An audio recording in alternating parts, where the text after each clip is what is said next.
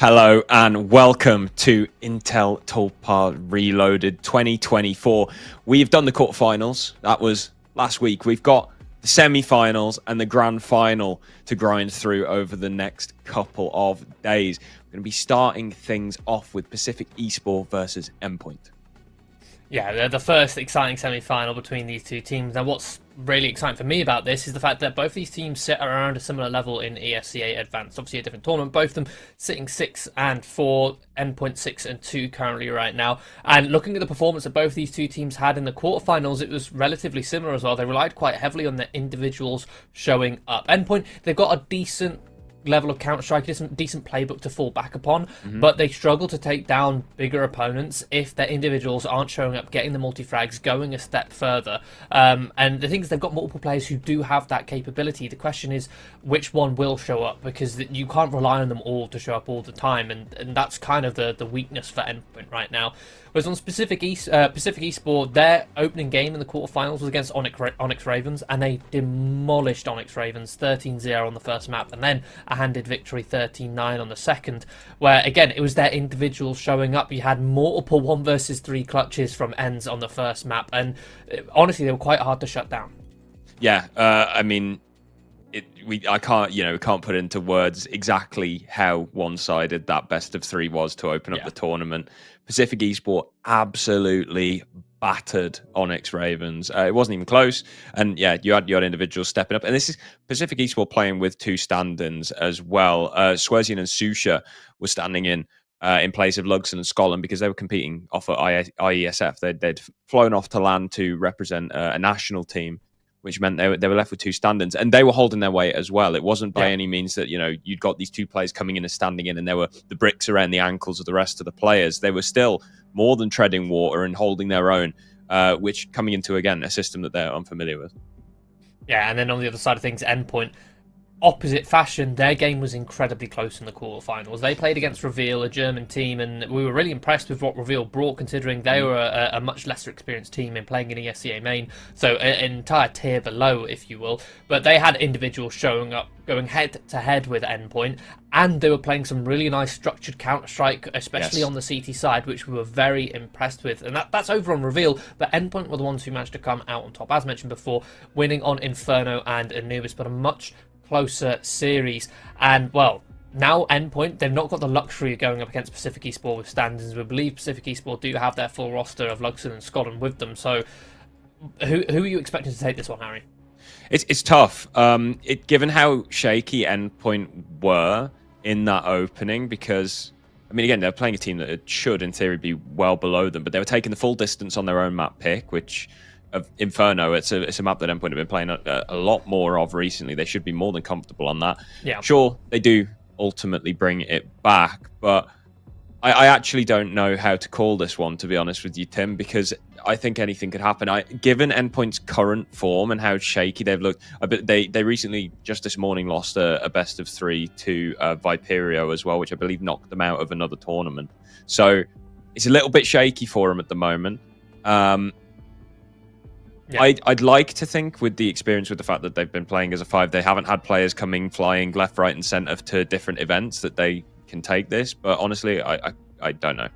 Yeah, I think you've hit the nail on the head with the inconsistency in form. For me, their inconsistency in form gets really highlighted when it comes to the map pool that they have. When they brought in Sayot and Crucial, they were just grinding out Ancient and Mirage. It was just those 2 maps. But now you look at their map pool now, and Ancient is not successful. They have an awful win rate on it. They've got a 6-map losing streak on that map. Mirage, I think they finally identified, while it's still a strong map for them and it's still a heavy pick, it's a case of Mirage is a map where even if it's strong for you, your opponent has a good chance, a good punt to try and take you down. It's a good map for underdogs and upsets, so it's not the best one to have as your pick.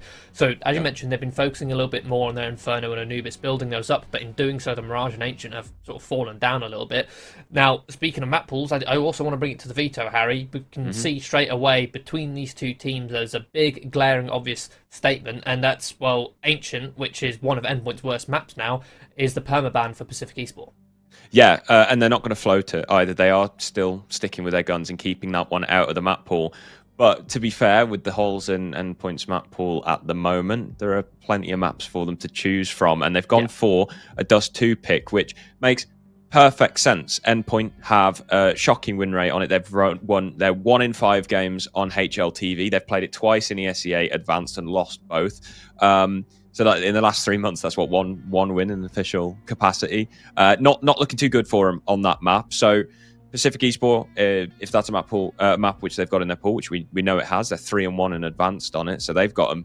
They're winning way more on Dust 2 than Endpoint are. In the same competition as well.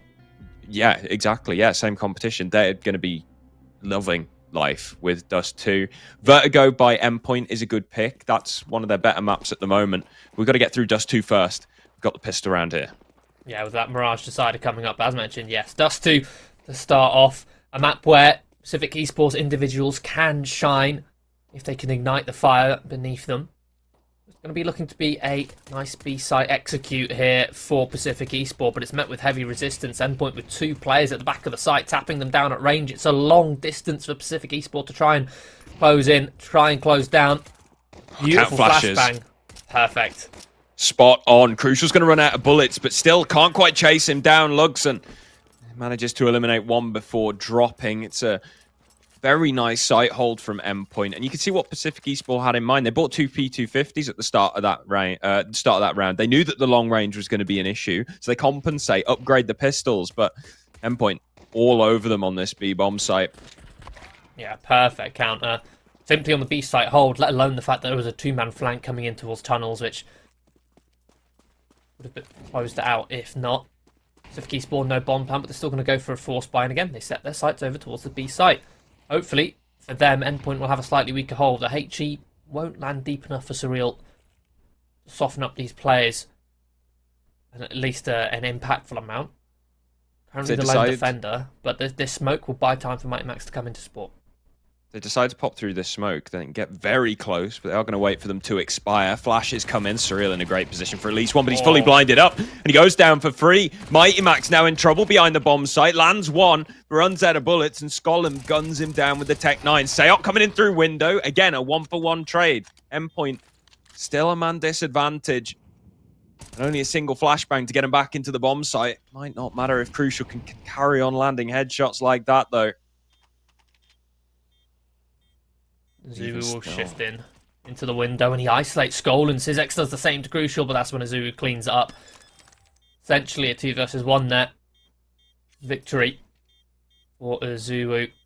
But look how close it gets. That's the 4th buy for Pacific Esport. A pop on towards that B site. Endpoint seemed ready for, but that one single flash, Surreal was able to dodge the first 2, but activates as he's blinded by the 3rd.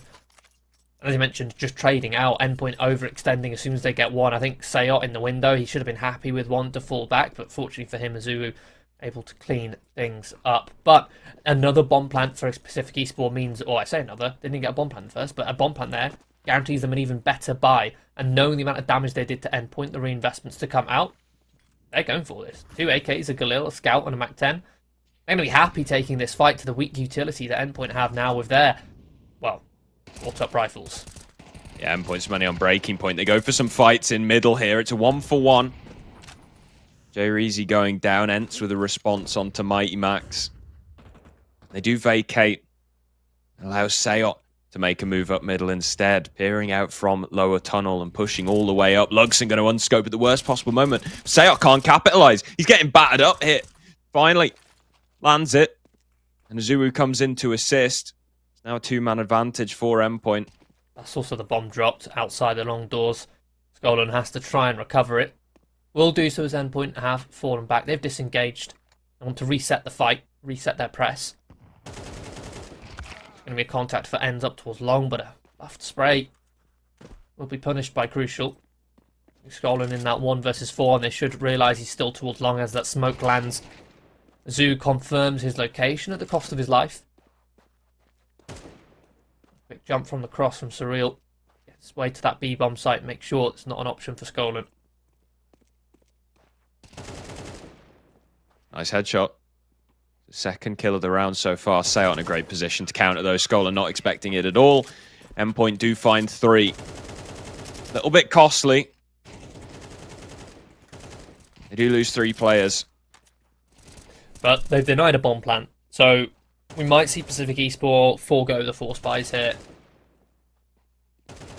Less tempted with 2 players surviving. And yeah, they'll go for a half. Yeah, the Tech-9's up again. Mattering of util. And I wouldn't be surprised if we're going to be seeing another B-site pop. Or a B-site rush, even if they go fast. Yeah, smoking the Molotov, accelerating straight on through. Surreal, closest point of contact. We'll find 2. Make it a 3rd. Nice transfer. And by then, the teammates come through. Sayot cleans up. Simple hold for Endpoint. Barely any damage done. Surreal the lowest. Not a single kill for Pacific Esport. Cleanest round Endpoint have had so far. Pacific trying to butt their heads into the wall on the B-bomb site until it cracks. They've gotten close, but this time they've sent the stonemasons in with a bit more cement, Tim. They're patched up. Much better.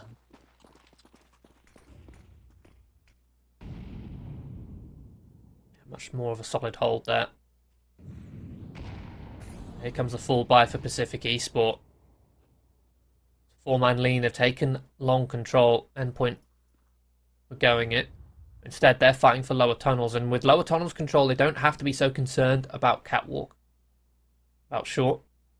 IMAX has a lot of information here. They're just going to hold in this forward press. Zizek was holding for that push outside of the tunnels, but nothing's going to come. So eventually he falls back to group up with his teammates. They're likely to go for a late execute on towards the A site from long. That in control, but Endpoint are ready for this. In a strong position with 3 players, or rather 2 players at least, jiggling, holding that long cross. And deep info on the rest of the map in the form of this lower tunnels and short plate. Well-timed smoke will hold Pacific Esport at bay. They'll have to force their way through this. Kind of flashes out. Endpoint go to fight aggressively, and Zuu ends up going down for free. Pacific still holding on long. Time ticking down, though. 35 seconds. Surreal going to drop a blocking smoke. Flash to play around the back of it as well. Pacific need to get a move on and take this bomb site. They've got 3 players to contest with. First does go their way. Jay-Reezy onto Surreal. Sayot with a Tech-9 kill onto Skull, and Crucial still here. That bomb's going to get tapped. Crucial pushing around the edge of the smoke. Eliminates 1. There's a second. But even still, it may not be enough as Sayot and Crucial fall. And Mighty Max has to clutch out 1v2. Smoke in CT expires. He's got a long-range fight to contend with, even if he finds this first, which he will. Zizek's on the corner of sight. Has got a defuse kit. Swaps to the rifle. Swings out spots. Incendiary down to try and cover. It's not good enough. Zizek finally gets around on the board for Pacific. Even saving the AWP. A simple execution there from Pacific Esport up on towards that A site.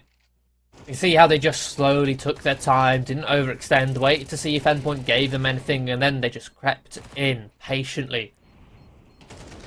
And that hold from Endpoint a little bit lackluster. Too many solo fights given. That smoke on the site perhaps could have been deeper, took a bit more ground. Another long fight for Pacific Esports. Get their way out towards a blue bin. Mollied off this time. Forced to fight. Mighty Max will mow down 2. Avenger Zulu. Not only that, that's the bomb dropped in towards long. Pacific Esport have to try and recover this, but they're currently smoked off, and Mighty Max going to replenish. Yeah, they realise they're not getting through these long doors, so they look elsewhere. Try and catch a rotating player. Try and unpick setup that Endpoint have stitched together. Yeah. See if any of the other Endpoint players rotating caught off guard unawares or in full sense of security with the bomb being held. No Endpoint player is going to give an opening just yet. They'll just hunker down trying to hold this bomb, replenish that smoke again towards the doors. Pacific Esport locked out for another 20 seconds. And they've ran out of flashbangs to force their way through.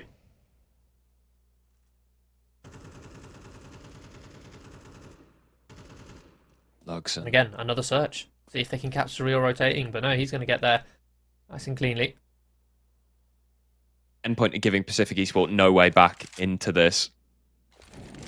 And there's still a bit more. Surreal's got another smoke. Yeah, a bit more blocking util. Round done. Save your guns, lads. You're not getting this bomb. I don't know. I feel like the attempt to retake was a little bit limp-wristed from Pacific Esport.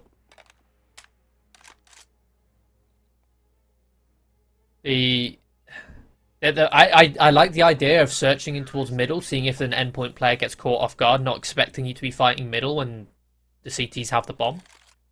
But then when they fell back to take long, they've got so much utility that they could actually use to recover that bomb. They didn't necessarily have to win all the fights. They could use one or two of the smokes towards the right-hand side of the doors to get closer to the bomb, use the mollies to molly off the left-hand side of the doors. That would give them a safe pathway out, obviously at the risk of being spammed, and then they could have used that flash effectively rather than just chucking out for the kill. Use that to catch players spamming the smoke fully blind so that you could walk out, grab the bomb perhaps in the smoke, fall back if you wanted to, or even take the fights under the guise of that smoke. Tactical timeout from Pacific Esport. Getting close to breaking Endpoint's money. They're not quite there yet. Their own money's not too good.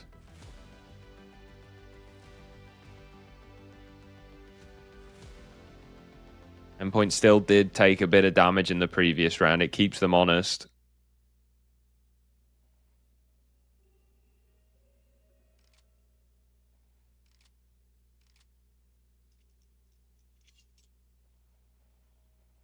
Opportunity to continue building here. Galils are plenty for Pacific Esport. Not able to make the full investment to the AKs. See what they do to make up for this. Warp scope down middle. In a lower tunnels control. Looks like it might be a B finish.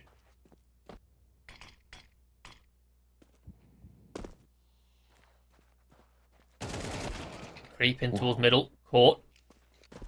Mighty Max caught rotating. Quick trade from Crucial dropping down. 4 versus 4. That's information now passed across to endpoint. Sayok caught. Doors open. But quick trade again from Crucial. Surreal, the lone defender of this site. His teammates couldn't be further away. He has to try and buy as much time as he can. Ooh. Only good for 1 kill. Good trade from Skolan. 2 versus 2. Endpoint now should be in a position to attempt a potential retake. So difficult, though, when one of these players has an AWP. Azuu got so much on his shoulders to try and crack an opening. Lugson has him locked out. There's a kill, though. Skolan finds one into the one-on-one. Orpa v Orpa, and Lugson finds it. 2 kills, 2 rounds. Pacific Esport find a second, and the money for Endpoint is broken. Yeah, with how costly the first initial string of rounds were for Endpoint, they were still close. Pistol round down to just a couple players. I say the pistol round, it was the second round that was down to just 1 player. The third round down to just 2. Doesn't give them that opportunity to build bank. But they're going to be forcing up nonetheless. 2 Famases, 2 5.7s, and an MP9. It'll be a bit of a B stack. Just as Uwu sent towards long to make a bit of presence. Disguise the fact that the majority of the endpoint players are hunkered down on this B site. Yeah, I mean, it's a good call, right? Pacific Esports sent a lot of hits towards that B bomb site. Yeah, but the issue for now is that Pacific Esports just defaulting. Yes, they started 3 towards tunnel. That smoke might deter them away from B, but that's pretty much the skeleton of how a default looks on Dust 2. 3 towards tunnels, 2 towards the top of mid, 2 go in towards lower, clear out middle. But the thing is, they're defaulting, but they haven't actually taken all that much map control. They held mid, they haven't cleared deep shore, and they're setting themselves up for another B split. Mighty Max will be the first domino to fall.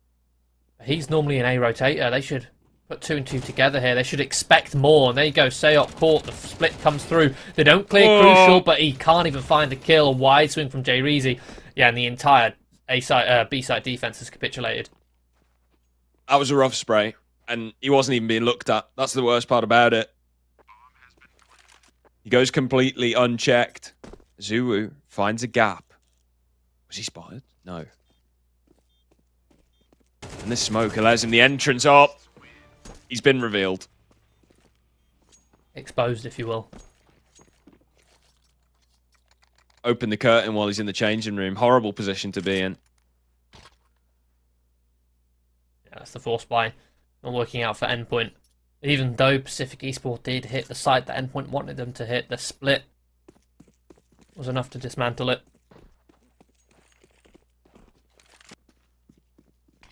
It'll be a full eco for Endpoint. Just USPs.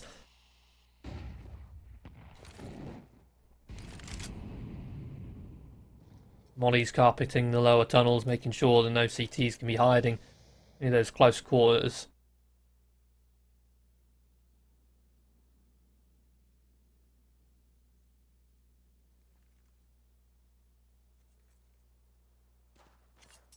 Esports just going full contact here, drying towards long.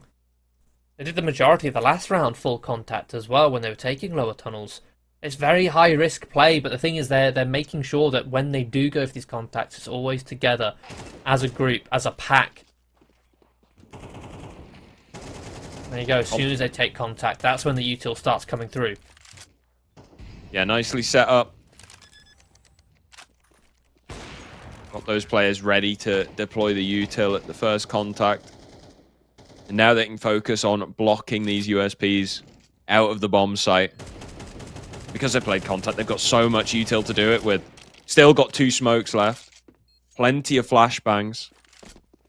It's going to be a last second sprint for Endpoint here. Looking to just see how much damage they can do. That flash will be a bit disruptive, and there you go. Perfectly timed, splits them apart. And at range, the AKs will make light work of these USPs. Esports get a 4th, now just 1 round behind Endpoint. Goes in the distance. Yeah, after a fairly strong start, Pacific Esports have managed to fight their way back into this. Couple of clutches.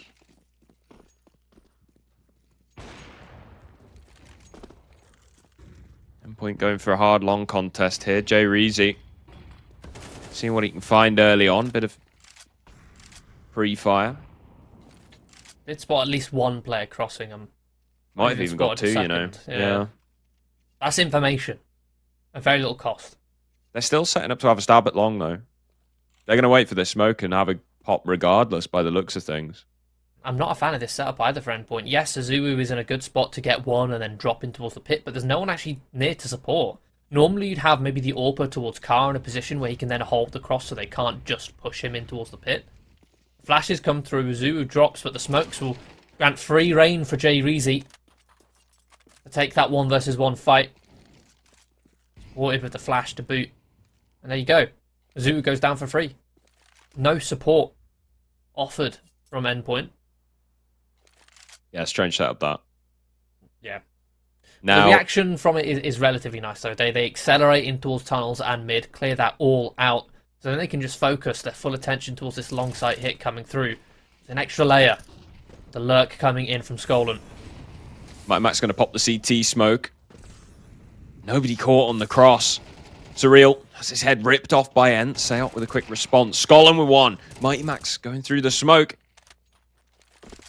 Caught by Lugson. Crucial brings it into the 1 versus 1. Lugson in the 1v2 again. Can he clutch up a second time? No. Crucial this time. Make sure that Endpoint guarantee themselves a tie at the half. Another clutch scenario. Another 1 versus 2 for Endpoint. Yeah, it's a bit disjointed there from Pacific Esports. Yes, you had that lurk coming in from Skolan to try and seal the deal, but the actual hit onto the site, it was just all 1-for-1s from Pacific Esports. Jay Reezy going first, no trade behind it. And I believe you had, I think it might be Syzex going up on towards the site, no trade behind it. Allowing Endpoint to isolate these fights, but on number 11, done the damage, and Surreal's on an MP9, Sail onto a Famous, and Mighty Max on the ground. Opening kill from Ents, very quick from Pacific Esports up towards short, catching Endpoint off guard. Again, another man disadvantage situation. Yeah, happy with that. Not going to overextend. Like Skolan playing with fire with Crucial scope on the doors. remains alive. Orb shot rings out. Scotland revealed. Now Pacific Esport re-execute through short. They try and draw attention.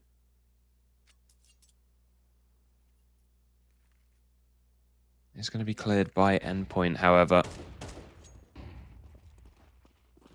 They divert towards mid instead. Mid to B smoke. They've managed to draw a hefty rotation to the A bomb site. In doing so, they've left B open. Surreal gone. There should be a save. Especially now as Zuu's dead. Yeah, Keep that AWP. That B site is so hard to defend if a split is coming through. You rely so heavily on your mid plays or your rotating plays to shut down the mid portion of the split at the doors or at least at CT spawn. Because if the Ts make their way up and towards the window, up and towards the door, there's so few places you can actually stand safely as a CT to defend. Yep. Unless the unlikely chance you have another player there to hold a crossfire or some utility to block off the doors or give you some cover. Preferably both. But just the one and you're in for a sticky spot. Never mind the fact that Surreal only had an MP9. They're not taking any of these guns away. The entire Pacific Esport team went and hunted them down. Had them locked in. They know that, I mean, just look at the bank friend point. They knew that that was a weak buy. Identifying that, well, Surreal had an MP9. If he's got an MP9, that means they couldn't afford a rifle on him, meaning that their banks were empty going into that round. They're removing any weapons. Oh dear. Endpoint on this. One primary weapon on Sayot, the rest on pistols. Not looking good. Smoke down on tunnels early. Endpoint stacking the B bomb site. Zuu eliminated already on A. Lugson lurking with the AWP and J-Reezy getting ready to pop through the smoke. They're touching each other. Surely they realize it and J-Reezy does. Sayot gone. Surreal wild spam. And a hail of bullets comes in the opposite direction, felling Mighty Max. The one consolation prize they get is an AK from the floor. 2-player advantage for Pacific. And they've got so much time to use it. It's not like they have to rush their way in towards this B site where there's 2 players to defend. No, they can sit back, relax, wait for the util to fade, organize themselves, make sure that they do a nice clinical hit on towards this B site, or if they wanted to, they could disengage and go towards A. But even more so, as they sit back, endpoint, they have to consider the possibility of Pacific Esport going to A. Oh, ooh, nice shot from Crucial. Gonna need a couple more of those. Yeah, they've caught the timing here, endpoint have. Pacific Esport shifting away in towards the tunnels. Oh, sketchy trades back and forth. Disgusting one tap from Surreal before he goes down. Crucial coming into the trade, but Pacific Esport, again, their trading has been inconsistent at times, but when it's good, it's on point. When they're grouped up properly, when they don't go ahead too far of one another, when they are grouped up shifting, it looks so good.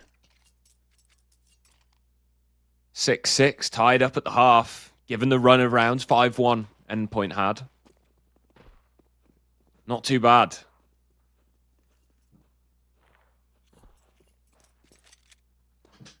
Coming to the pistol round here. Endpoint have a single P250 out on Crucial. Some utility being thrown from Mighty Max. Jumping up on towards the Xbox, seeing if he can... Or seeing if Surreal can find anything towards short. The flash will fully blind him, and he will be hunted down. J-Reezy clears him. And that's one prong of the approach. Taken down for Pacific Esport.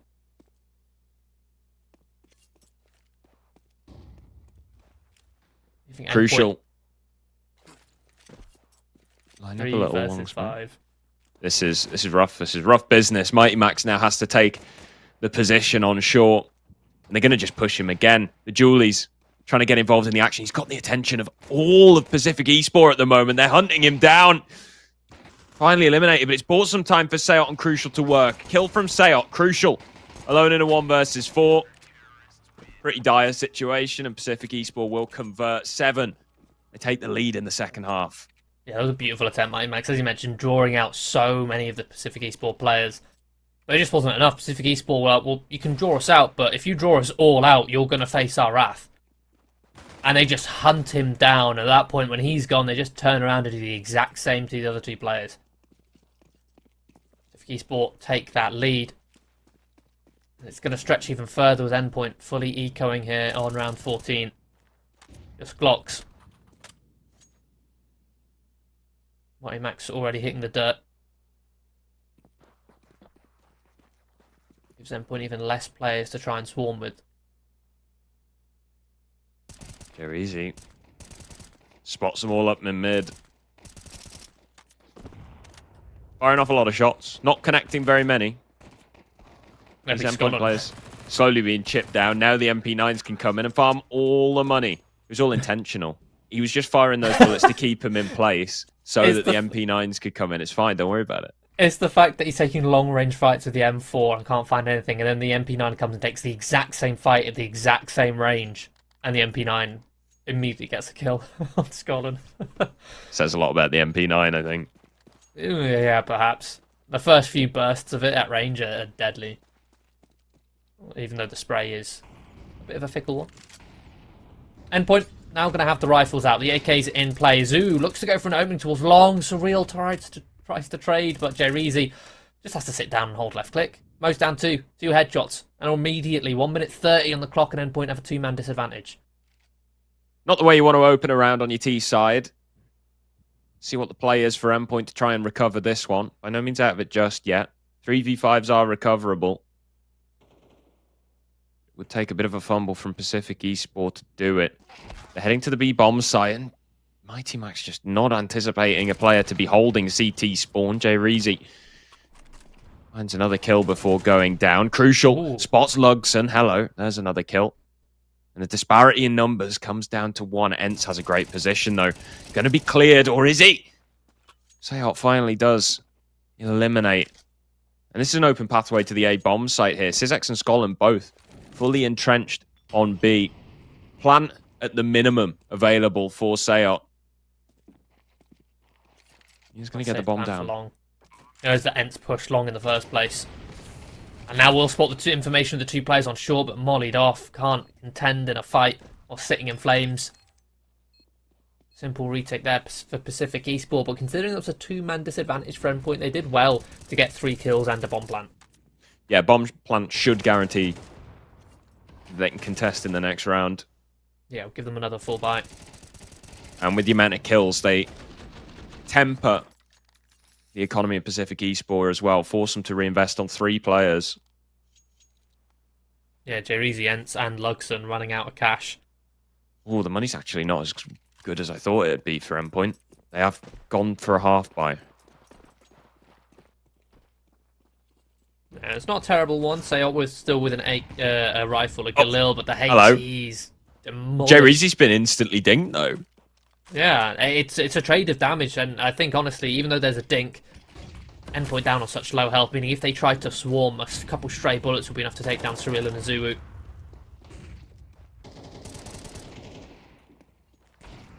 Flashes traded towards long. Endpoint make their way through that CT smoke. Ents picks off Azuu, as mentioned. Endpoint have managed to close the distance with these pistols. The smoke's about to fade. And Mighty Max and Crucial, quick succession, finding a couple kills. And a couple no-scopes or quick-scopes. Tucked down in towards the elevator, leaving Sizex rotating in. But the health of Mighty Max and Surreal, oh so low. Definitely in Sizex's wheelhouse to pull this one off. Surreal and Mighty Max, 2 most tenured players of Endpoint playing together. This chemistry should prevail, and it does. They stick hip to hip. Mighty Max will find the kill. So much damage done. You can see Pacific Esport knowing or already having identified the fact that there was Tech 9s in play for Endpoint. They knew that they wanted to try and take those fights at range. That's why they were swinging on towards the top of the site, trying to take a couple kills or a kill or 2 before Endpoint could close the distance. But as soon as it got close range, it got a little bit too chaotic. Pacific Esport, and that's where the Tech 9s are in a position to thrive, especially getting caught off guard with that CT, that cross smoke fading sooner than Pacific Esport expected. But now it's buy round versus buy round, AWP versus AWP on Crucial and Lugson. Both players scoped up in towards middle. I think who will present themselves first.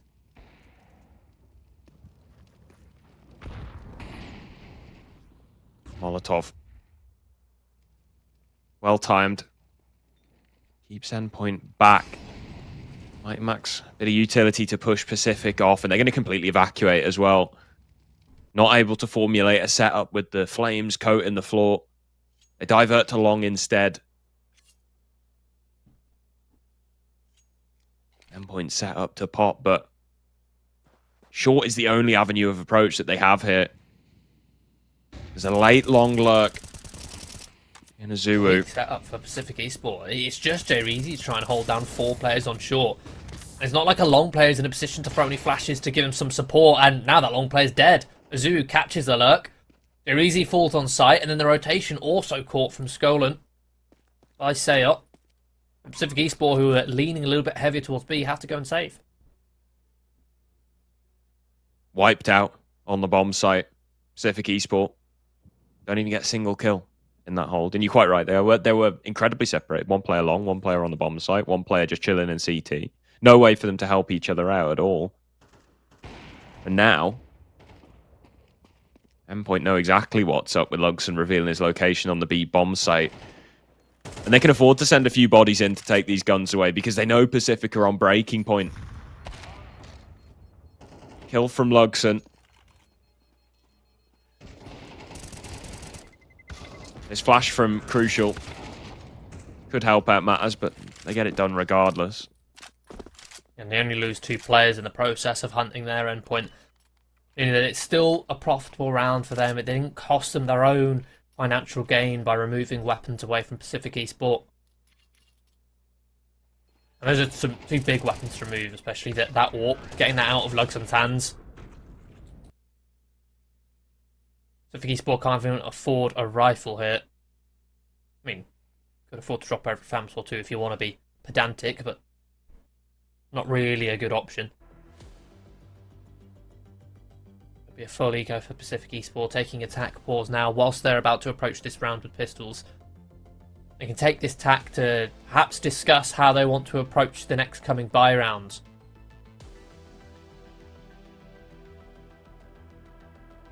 Yeah, I mean, Endpoint starting to worm their way back into this game after Pacific win the second half pistol round as well. Endpoint a round away from tying back up. This round Pacific aren't going to be able to contest, but the next they might be able to pull something different out of the bag.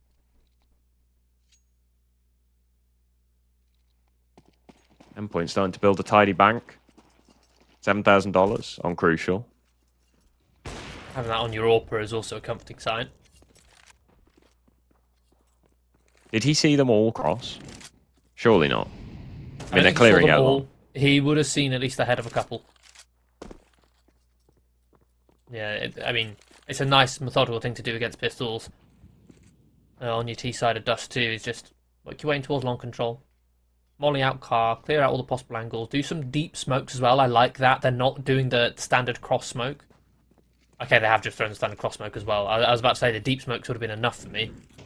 Because this cross smoke allows the pistols to close the distance. It allows them to fight in towards the CT ramp, in towards that pit area.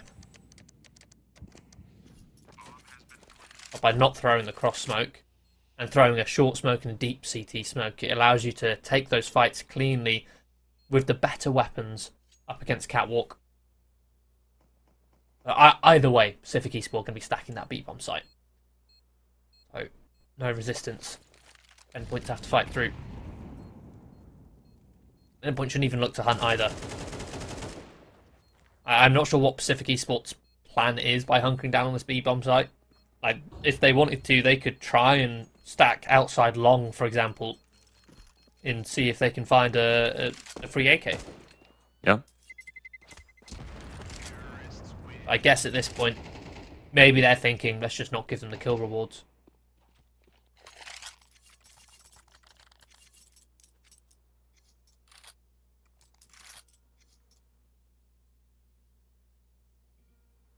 Three in a row for Endpoint. Matching that of Pacific. And we're tied up 9-9. Guns back out, though. This is where they can start to contest as a very delayed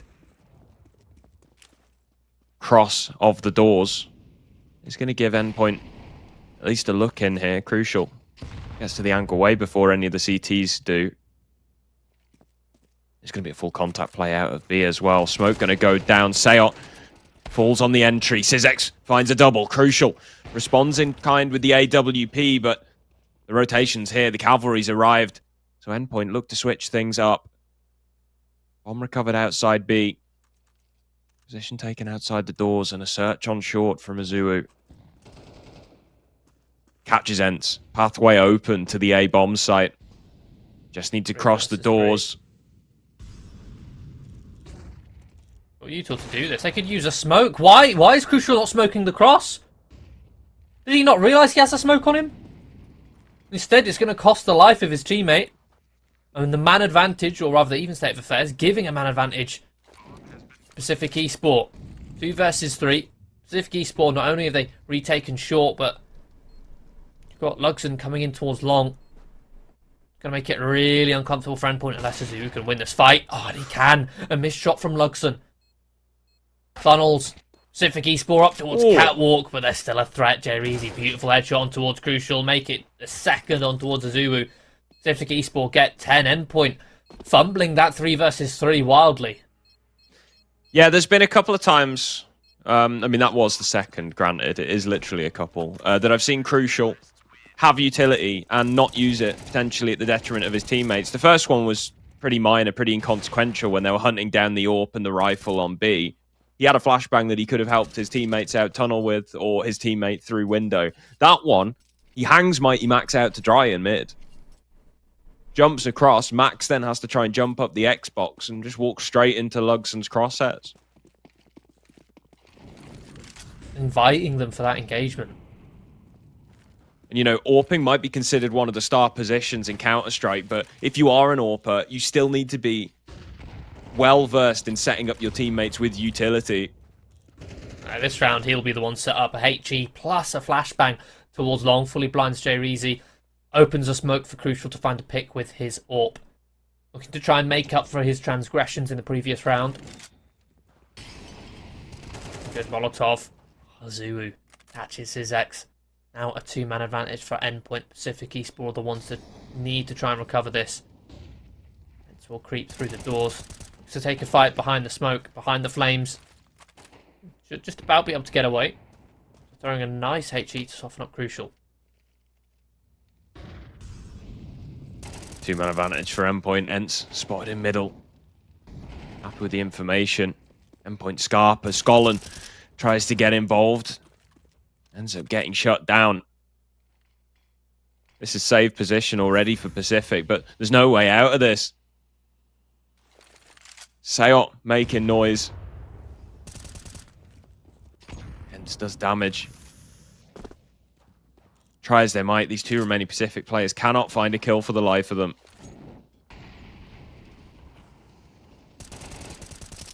Oh, there's 2. But at the cost of Azuu's lurk towards long, finding Luxon. Ents 1 versus 3. The HP very low on these players, but he looks to search and isolate Sayot. Unsuccessful. Endpoint ties up again, 10-10.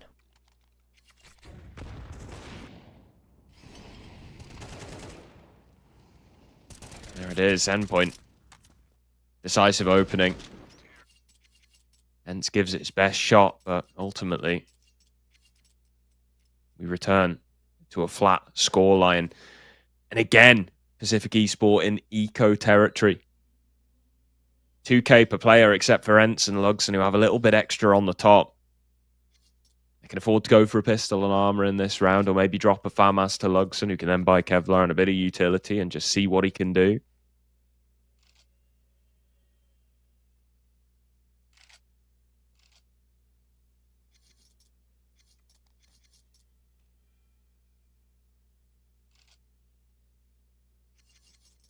It's going to be the pistol purchase for Ents.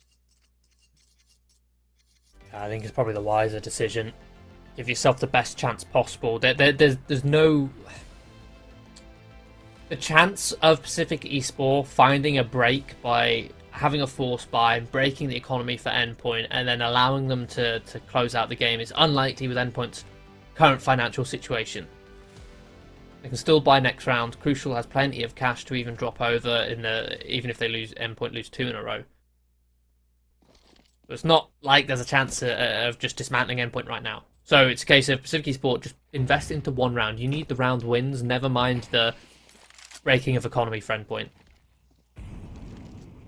Endpoint correctly identifying some weak investment. But hello, these pistols doing some damage. They're 2 for 2. Pretty good result if you're Pacific Esports out on long. But getting much more than that with 2 USPs could be tricky. Spam doesn't connect. Molotov's going to keep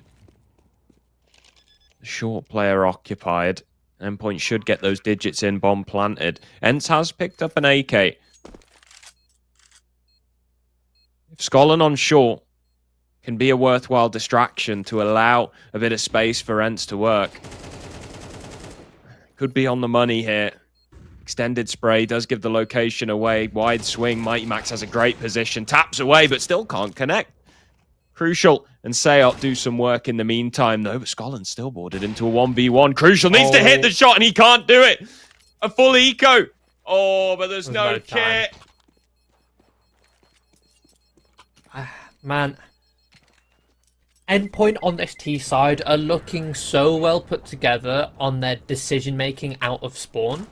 But when it comes to these late round scenarios, something is just off.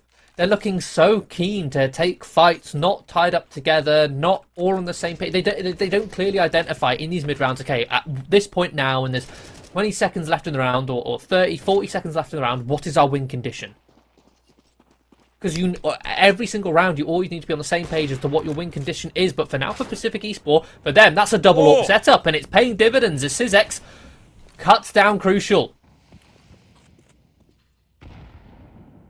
Endpoint may have a 1-round lead, but Pacific Esports have a 1-man lead in this round.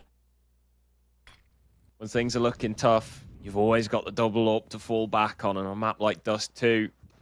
What better map is there? The double AWP. Can they hold on to this man advantage, though? Can Endpoint find a way back in? Mighty Max on a disgusting angle.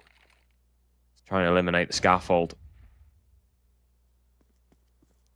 This grouped up in towards mid, trying to maximise that trade potential. They know even with the man disadvantage, if they go 4 players into one site, should get a 4 versus 2. That smoke allow Sayot creep with the scavenged AWP, but well-timed peek from Skolin catches Sayot looking towards the doors, I believe. Skolin deploys utility, makes this split uncomfortable for Endpoint. Hello. Azu just forces his way through. SysX now spotted towards the back of the site. Missed shot punished by Azu. 3 versus 3. From a man advantage for Pacific Esports. An even state of affairs, and Endpoint have the B bomb site. SysX makes the mistake of trusting the Molotov. Ent, good for 1. Traded out Lux, and hello, has managed to find a way back in. Azu missed the shot with the AWP. Jay Reezy's there. Pacific Esports pull off the retake after it looks so good for Endpoint. They had Pacific Esports locked out. They had the bomb down, utility coat in the door and the window. Most difficult bomb site in the game to retake, and still, they pull it off. They just give them way too many fights back into that one. Like, again, it's... Endpoint in these late round scenarios, the flash comes through. Surreal in a position where he can just be fully blinded. I don't know, there just seems to be very little cohesion, coordination, and setup establishment. Endpoint's post plants. And round 11, round 11, round number 23 to be precise, Pacific Esports are finally in the lead economically. They've still got a double AWP set up in play after saving those. And Endpoint, after, the last round they won, all their players died.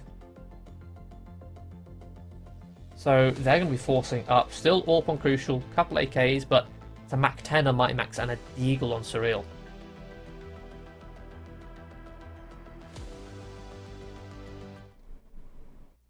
Not a good place to be in. Not when it's this close. Not when it's this close to the end of the map. Oh. And now you've lost your AWP. Crucial, going for the opening pick on long. Eliminated by a blind Jay Reezy.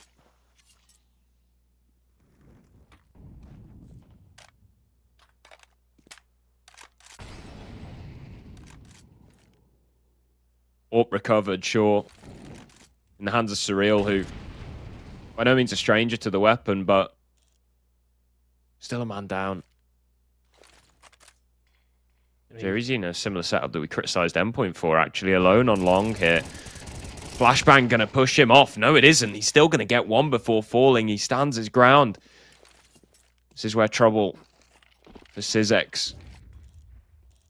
He's got two angles to pivot between. A teammate rotating in to help.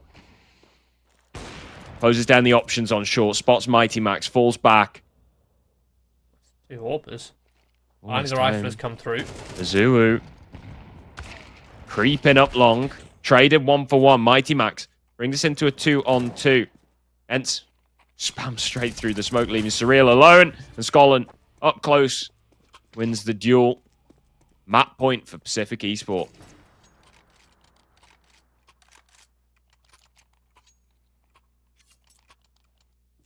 Again, another mid-round. Looking a little bit hectic for Endpoint. They did a decent job, in all fairness, getting it up on towards that A side, but the trading, it just isn't. I mean, what's Surreal doing with the AWP in that round, by the way? He's on the platform above pit, scoped up, but that means there's no one there to trade a Zuu. As Zuu falls, then what? Towards long. So essentially, you've then got two lurkers fighting up towards the site. Surreal is a straight up bait. He can't actually trade Zuu in any way, shape, or form. Yes, obviously he had the AWP, but I think I would have preferred him to just have Deagle out, go first, and then let Zuu trade him. Now, final round of regulation. Endpoint are going back toward Faithful. The Tech9, Kevlar buy. Oh, there's not a single Deagle. Everyone's bought into the Tech9s. It's the same buy we saw Pacific Esport almost open up this map with on round number 2. And now, plenty of utility though. Need to try and prevent Pacific Esport from closing it with that same buy. Round 24. All the rounds on Dust 2. A map that's been very weak for Endpoint recently. They're keeping it in contention here. They might fall at the final hurdle.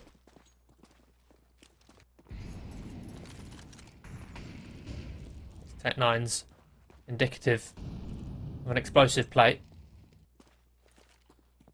Well, and you know where they're going.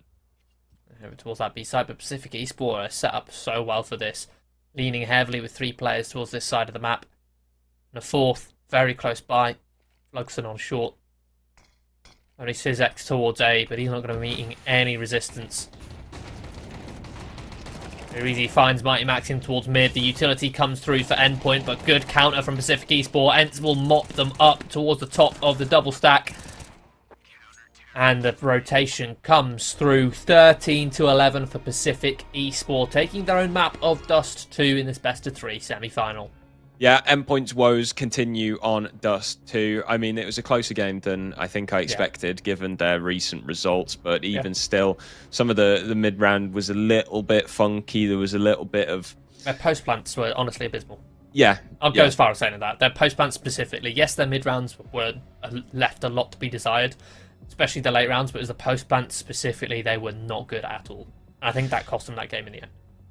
Well, we have still potentially 2 maps left in this best of 3, but Pacific Esport obviously a map up. We're going to be going to Endpoint's map pick next. One of the maps in the pool, it will be Vertigo. We'll see you after the break. Heroes. They're made of actions. They know how to win. They're out of this world. You know them. Be one today. Get serious. Be the story to be told. All you need is dedication, perfection, precision, a winning attitude. Become one with your duo and embrace the monster in you. Tulpars for serious. You don't believe the hype, so we stick to performance. You're not buying off the shelf, so we create for the off and running. You deliver ambitious builds, unrivaled gaming, and untethered creativity. We develop products that do the same. Crucial Memory and Storage offers high-performance solutions for maximizing your potential. For the tech-savvy, the tech-rookie, and the technically, I'm just getting started. Because wherever your drive is taking you, it's also taking us.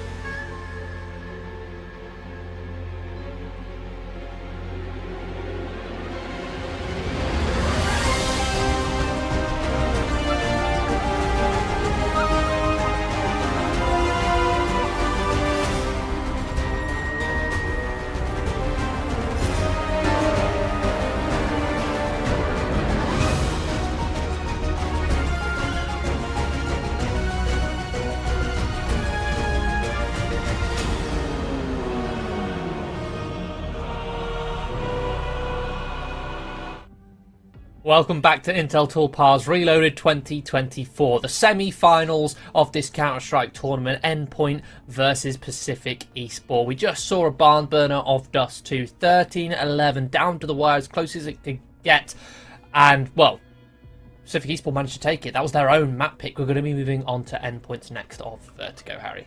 Yeah, a map that Endpoint pretty comfortable on. They've leaned towards it more recently, and Vertigo is one of those maps where you can sort of have it as a little bit of a joker pick in your map pool, because to be blunt about it, everyone hates this map. This map is not in a good state right now. So if you're able to take it, master it, and you go up against a team that doesn't have Vertigo as a permaban, such as Pacific Esport, who have Ancient as a permaban, you can throw it in as a little bit of a joker pick.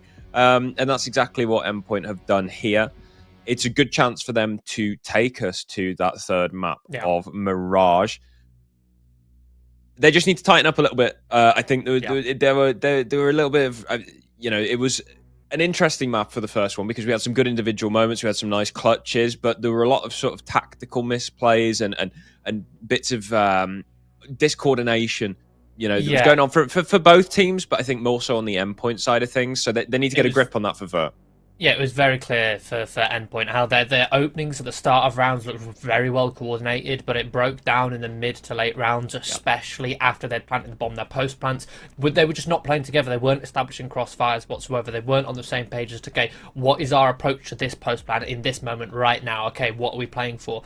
There just wasn't any sort of discussion or cohesion for that. But back to the fact that Vertigo is the pick, saying it was a bit of a joker pick. The stats kind of back that up very well, Harry. Is that their win rate on it is 64% on HLTV in the last 3 months, but they have a 3% first pick rate and a 6% first ban rate.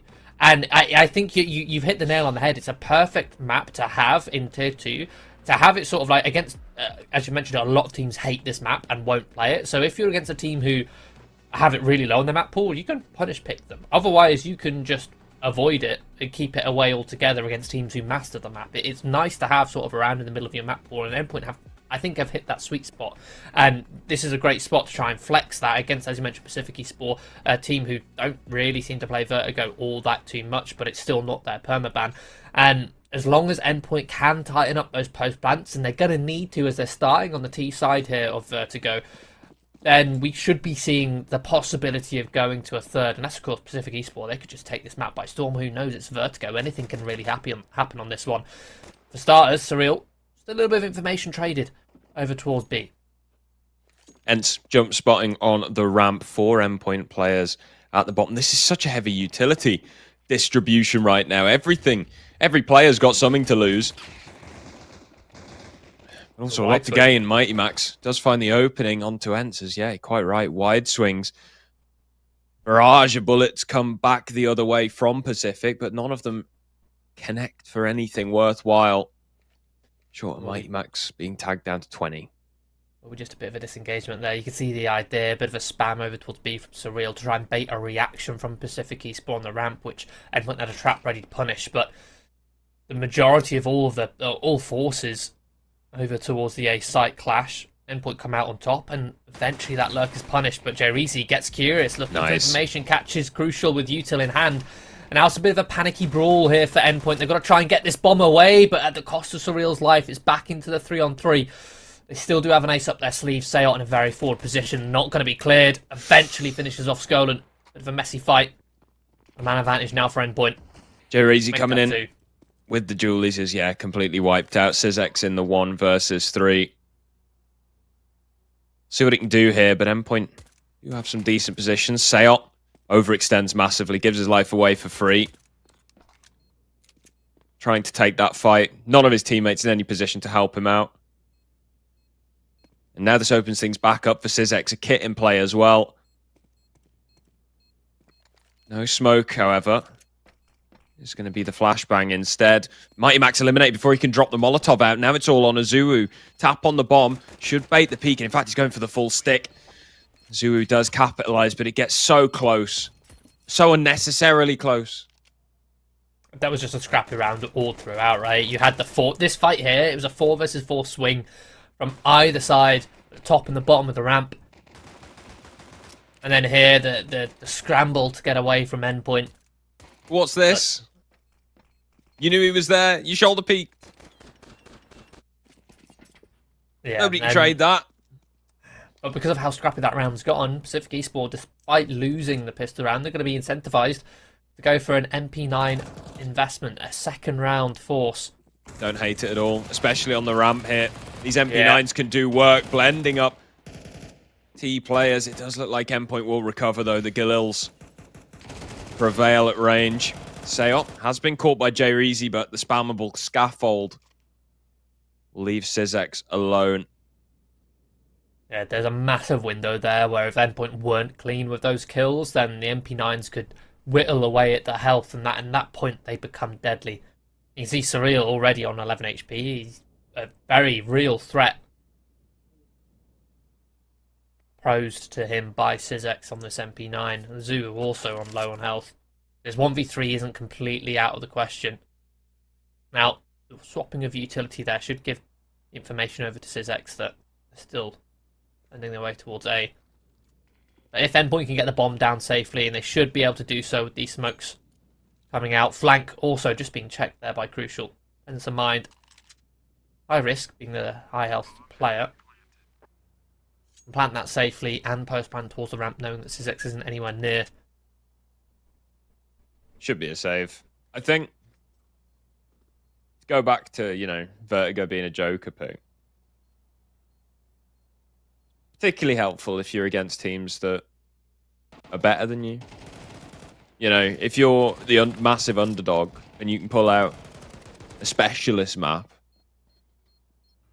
such as Vertigo, which nobody really likes, pays off a lot. I mean, it could still pay off in this instance. I think it's almost an indictment on the map pool that you have to have this map being called a Joker pick, right? Yeah. You go back to old map pools, you don't really have those kind of Joker picks. You just have slightly less played maps. You always had Dust 2 as a semi-Joker pick in terms of like that map is so... I mean, it was a solved map, right? I mean, it still yeah, kind it was a solved is. map. It was more of a case of Dust 2 has always been a map where an individual can take over completely. Yeah. So that means even if you're an underdog, you've still got a fighter's chance. That it was a Joker pick in that way. But having a map like Vertigo, where it's a Joker pick for a completely different reason, simply because people just do not like to play it. Because of the popularity of the map, not because of its personality, but because the fact that people hate the map. That's what makes it a Joker map. Then, yeah, you're spot on. It's time to go. Let's be real. Yeah, it's time to go. Azuu has gone. He was lurking with an AK in middle and has died. Yeah. Given that one across. Nice little freebie for Pacific Esport. A little gift. Not quite Christmas just yet, but... From me to you, love Azuu. Here's my AK. Here's my AK. Yeah. We'll see if Jay will make use of that present. If we'll cover it and save it to re-gift it next year.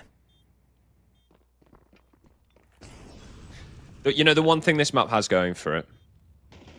People can fall off. I love that. People can fall off, yeah. I was going to say exactly that. You can still have people falling off in professional settings. It gets a bit close at the end. Yeah.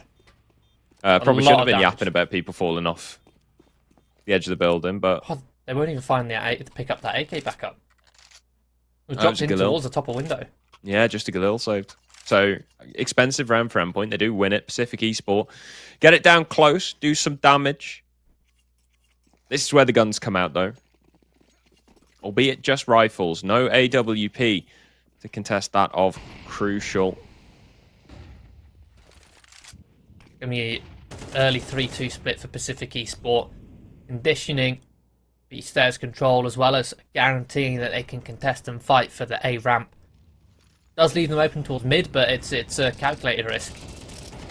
Another calculated risk here is Seot fighting in the flames. He's just flashed through by Azuu. And Pacific Esport, because there's a molly there, they don't expect to look at it at all. But Seot was happy to just get his feet hot, cinch his toes a little bit, because Pacific Esport weren't looking that way whatsoever. I'm not sure if that was intentional. And now Azuu still lurking in towards mid. This time, we'll repay the favour to Scrollen on the last round.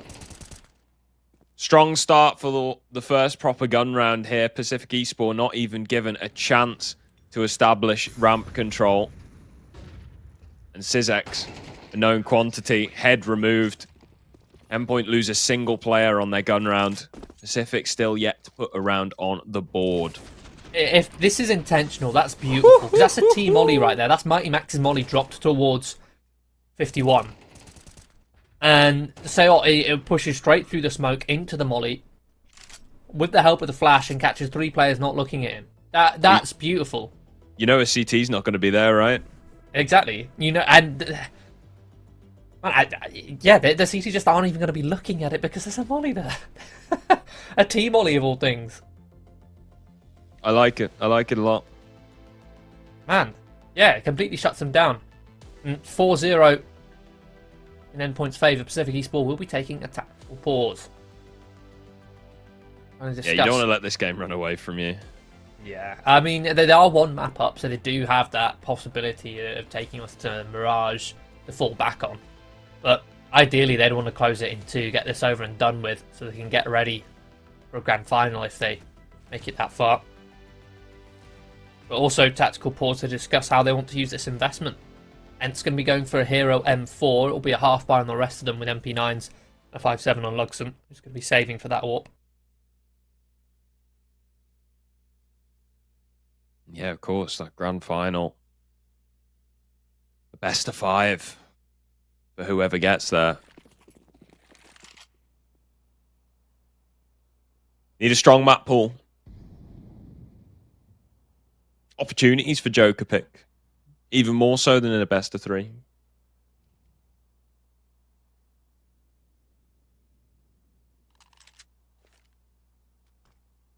It'll be a slower round. At end point.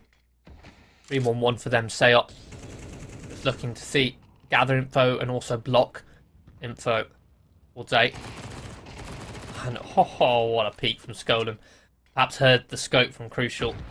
Anticipates that boost, goes for the pre-fire. I'm not sure why it's the AWP that's boosted up there, especially considering the economic state the Pacific Explorer are in.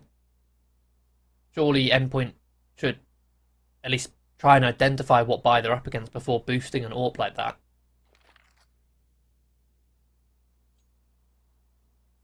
Fortunately, it's not a recoverable weapon. And another boost will come through, setting up this M4, and it'll take down Sayot. They'll drop before they can find a second, but they're happy with guaranteeing a 2-man advantage. Now the utility comes out onto this top site. Full execution for Endpoint. Mighty Max gonna put Jay Reezy down. Oh dear. Bit of a lineup there. Pacific Esport on the board. Just a single player going down. Boost gets them back into it. Yeah, a bit of a strange round. Really well set up from Pacific Esport considering the investment, right? They've got the MP9s close on B. That M4 boosted. It's exactly how you want to use a hero rifle. But yeah, Endpoint only not checking the boost after identifying they're up against an MP9 kind of investment, when a boost is most likely to come through, but also sending Crucial up with your AWP, that still just makes no sense to me. Up against this kind of buy. But round number 6 will be the full investment for Pacific Esport, and they're off to a good start. Very easy, another opening on towards Sayot. Meantime, Endpoint accelerating over towards B. Sizek runs out of ammo, but fortunately for him, Skolan comes into support. And a good Y-swing, Skolan. A triple kill. In quick succession, leaving Mighty Max. A 1 versus 5. Whew. Skolan doesn't stop there. Wants his 4th. Pacific Esport stomped down on Endpoint as they attempt a bit of a quick B play. They don't even get past the door.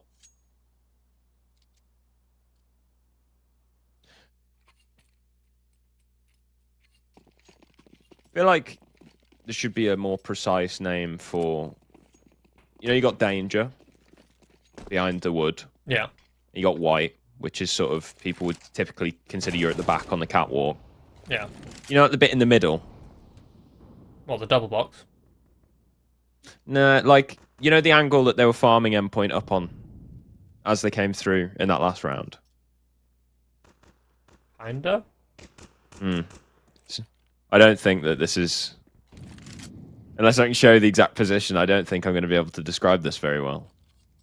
And Endpoint are unfortunately going A, so I can't even be like, oh, there! Yeah, that spot right there. Pointing at the screen. Yeah, I can't even do that. Yeah, maybe there is a name for it. Maybe you can do it in a future round. Yeah, it's like where, you know, Sizek is, but not, because it's way further back. Either way. Endpoint. Just going to be mowed down, funneled through a tight choke point, narrow corridor, to the waiting embrace. Pacific Esports rifles. And yeah, suddenly a 4-0 start, down to a 1-round difference. It's kind of incredible how often this happens, right? Yeah.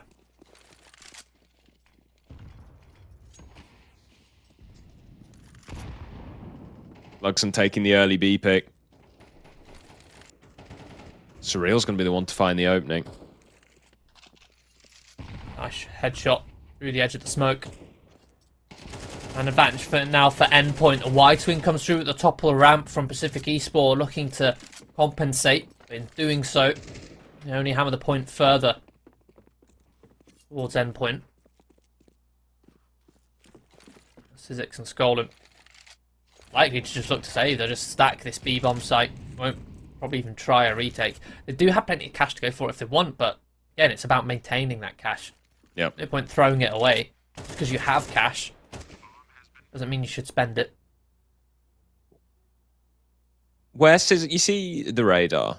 Yeah. You see where Sizex's little arrow's pointing? Yeah. That position. What, just straight in between? In between, yeah. In between the mini ramp and white. Like as you'd peek heaven as a T, you know? You're pushing up onto the bomb cross. site. Yeah, the cross, yeah. Name for that. Let us know. Sandbag, I guess? There's a sandbag right there. Man, I have not played Vertigo in a while. Sandbag is a great call for that, actually, yeah. Yeah, I like that. Makes sense. So divert, if you're calling that as a CT and the Ts are making their way through, they're hitting the B-bomb site, you can just call to your teammate sandbag. Your teammate will know what you mean. They'll look in that direction. I like that.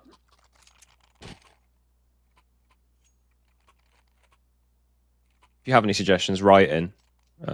Tell us. I think there's a real way you can, but either way, double up for Pacific Esports. The cry for help has been sounded very early on.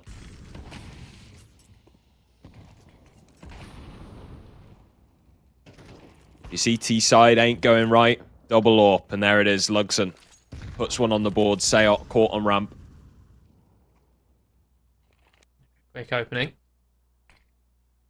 Now this might push Surreal further in towards B. Looking to try and recover some ground, but not just yet. It'll be Luxon to find another engagement. Catches Mighty Max, no trade. Again, the AWPs are notoriously difficult to trade in those sorts of angles. All he has to do is fire one shot and he can just walk away. Wait around spraying multiple bullets. Flash. Beautiful flash. Surreal caught in danger. Crucial. Not anymore. Again, still a one-round game here on Vertigo. 5-4. Endpoint after a clean victory on their previous, they should still be able to get a nice, healthy investment. They're not broken just yet. Kill from Luxon there looks so visceral with the sparks. Yeah. Whoa.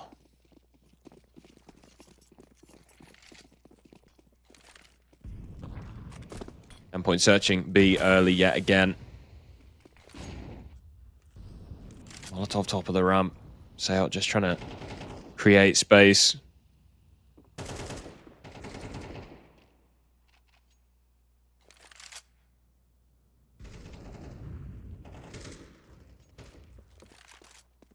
In the meantime, a 1-for-1 on the B-bomb site.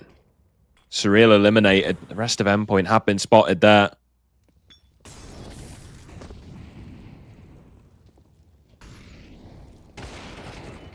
Oh, Sizix up close. Lands one.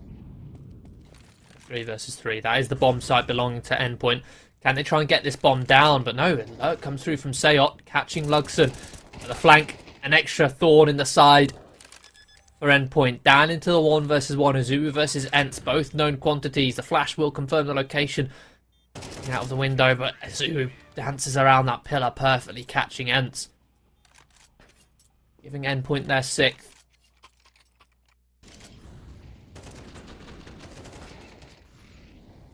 Guaranteed to tie the half here. Yeah, and Vertigo is a relatively T-sided map.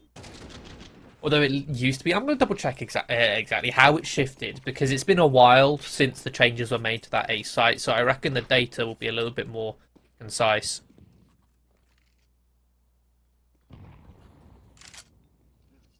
Oh, this is a heavy mid setup here for the CTs, and so far, working out for them. The first kill goes their way. Recipe for disaster, though, as it ends up as a 2-for-2. Mighty Max and Crucial both finding kills. Sizek's gone as well. Jerizi will eliminate Sale.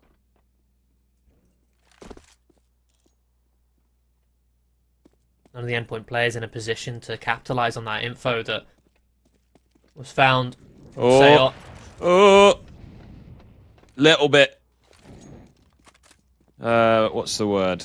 Nonchalant in that rotation. Yeah, but Ents is now on the site in this 1v2. Bomb still not planted. Will isolate Surreal. Crucial, not in a position to trade with the sniper rifle, but will catch the repeat from Ents. Man, it looks so hairy for Endpoint at every moment in these late rounds. Like, Crucial didn't throw a single piece of utility that round. yeah, he's not thrown any util to support, but he's able to find the trades in towards mid, holds that rotation, gives them a man advantage, then Seot gets the information. Yes, Seot goes down, but he gets the information that the last 2 CTs were towards A. Endpoint weren't in a position to pounce, but they decided to pounce somewhat anyway. Then there's a last-second thought from Crucial to hold the flank, which pays off. Then that means they're late to the site, so they don't actually beat Ents to the B site. Oh, it's the Shadow. The Shadow gives Ents away on that angle for Crucial. And I'm loving seeing these team economy graphs. Brought to you by production here. Intel Tulpars Reloaded. Yeah, it's a great addition. You can just see that the economic state for the CTs is still a much more favourable spot. I say that there's still compromises though. It just goes to show how fickle the CT economy is. Even though they've got more money, they're still working with an SMG and MP9. How much more expensive this side is. You've got to buy kits. The M4s, the rifles are a little bit more expensive. Incendiaries, $100 more than the T-Mollies. Helped by Endpoint, the fact that the Galils are so cheap on Surreal and Seot. But either way, it's a force. The economy no longer really a factor other than the investments that they have here. It's the final round of the half.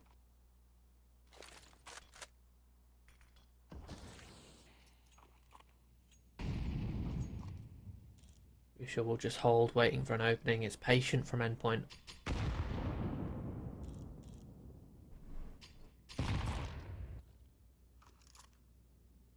ESPORTS just look to see what chip damage they can do. There's a very deep angle from Pacific ESPORTS. How far Skolin has gotten at the bottom of the B stairs. Digging deep in towards B main. Surely Pacific ESPORTS should piece this together. They've got deep information on the ramp as well. The real will push Skolin back, but look how far forward they are on mid. And yeah, Luxon doesn't anticipate them to already be creeping in towards the window. Skolin with the MP9 is now about to be split upon. Oh no! Oh, that's disastrous. Seot catches 2 players rotating. Skolin still trying to fight, dancing around, tries to hunt down Azu, but Azu just waits for his teammates to come save him. Ents on this flank. That was clear Surreal. Just the HE. Endpoint can then just sit. Barrage utility. Slowing Ents down, keeping him at bay. Oh, and a tag of the molly at the last second puts him down to 10 points of health. Oh, nothing to do there. Swings into 2 players on headshot angles. It's going to be 8-4 at the half. Endpoint, a dominating T side. Do Pacific ESPORTS have anything in the bag to bring it back? Yeah, they're going to need it. Just look at that rotation cut off. I mean, throughout most of this game, mid hasn't really been much of a factor other than the odd late lurk from Seot or Azuu. Once or twice. There was that one round where they fought in towards mid, but that fight was taken well, right here where Jerizi is. So again, not really a factor into the late rounds. It will be just a creep. Pacific ESPORTS in towards middle. Held currently by Crucial. Smoke deployed. Crucial will have a gap. We'll be able to fight around the edge and catch his Luxon. They'll now try to defend the rotating players coming in through, dancing around the site. Surreal has been removed. He has no support. Fortunately, the cavalry has arrived. The rotation can come through. He's bought time. Mighty Max and Crucial tapping heads. Leaves Sizx 1 versus 3 with the dualies. And swapping over to the Glock. Yeah, he decided the dualies weren't working. Swapped over to the Glock. Zuu gonna land the headshot regardless. Endpoint now find 9.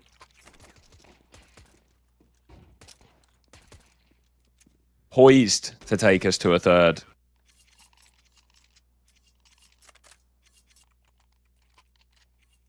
Yeah, looking much more comfortable on this map. Pacific Esport. You can see that in their setups on that CT side, there's just a few too many gaps or afterthoughts.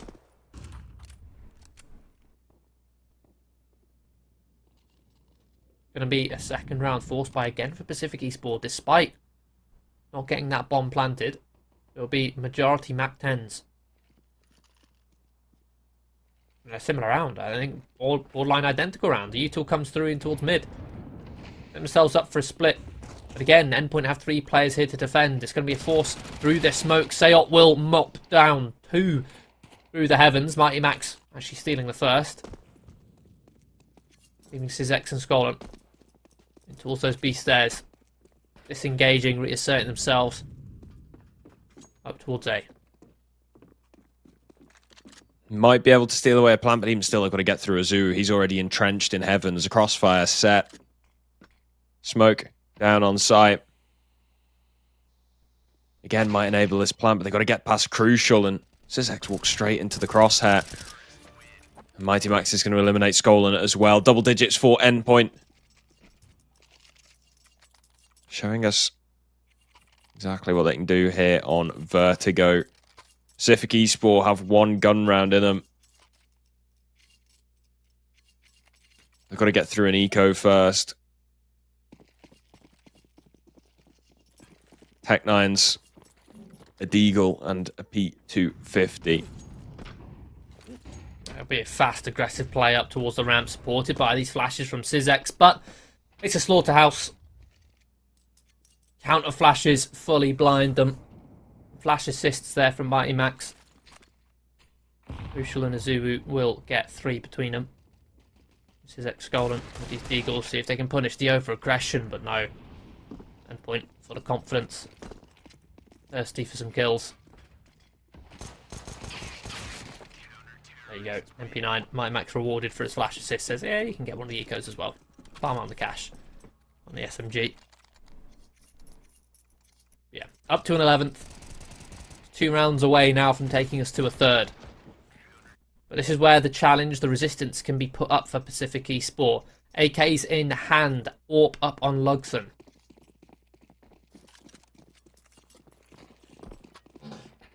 Got to be here. Pacific Esport. If they don't win this one, they are in trouble. Endpoint taking some ramp control. Lugson flashed off. HE. Chip damage.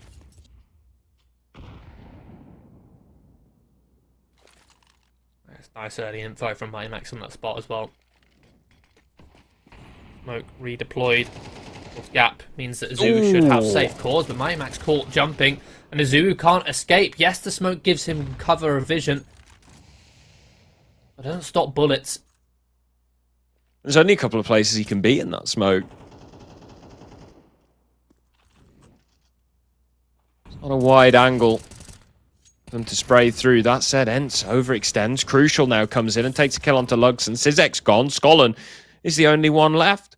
Pacific Esport get 2 openings on the ramp and then just sort of sit there and let Endpoint do whatever they want.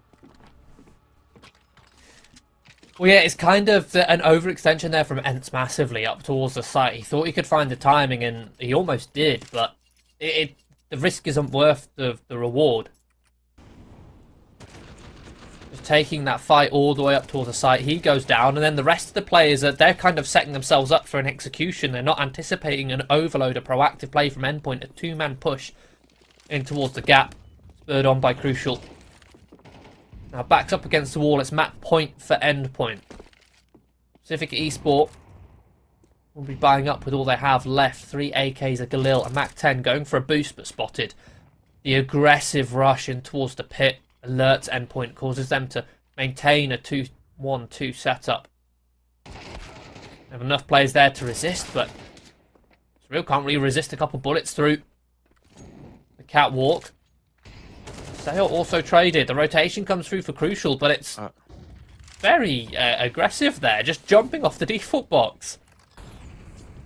And now his teammates are locked behind these smokes. Azuu is going to eliminate Ents into the 2-on-2.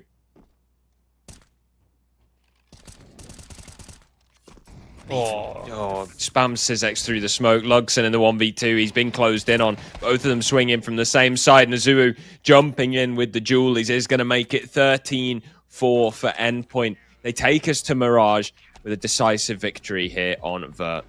Yeah, you could tell on that T-side Pacific Esports are much more comfortable with that map, it being much further down on their map pool. And as you mentioned in the start, the whole idea was this map pick was a kind of a joker pick for Endpoint, knowing that, yeah, it's not a great map for them, it's not a popular map for anybody, but you can very easily pick it against teams who don't play it because teams so love to avoid that map. And yeah, that means we're going to be going to that Decider map and Mirage next, Harry. Mirage, yeah, a map that Endpoint much more comfortable on than Dust 2, than what we started off with. So we're going to go for a quick break, and we'll see you for the third map in a few minutes. Heroes. They're made of actions. They know how to win. They're out of this world. You know them. Be one today. Get serious. Be the story to be told. All you need is dedication, perfection, precision, a winning attitude. Become one with your duo and embrace the monster in you. Tulpar for serious. You don't believe the hype, so we stick to performance. You're not buying off the shelf, so we create for the off and running. You deliver ambitious builds, unrivaled gaming, and untethered creativity. We develop products that do the same. Crucial Memory and Storage offers high-performance solutions for maximizing your potential. For the tech-savvy, the tech-rookie, and the technically, I'm just getting started. Because wherever your drive is taking you, it's also taking us.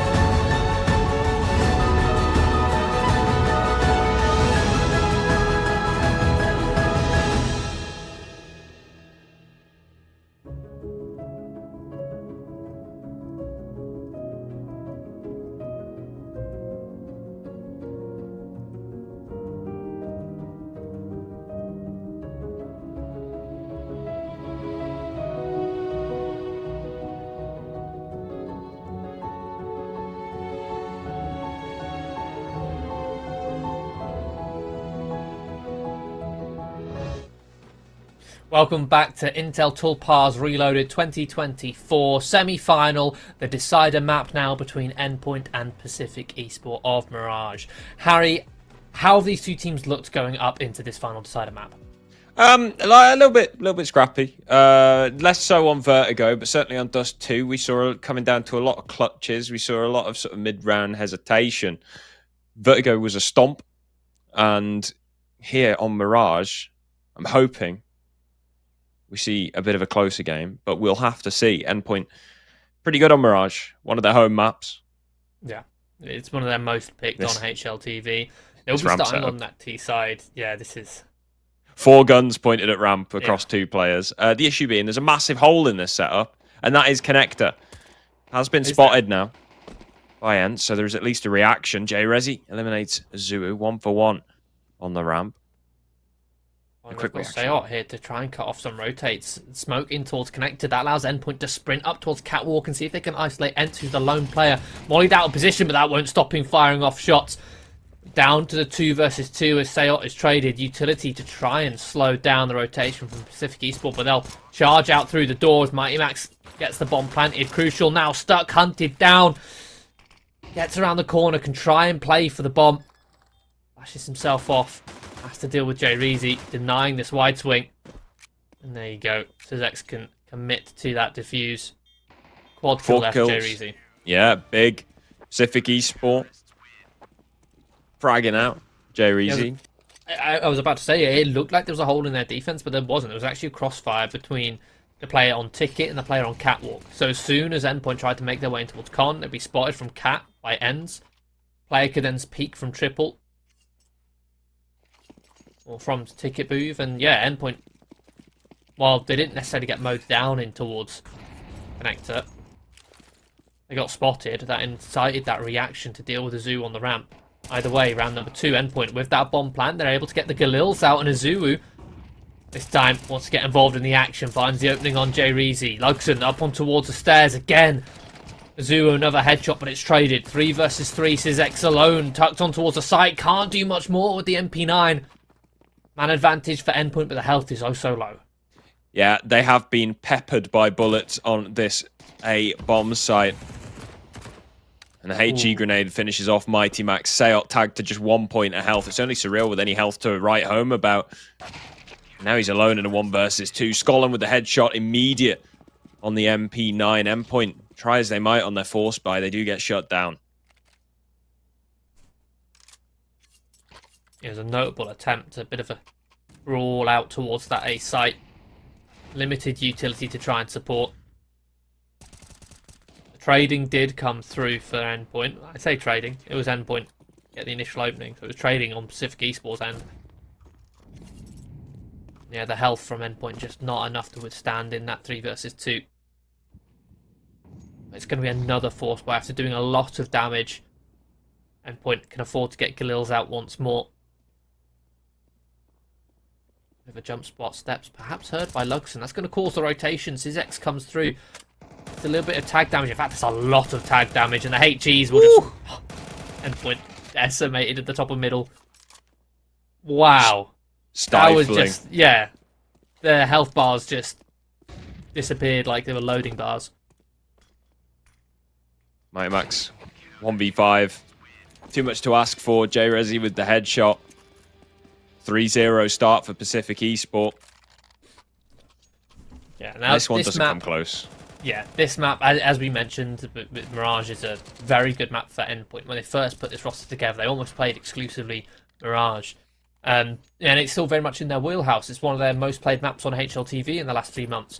But on the Pacific Esports side, while it's not necessarily as strong a map, they do have the individuals where they love to take fights, love to get scrappy, who do have that aim, and on a map like Mirage, can be a very useful asset.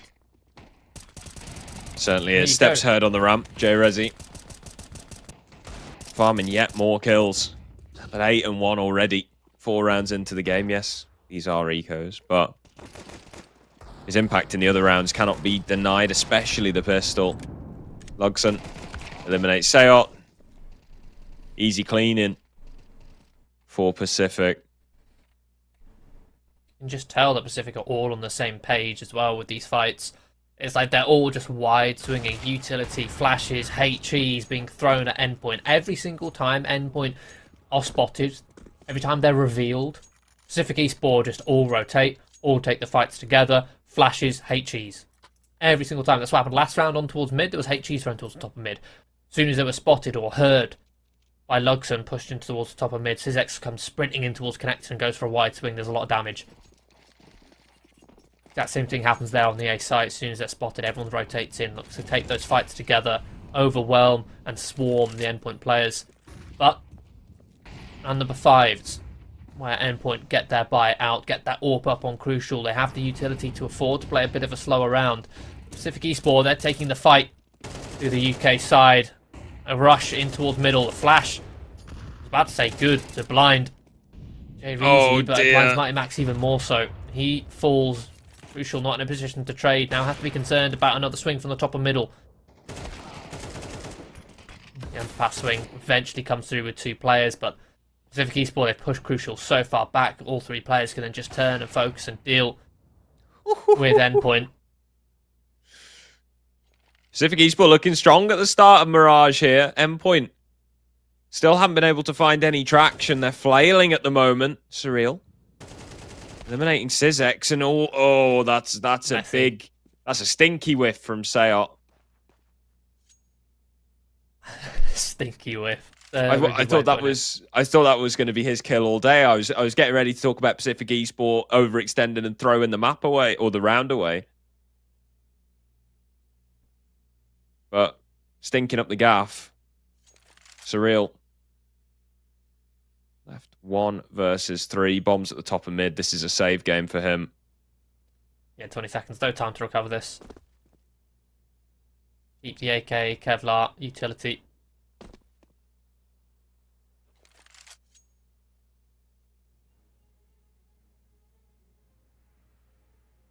Esports will be able to pick up that upgrade of the AWP.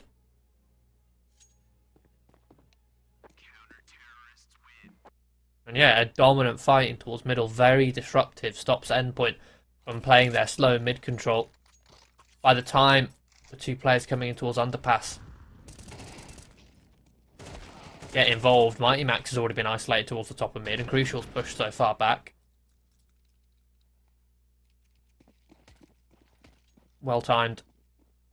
Endpoint can be going for a half investment around Surreal's AK. Mighty Max can afford a Galil. Pistols on the rest. This time they're aggressive in towards mid. Surreal looking to take the fight. Oh, JVC. Just a sidestep and an immediate double dink on towards Surreal. Big opener.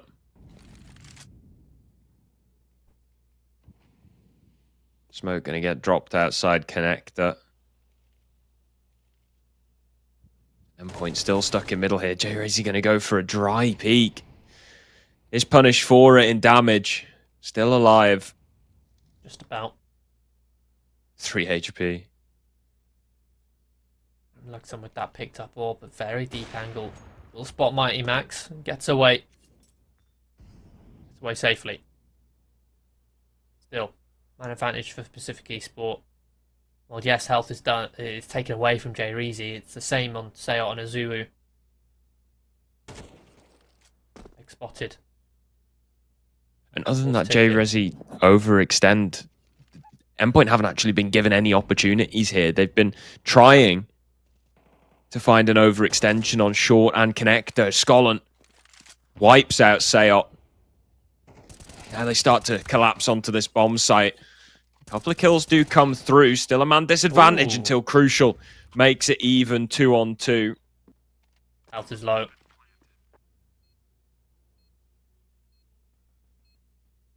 A breath of fresh air would knock endpoint over. Got a nice crossfire, but Crucial going to break the setup, going for a peek, and that leaves Azuu alone. You've got a setup. You've got a bait and switch. Sure, I mean, I guess the chances of you winning that with that setup aren't low. Or aren't high, sorry, with your health. They're definitely better than Crucial just taking a dry fight like that. Yeah, there's nothing Azuu can do. Trapped behind default.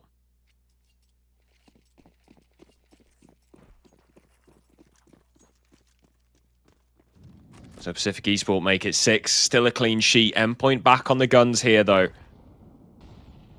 It looks like they are going for A-site execute. These used to be their bread and butter. They'd throw these constantly.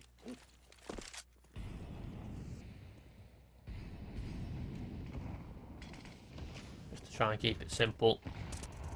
Smokes will be deployed. Pacific Esport tucked in behind, but they're going to spam through. These smokes aren't impenetrable.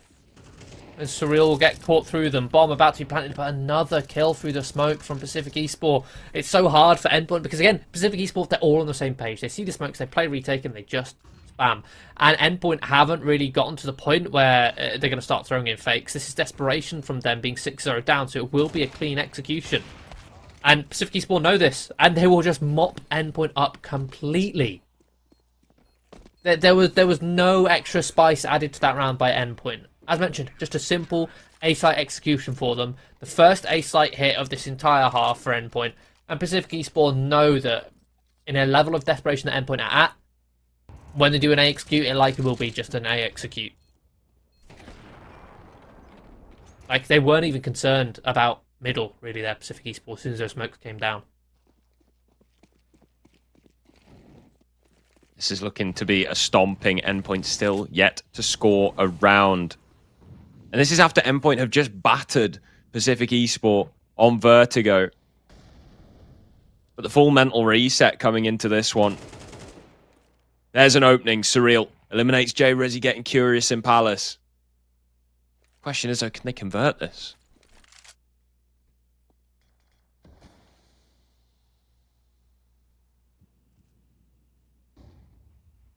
One kill just may not be enough. Pacific Esport over towards B with 3 players. Syzex is alone to defend this A site, and he's not playing retake either. Tucked in towards the site he needs to get to make this round conceivable. But he does manage to reposition, falls away in towards CT where he can play his life, but in the meantime it's a 1-for-1 on Crucial on that lurk. Syzex still doing damage, Mighty Max and Surreal down low. This round isn't out of the question for Pacific Esport, but they may be tempted to save with a man disadvantage. Lugson still with an AWP.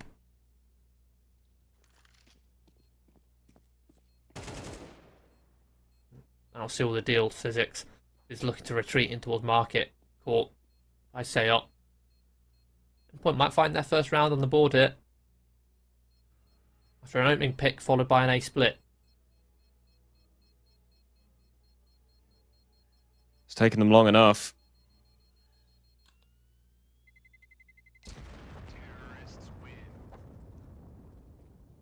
But at least a round is a round.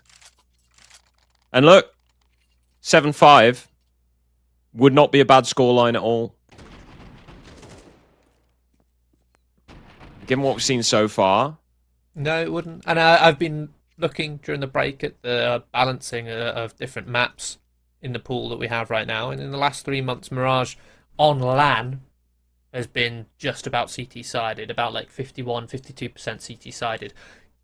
You switch the filter to all matches on HLTV and it moves to a bit more balanced, 50.5 in favour of T-side. But still, I think most people would argue it is a bit more of a CT-sided map. 7-5 is a solid scoreline for either side. Relatively even, in all fairness.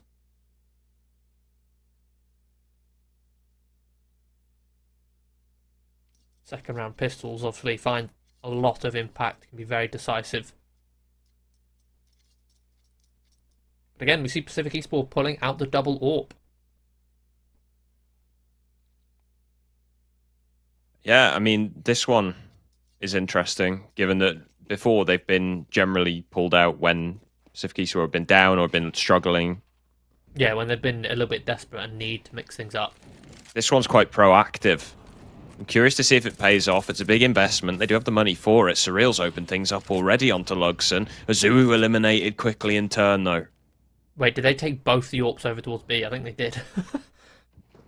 Were they going to do a double AWP in B app setup? What was the plan?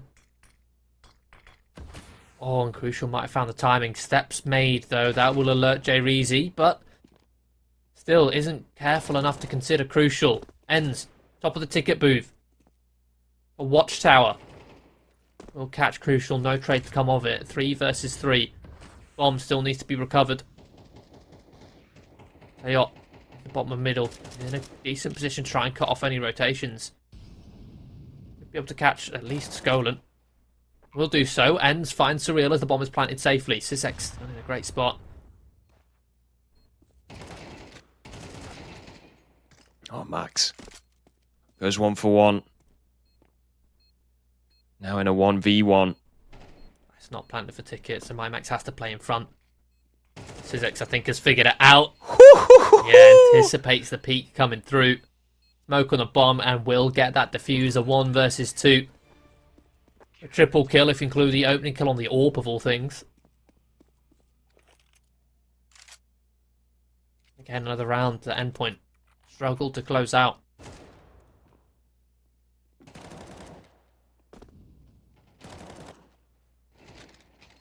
Not looking too good for endpoint.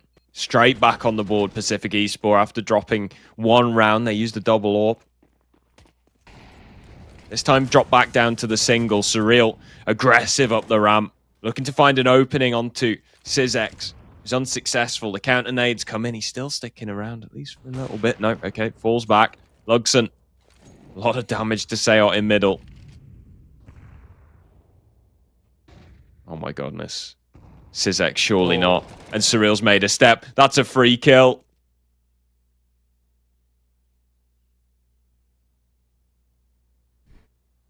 Disastrous opening. The play fading, walking through the smoke, crossing places. Man advantage. Again on Pacific Esport. Such forward information for Sisek with Surreal taken down. They can again gamble and lean heavier over towards B. Knowing that they have an early warning system on A in the form of Sisek, close towards the ramp.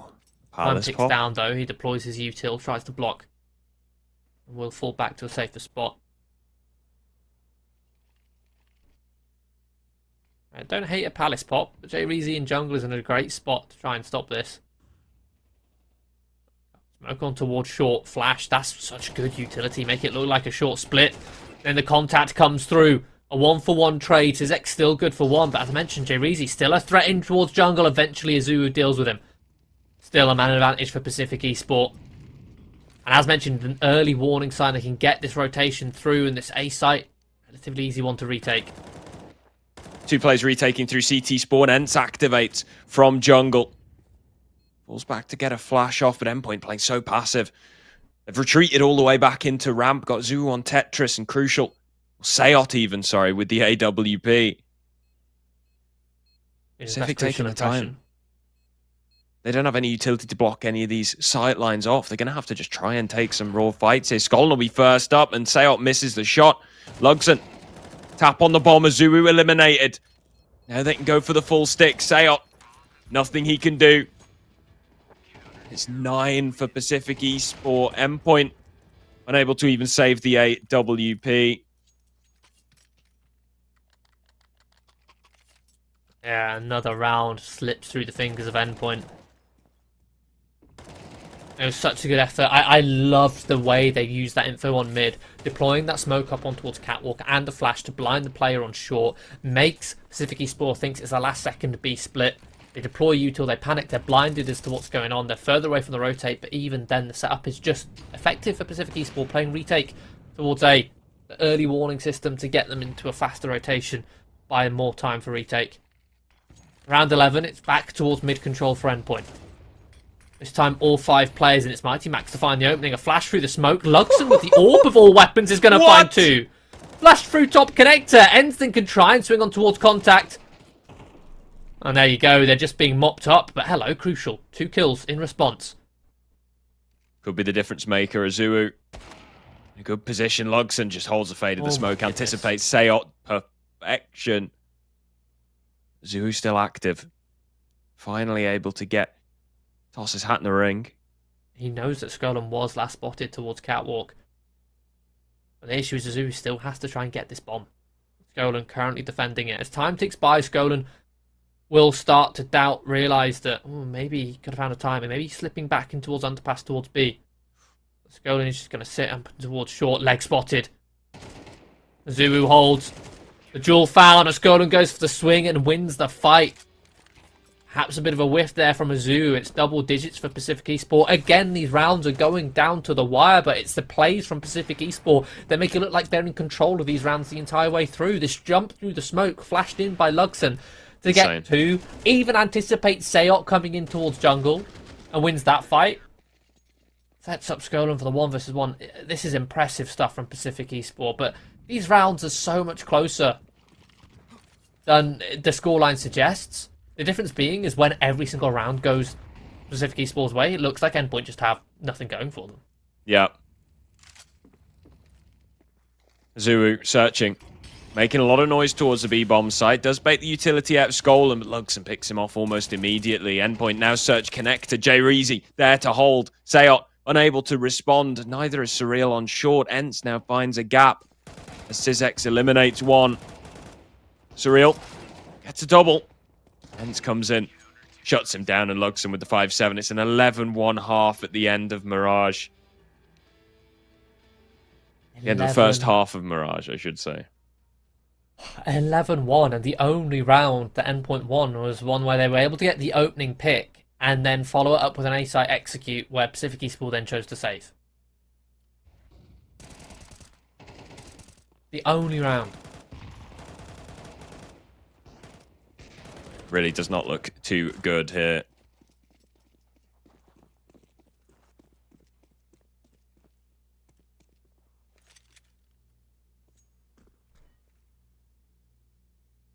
Either way, second half, Endpoint now on the CT side. They can try and defend on a map they're comfortable with, and Azulu, not deterred by the scoreline, full of confidence, swinging on the stairs, will find the opening. The smokes now come through, a bit of an execution for Pacific Esport, an attempt to try and get this bomb plant guaranteed. Ground taken, Sayot being hunted down, and in fact, it will be the HE to home in on his location. Still an advantage for Endpoint. Bomb needs to be recovered. They'll buy extra time for Endpoint to set themselves up for this retake. It's a full 4-man take through CT. No kit in play unless Sayot had one. Not sure if he did. Ding from J Resi.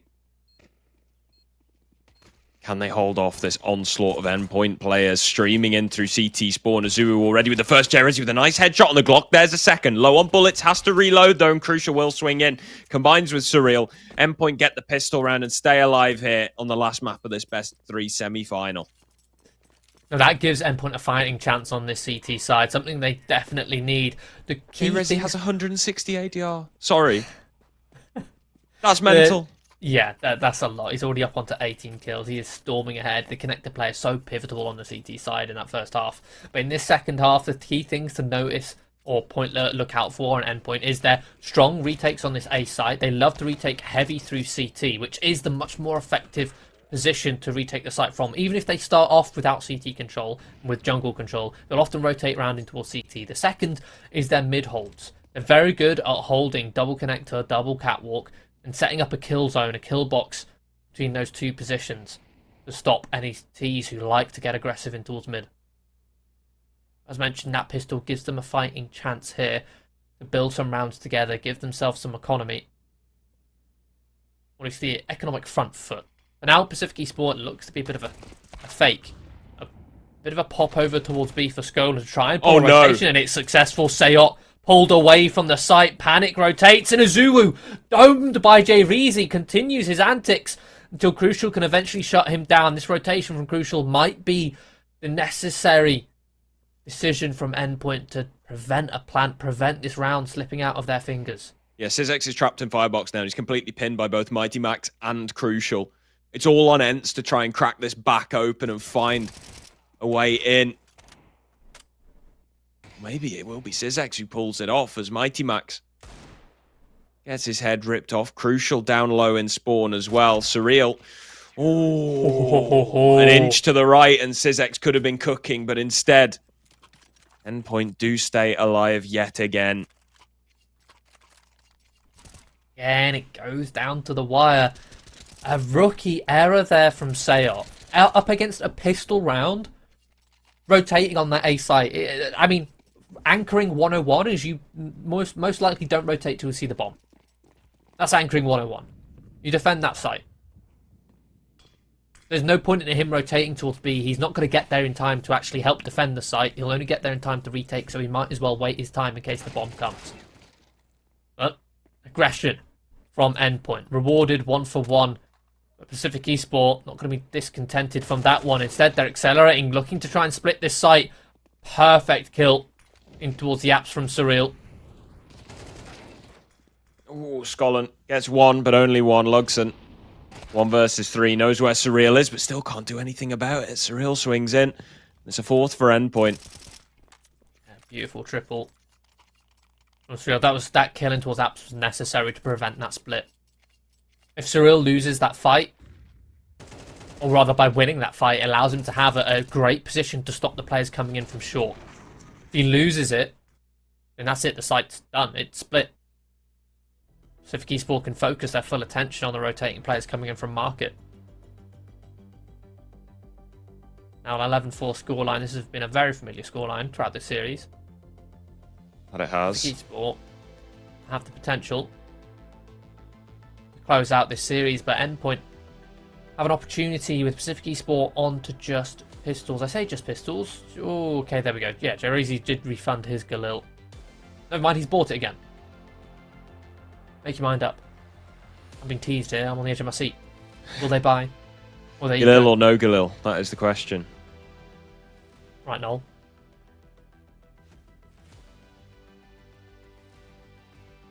Galil seems to be the answer, actually. And the question. Well, what am I saying? Well, we'll find out if it's the answer in this round. Jerizi in hot form, as you mentioned. He was on 160 ADR at one point.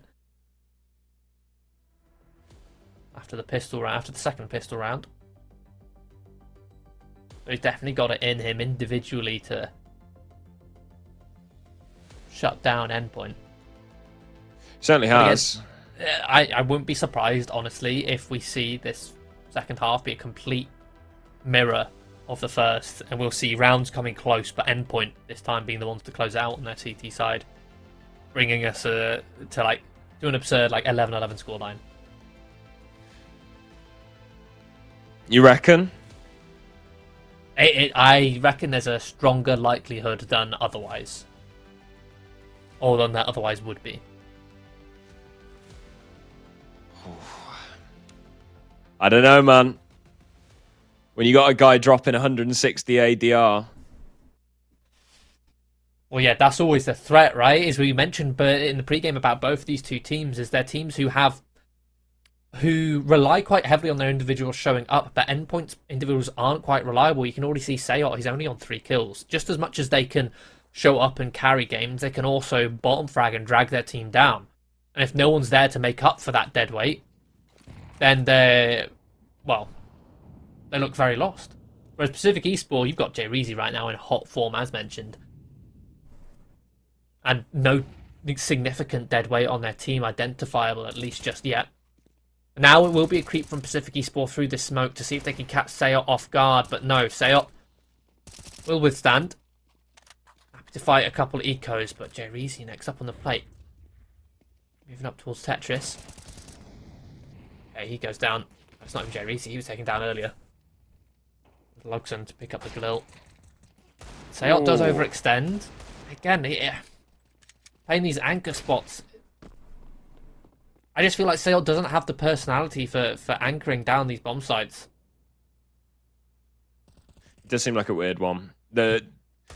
Most of the time when you see Sayot thrive, it's because you're letting him be in some of these more aggressive rifler spots than even if chilling on a bomb site. Even if you put him in on the T side as a lurk, which is where he used to be and it's where he got a lot of his better ratings. He thrives in positions where he can get scrappy, get aggressive, but in a lurky kind of way, where he can be very sneakily aggressive.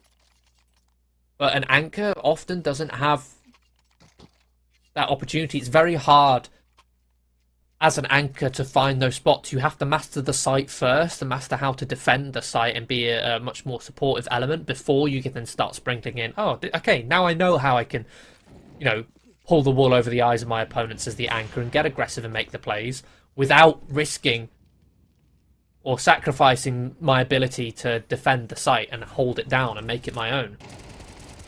But for now, he is. A double kill. Oh my goodness. By Surreal. They just mow 3 down on the ramp. A beautiful double peak. How do you claw your way back out of this one, Pacific? Going for a pretty raw play on the ramp. Backfires massively.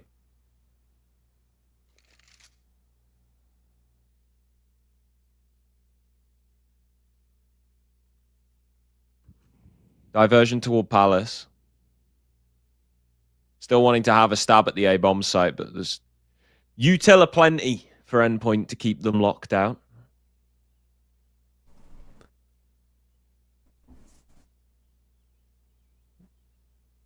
The smoke on towards Palace allows Sayot and Surreal to hold this deeper angle in towards the ramp.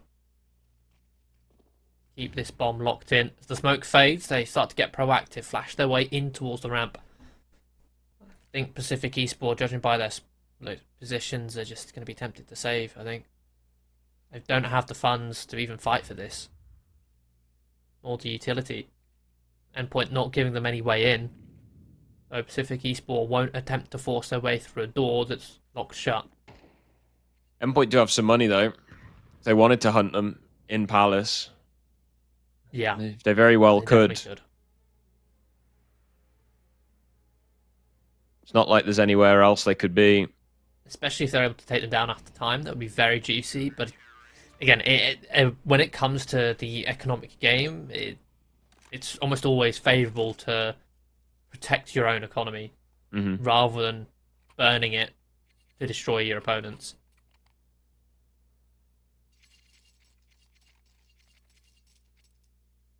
Especially if rounds get close. We've already seen first half and even in the second half that a lot of the rounds have gone down to the wire, down to the 1 versus 1s. That happens a lot for Endpoint. Even if they win them, that could very much damage their economy, put them in a weak spot, which that could be the difference maker for them winning or losing a round and Pacific Esports eventually taking this map. They're again bashing their heads against ramp, trying to find these openings. Have we seen Pacific go for a proper mid-take yet?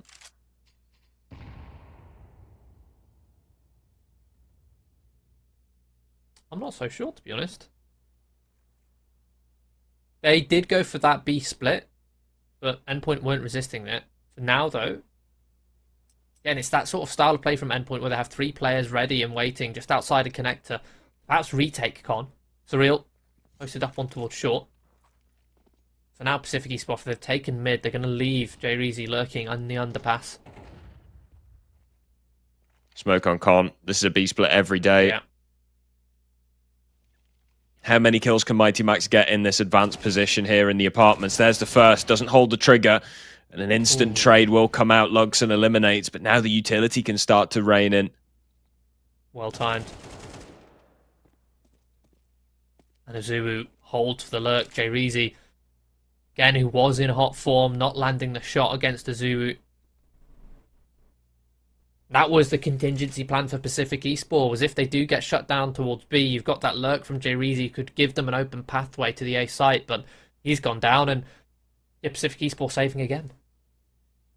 Yeah, he's had 3 kills in this half, Jay Reezy. 2 of them were in the pistol round, 1 of them was in the force buy afterwards.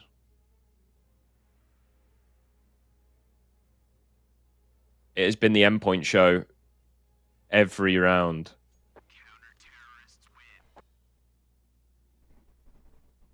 Couple of Tech 9 kills. So we had Syzex with an opening, but then an immediate 3 kills come back for Endpoint. Sayot with that triple spray down. Sayot again. Combining with Surreal to shut down on ramp. Pacific still haven't just done a, let's have an instant window smoke and let's take some mid control. And they're not going to do it again. They're going for Palace this time as the primary.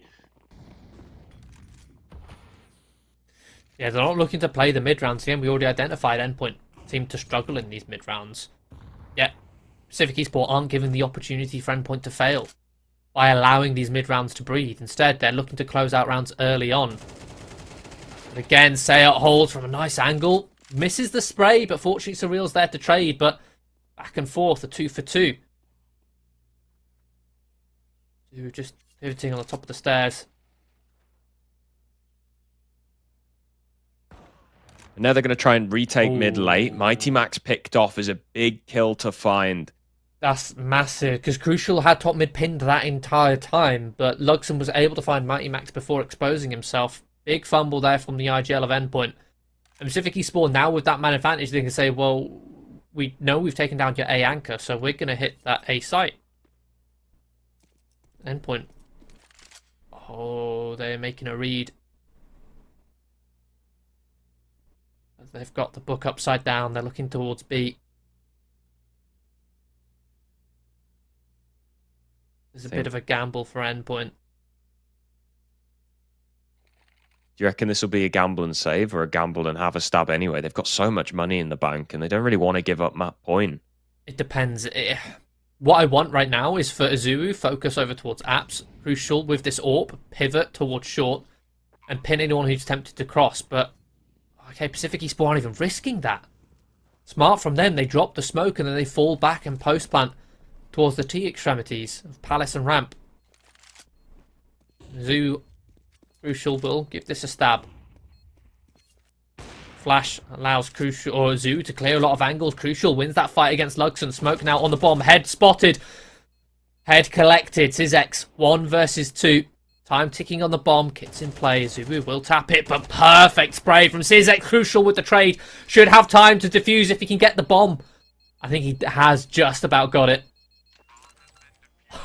Down to the wire. A 2-second 1 versus 1 clutch. Where's the plan from Pacific Esports in that post plan? It seemed like they just sort of picked a couple of positions around the bomb site. And were like, yeah, I'm staying here. The positions weren't bad if they, again, like you said, had a clear win condition, and that win condition was the clock, the bomb. But they didn't realise that. Luxon had no need to give that fight in towards Palace. He was the insurance policy. If he's towards Palace, Sizx towards the ramp, as long as those two survive and don't give fight, Endpoint can't defuse that bomb.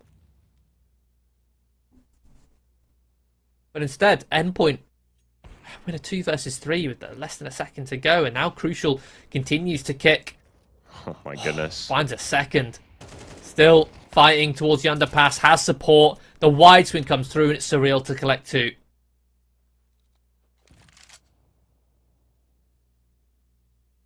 What are we watching here? This is capitulation from Pacific. And I'm saying this, they're still in the lead. But they're not going to be for long. Not if they don't start putting rounds on the board. Sizx has managed to find a gap. Lines up Crucial, tries to find the double onto Surreal, the element of surprise, but is unsuccessful. Still lands the headshot regardless. Dink down. 13 points of health, switches to the AWP. No chance of recovering the bomb here. It looks like he will attempt to save it.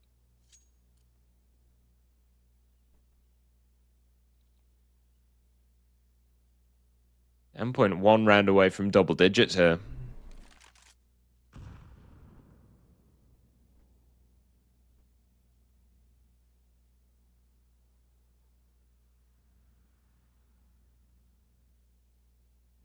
Sayot is searching. Shadow spotted though. Now Endpoint are happy to accelerate. They've not got the greatest cash themselves, but are looking to hunt this down. Mighty Max won't be able to get it in time. So that's a lot of damage done. Yeah, it makes it costly. Yes, Endpoint has built up plenty of bank, but at this point in the game, the last thing you want is the Endpoint, even if they win a round, to then be on Famises at MP9s. And let's say Pacific this round, but do get a round on the board or 2 rounds, it can very quickly become a break. Yeah. I mean, they haven't got much to do it with in this round. They've got the AWP on Sizx and then some Tech 9s and Mac 10s. A boost in mid. Azuu has been spotted. There you go. Kill collected. Or the barrel. That's how you want to use that AWP. Get yourself an opening pick. Oh no, I don't like what I'm seeing in apartments here at all. Jay Rizzy. Oh, Mighty Max. Oh no. Quick like switch. Oh, Flashbang's perfect on Surreal so as well. Crucial and Sayot in a 2 versus 5. Rizzy's getting aggressive again. Not shying away despite having a much quieter half. Oh. Not like this endpoint against the Tech 9s.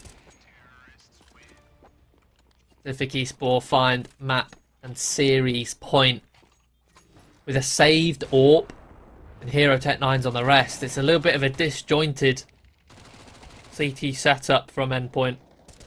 It's a stroke of luck as well. Yeah, you've got that pick on Azu isolated. There's no support, no teammates behind for a potential trade. Obviously, with the AWP, that's exactly how you want to use it to get that opening pick. But Mike Max also playing the exact same position he was spotted in before, after the exact same utility. Cleared and also caught with knife in hand. Crucial.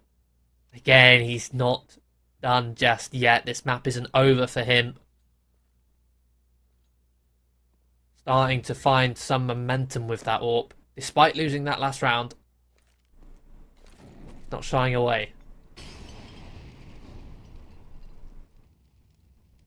Staying behind the flames, using them as cover. Pacific not taking mid control now. Instead, gathering for an A execute. They need to be again. Quick about it, because endpoint clearing middle have started to realize exactly what's in store. Crucial takes his position at the top of the stairs, lands the shot onto Jay Reezy. There's a second onto Lugson. Skolin in Palace. He's going to molly Sout out of position, but Sout still gets a kill through the flames, and Skolin's in a 1v5.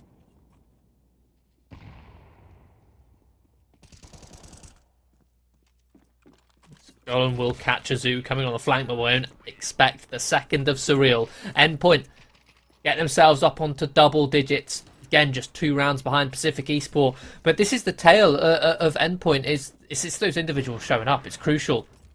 Finding the opening and finding 2 beautiful quick kills on the ramp here. And it's set up perfectly by Sayop with that smoking towards Palace. To allow him that cover, the safety of peeking ramp without being traded or exposed to Palace. Round 23. And Pacific, again, an all-in play. Not defaulting, not allowing these rounds to breathe. And a great HE from Mighty Max. Back down low. But now the counter-util can come out. Isolates Jay Reezy, aggressive ahead of the Molotovs. Surreal. They've got a teammate with them still. Mighty Max is able to fight, although Ents does find a nice couple of headshots. Surreal still active, still present. Rips Ents his head off. They're not even getting out of the apartments. It is the bomb. Lugson still able to take down Sayot, and Surreal's still present. Gives his location away. The double swing should overwhelm, but it doesn't. Azuru comes in, and somehow Endpoint win another round. You could see what Pacific Esports were going for there. Mighty Max before that round only had 6 kills. He's also the player to kind of make the slip up that cost them the 1 round that they've lost in this half. And he's been very quiet, out of position a couple times, not finding too much impact. So they say, look, if he's not having the greatest game, let's see if that is our opening into that round to close out this best of 3. But no, he's adjusted, jump spotting, he finds 2, sets up Surreal perfectly with counter utility. And then Izu coming at the perfect time to save Surreal's skin with a double peek. It's you perfect. Called it. An 11-1 half. And here we are, round 24. And Pacific Esports decide, yeah, we'll do the same again. Why not? This time they're walking through a smoke. Mighty Max. Gonna have to hold here. Lines up 2 and a 3rd. Skolin. Job done. Job done as long as Surreal stays alive. That's why he drops the smoke to preserve his position so that rotations can come through. And he trades his teammate's death, but he does fall eventually. Skolan now in a 1 versus 2, spotted, being held by 2 players. He swings and does land a beautiful shot, but that's where the extra layer of Azuu comes in. 11-1 half. We go to overtime. Mighty Max sides digging deep. 2 rounds in a row. Yeah, big from the in-game leader, but I've got to say these T-sides have been pathetic from both teams. Yeah, no, that's definitely true. As good as these CT sides have looked from either side, a big factor of that, as you mentioned, is this T sides haven't really been testing them. Pacific Esports have been going for set play after set play, round after round after round. They're rushing these rounds to try and do a close them out default. fast. Yeah. Oh, and finally they look to contest for mid, but Endpoint ready for it. With But 3 again, in it's response. fast, right? Yep. This isn't a slow mid default, let it breed. This is a let's all run out mid, let's get into lower mid. You've got one player swinging chair, one player swinging short, one player in front of the short smoke, in front of boxes. Hello, Luxon. But they all just get cut down by Endpoint. It's so forced. It's like that entire half, they were just like, okay, guys, let's just close this out. Let's just close this out. So they just sprint and sprint. When it's like, you're already 11-1 up. They've got this underdog mentality, like this would be an upset. But if you're 11-1 up, you should have the confidence of like, okay, we're the better team. We're the better team. And again, this comes from the philosophy that Counter-Strike is a game about who makes the least amount of mistakes wins. It's about mistakes. That's all it is about, right? So you can just sit back and let your opponent make the mistakes, but Pacific Esports haven't been doing that. They haven't given Endpoint the time to make these mistakes.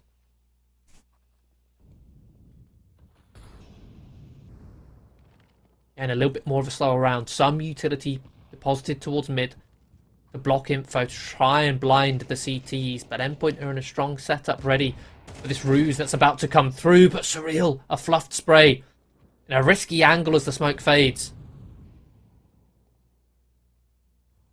They are still on the site. In towards dark. No utility. Try and help him out. Let's have some teammates coming in tow. Endpoint have read this round completely. And Azu's actually searching for info. Looking to try and reposition in towards the site.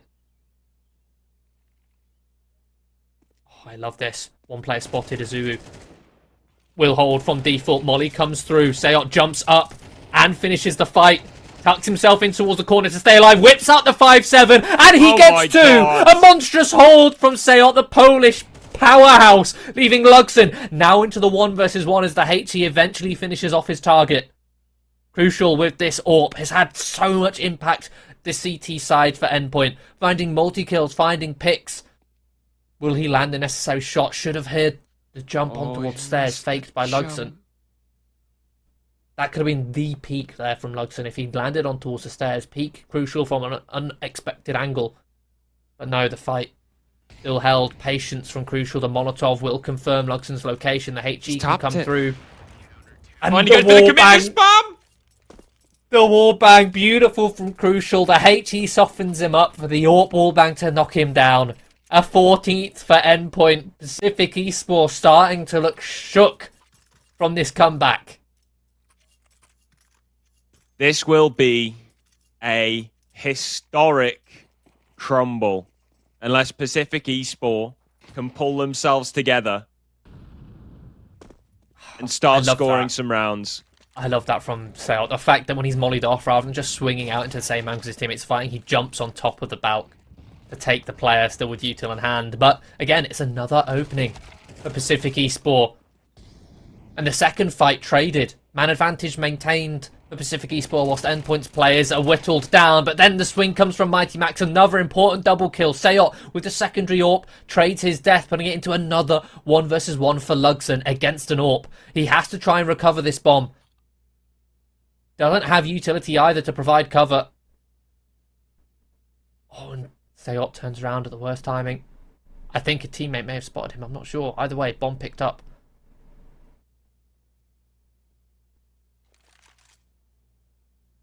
So you slow. can tell Sayot looks just a little bit more uncomfortable with the AWP in hand.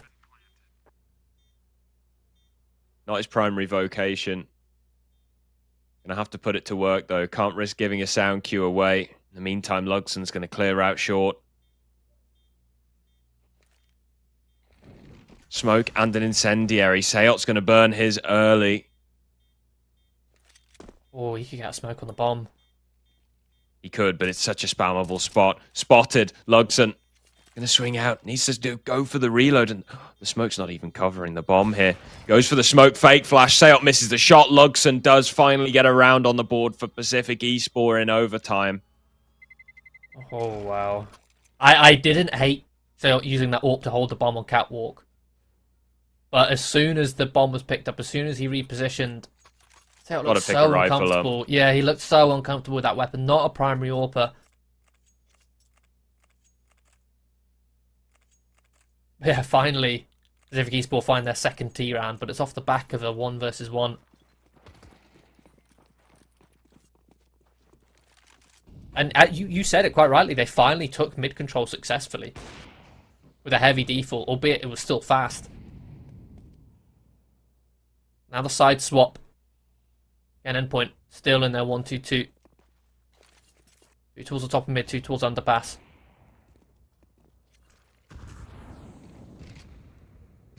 Easy looking to force his way through the smoke. Will catch the backs of 2 players. Traded by Crucial through the smoke, but that's a massive double kill to give Pacific Esports the advantage.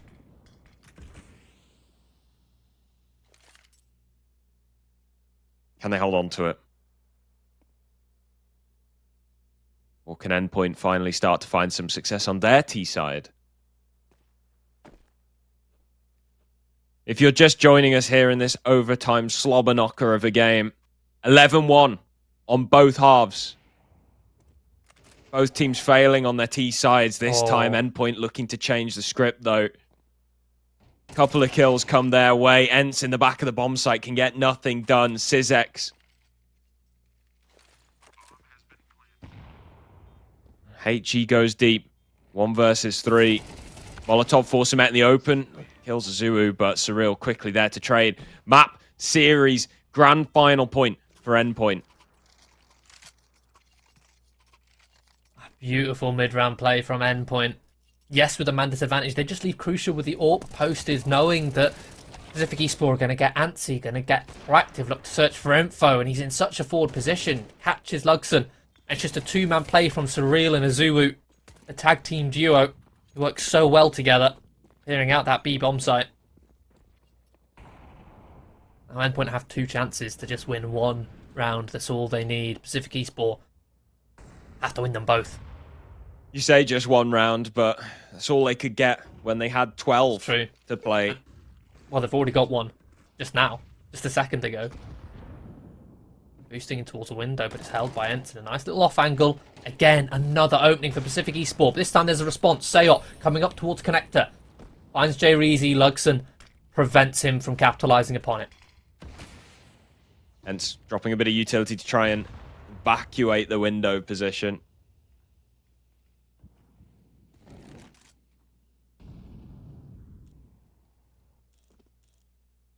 Syzex pivoting on default.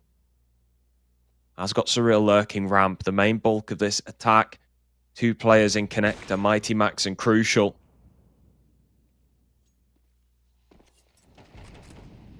Skolan's managed to find his way all the way through underpass and can get a beautiful flank on and will collect the 2. That entire time, Pacific Esports were biding their time, waiting for that exact play to come through, praying that he could hurry up on that flank as they were panicking on the site. They will get their 14th. I don't think this game's done just yet, Tim. You think we're going to go again? I think we go again, and we will keep going again until you can win more than 1 round on your T side.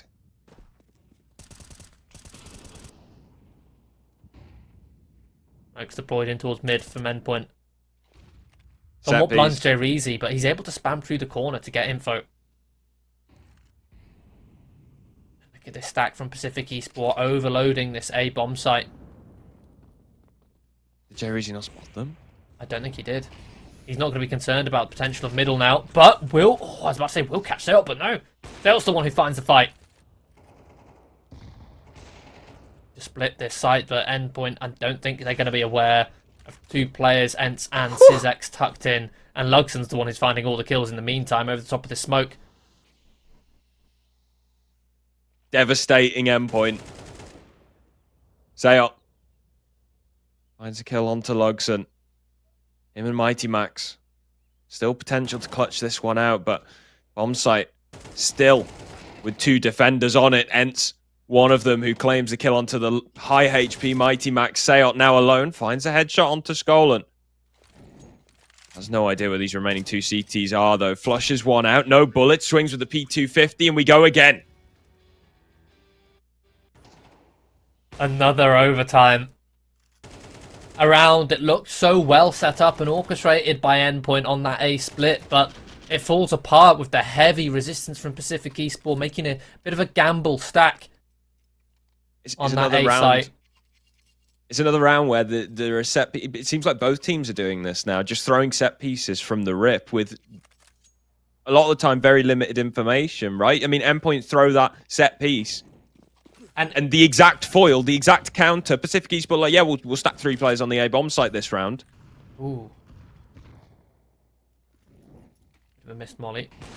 It's also these set pieces don't have like waypoints in them for mid-round decision making.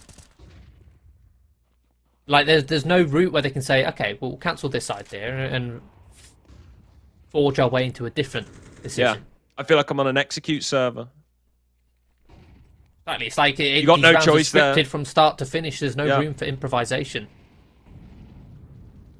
Endpoint. And this is another one of those rounds. Endpoint going for a B split. Somewhat so. There is, again, still that room for improvisation, but it's going to be even harder with the Zulu finished off by that HE from Luxon. That's confirmation. That's also confirmation because he got that tag early onto a Zulu, finishes on with the HE much later, knowing a Zulu's still stuck around. And yeah, you're quite right. CyzX deep in towards ramp. Pacific Esports have all the information they need to shut this down. They can deploy their utility, block Endpoint, keep them at bay as CyzX closes in on the flank. Oh, but look at this. Does J-Reezy clear Mighty Max? Oh, the timing. Does Mighty Max clear J-Reezy? That's a good question. You just sat there tantalizing, just like, please kill him. There we go, gets him. But CyzX can still activate. Crucial, removed. And even finds a second on towards Sayot. Messy spray from Surreal eventually finishes them off 2 versus 3.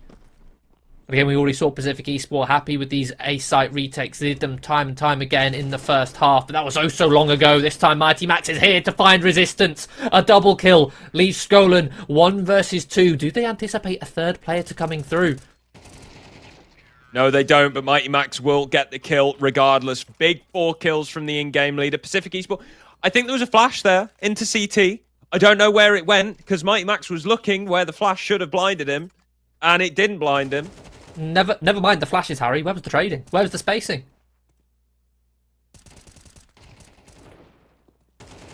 Like, look at this fight. So you've got Ents taking point with the rifle, and you've got the AWP following up.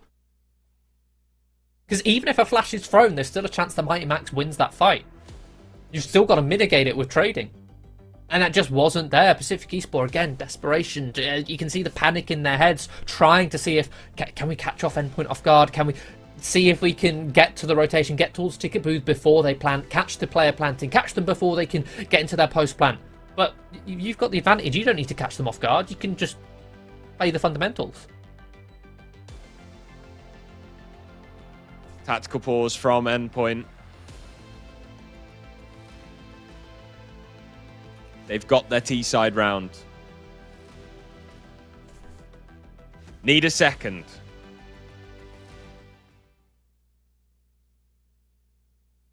Because I'm telling you right now, if we stay cursed 2-1 with one, if we stay cursed with only one T-side round in every T half, this game will never end. So lock in, strap in, get ready for a late night. We've got another best of 3 after this one. Another semi-final waiting in the wings. And Mighty Max hasn't bought. Mighty Max hasn't bought. Okay, Crucial's just been able to drop over a rifle in time. Oh gosh. Maybe there was one dropped in spawn and Mighty Max just didn't pick it up. Who knows? Yeah, I think, did he go for the spawn peak maybe with the... Perhaps. Oh, Sayot. Perfect timing, perfect spacing to jump in towards connector. Ents tries desperately to trade, to spam, but in doing so exposes himself to Surreal. And now Endpoint, they flood out the palace. Do they expect CyzX? No, they don't. He activates early, catches off a Zulu. But that's information that Endpoint can work with. They can plant towards default. They're not worried about ramp now. They can plant towards default, post-plant towards CT. They have jungle and middle. They don't care about CZ. You can stay there as long as they care. Yes, a solid post plant. Mighty Max at the top of mid should hear this rotate from Skolin. Sizek's caught. Lugson with a good kill onto Surreal. And Crucial now stuck on default as Skolin re-aggresses from the ramp. Bomb's not planted for them. Oh no. Plant default. There is a HE in play and Lugson is low. But it's Skolin the one to get on the bomb with the defuse kit, and he's going for the full stick. HE comes in, exposed, but it's not going to matter. Defuse will come through. Pacific Esport win the round. That Bomb's not planted for you, lads. That post plant was good on paper in the fact that they had so much ground, so much positioning to cut off rotates, but it only matters if they can secure the positioning to stop a defuse. Like, they had one player in CT. Where yes, you can stop the CTs rotating in through jungle and through short, but what I thought they were going to do was actually do something with that positioning and take CT, go for a flank in towards jungle, but they didn't.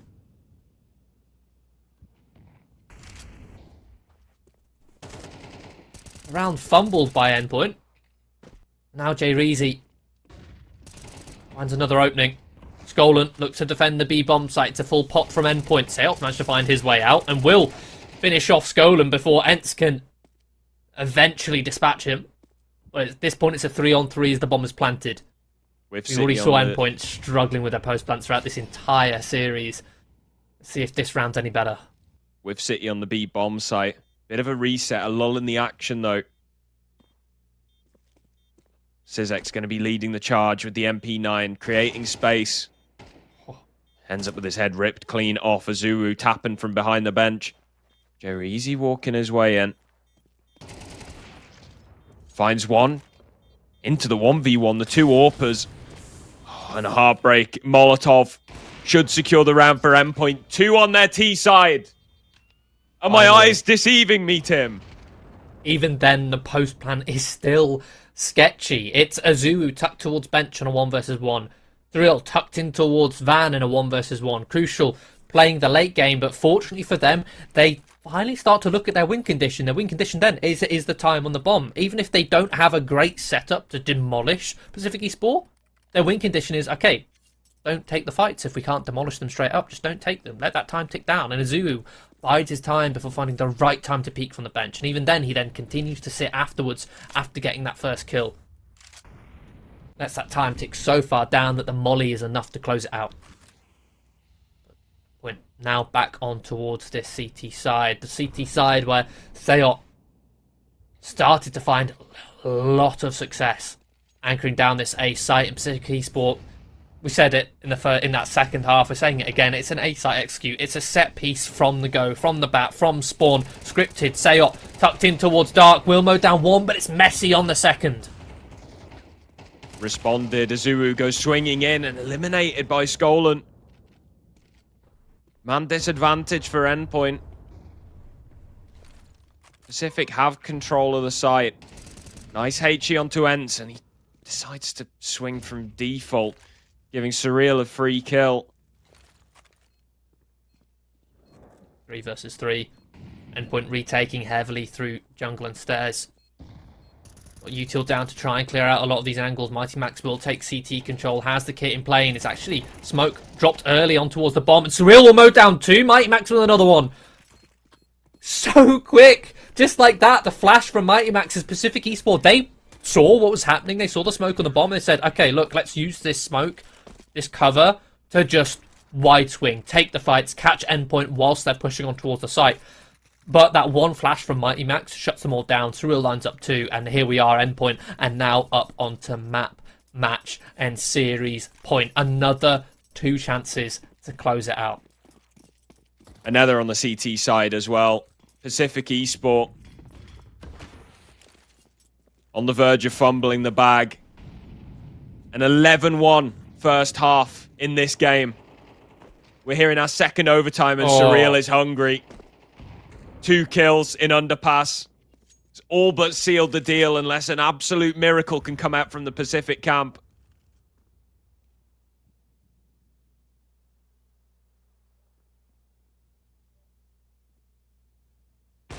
Wide swinging towards middle, but again, Shadow spotted for Luxon. Sets up Crucial perfectly.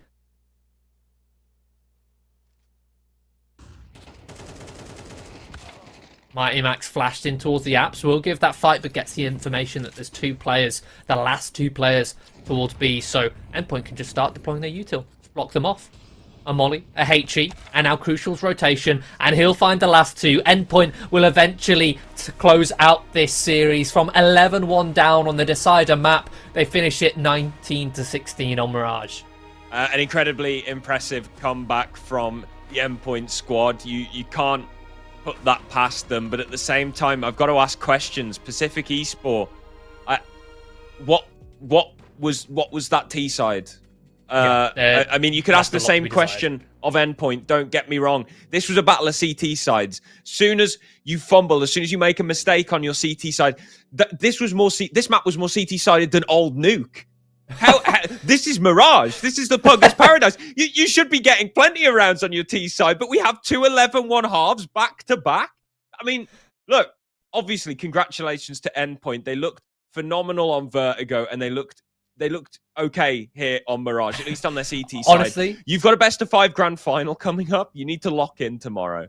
Honestly, Endpoint definitely looked like the better team on that Mirage. You said it yourself, that T side was very disappointing from Pacific Esport. Endpoint and their T sides, they were at least getting it down to the wire. It was constantly Pacific Esport being the ones to close it out. Whereas you swapped over to the second side, once Endpoint won the CT side, Crucial, Sayot stepping up massively, finding multi-kills to find round after round and actually shut down Pacific Esport. And someone who went completely unmentioned there was Surreal. He crept up to 36 kills, top of the scoreboard. A very quiet 36 kills, but it's at the very top. So incredible comeback from Endpoint there to make their way through to the grand final.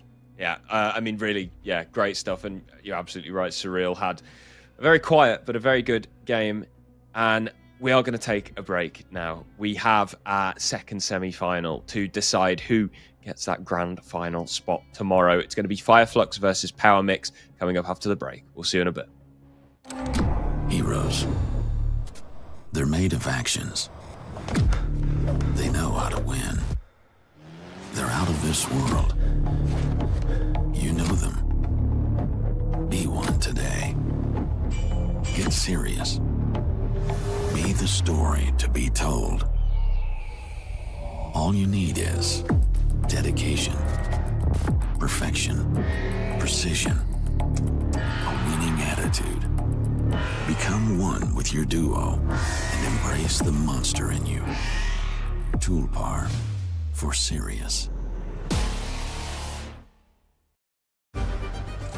You don't believe the hype, so we stick to performance. You're not buying off the shelf, so we create for the off and running. You deliver ambitious builds, unrivaled gaming, and untethered creativity. We develop products that do the same. Crucial Memory and Storage offers high-performance solutions for maximizing your potential. For the tech-savvy, the tech-rookie, and the technically, I'm just getting started. Because wherever your drive is taking you, it's also taking us.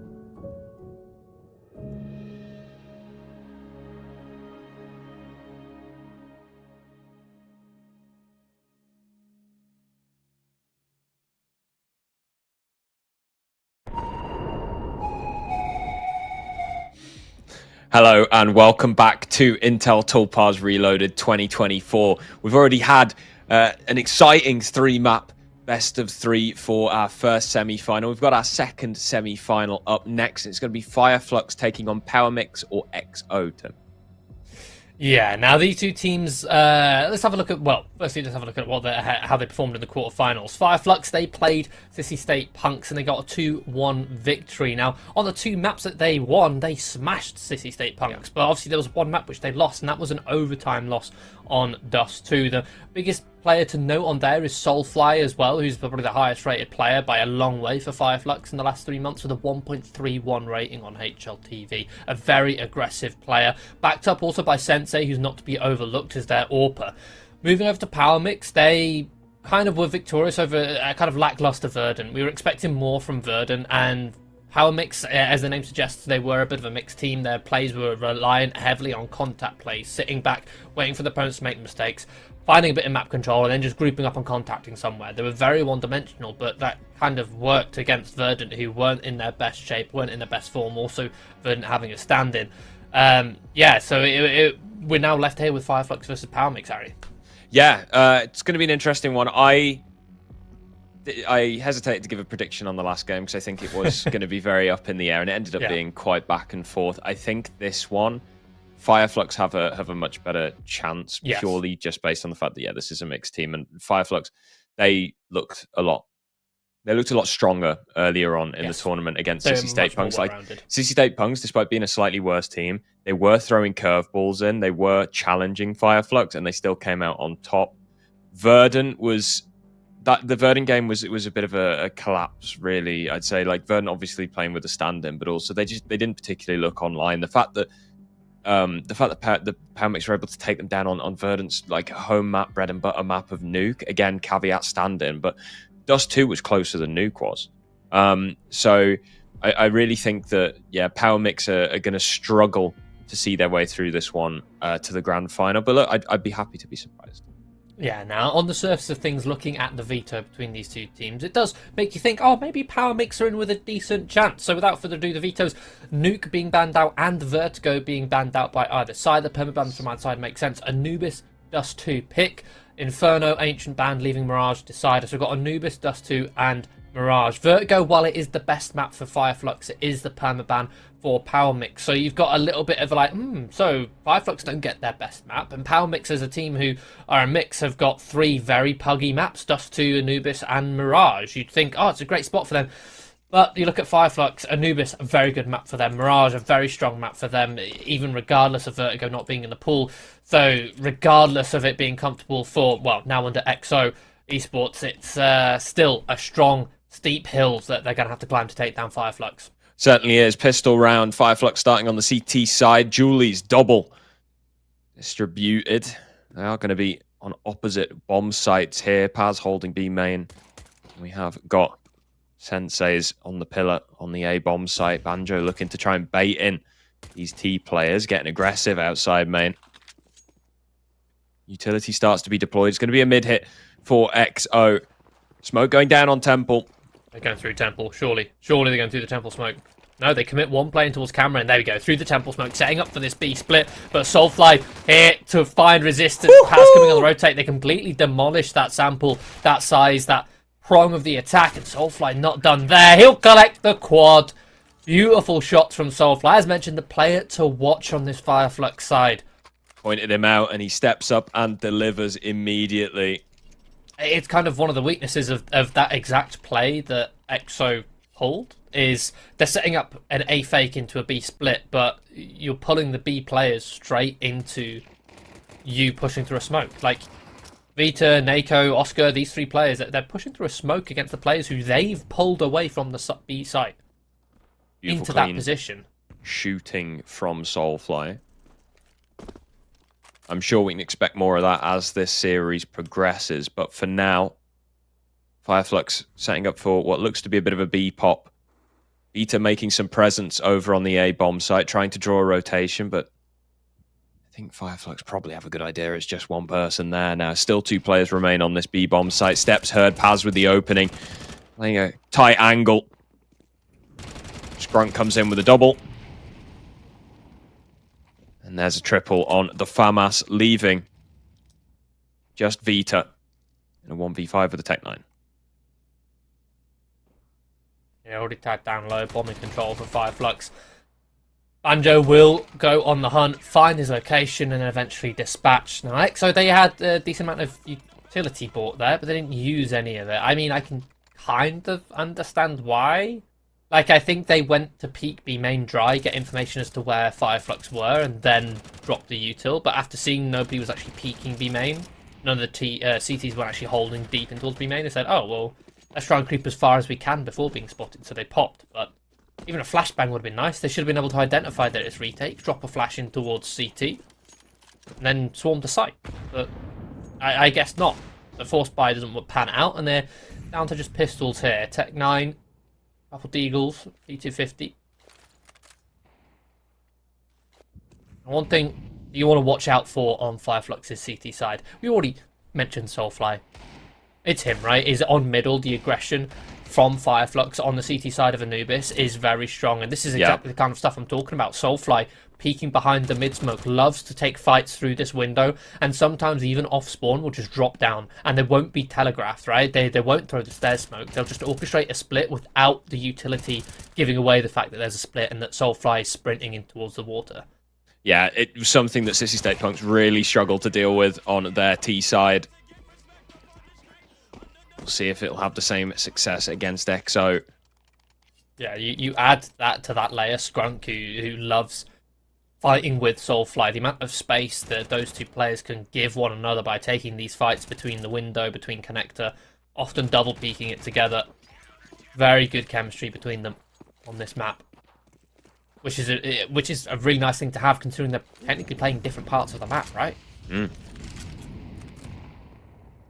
Soulfly not up to his usual antics just yet.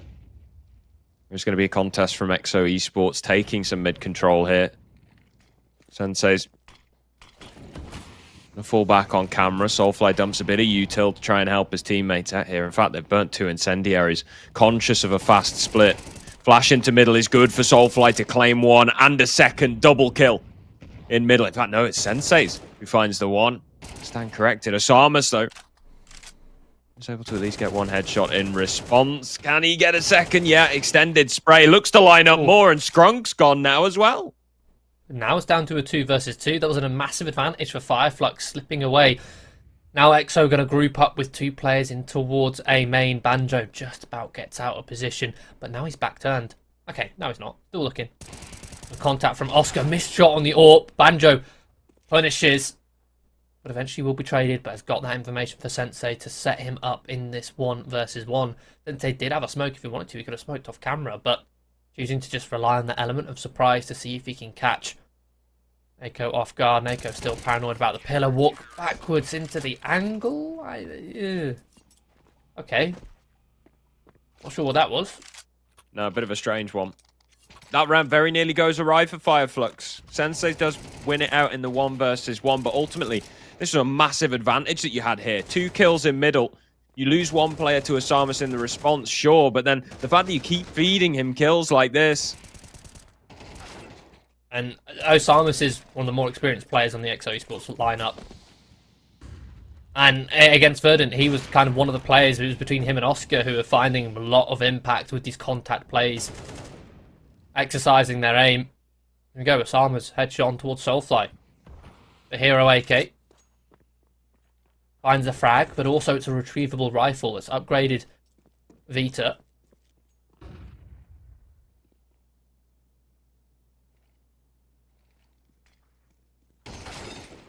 And a dry walk from Sensei doesn't clear the angle. Vita punishes. Banjo, good for 1, but there's the trade. The swarm comes through. It's Skrunk, an early rotation. They don't expect him to be on this A site. He'll mow down 2, drop the HE, dances around the box to try and stay alive, but it's down to a 1 versus 1. Another 1 versus 1. Paz is very, very advanced here with this M4, and Nako not going to expect him. So Fireflux, look, they get the round, but again, it comes incredibly close into the 1 versus 1. It's no good for their money. Hence why Paz going searching for that AWP. Yeah, plenty of time to get the defuse. Scrimp and scrounge every penny you can get.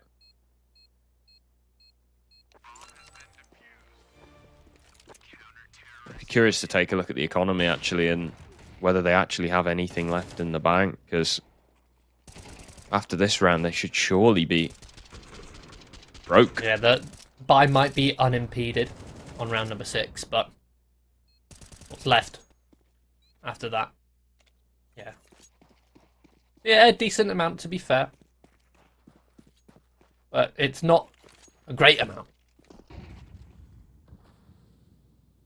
Either way, Fireflux a strong lead on the most T-sided map in the pool by quite a margin. I was looking at the stats in the previous game.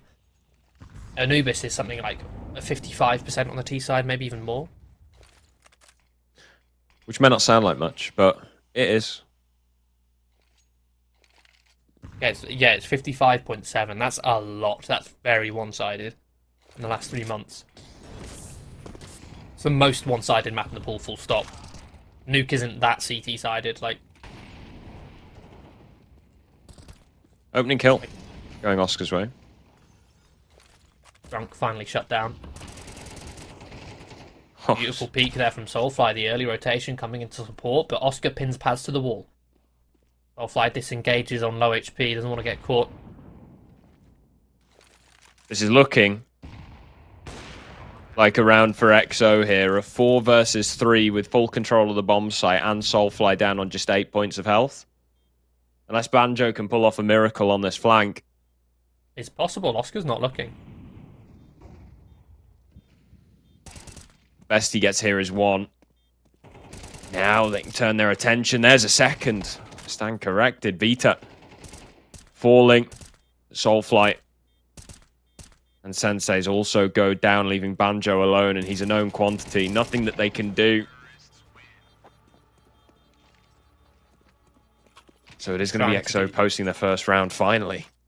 Yeah, just Banjo trying to do damage to the EXO esports economy, but at the end of the day, the CT economy is so much more fragile and so much more expensive than the T's. The T's, after all that damage that he does, the T's still able to buy completely. Fireflux can't say the same.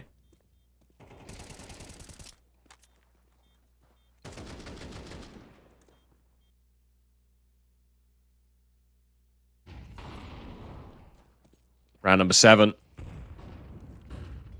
Some of the cracks starting to show in the economy for Fireflux. Scrunk on just an MP9. Samus gonna go for a cheeky peek in mid. Up on the baskets. Sensei still holding the angle here. Gonna try and bait out the shot is Vita. Very nearly gets connected on. But is able to slip away.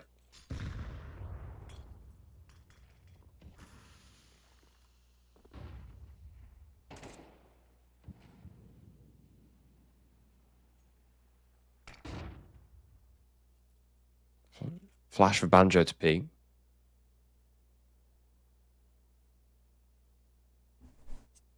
It's quiet on both sides. Fireflux weak utility. They're going to start to search for some sort of information, and they'll split up into this 2-1-2 setup as a smoke phase. Nako somehow actually mid-air find the headshot towards Soulfly. Banjo is there to trade. But that's information gathered from either side, and now the scramble comes over towards this B bomb site. Can Paz get in position? No, he can't. Oh, that's a Headshot bit of from a... Osamas. Yeah, it's a nasty fight. And a smoke blocking Banjo out of position. Should just be a save. They tried a 3 versus 4 last time. It's Scrunk coming in on the flank. Surely EXO won't fall victim to it. You can see Vita holding B main from jail for that exact possibility. No, Scrunk is still giving it a go.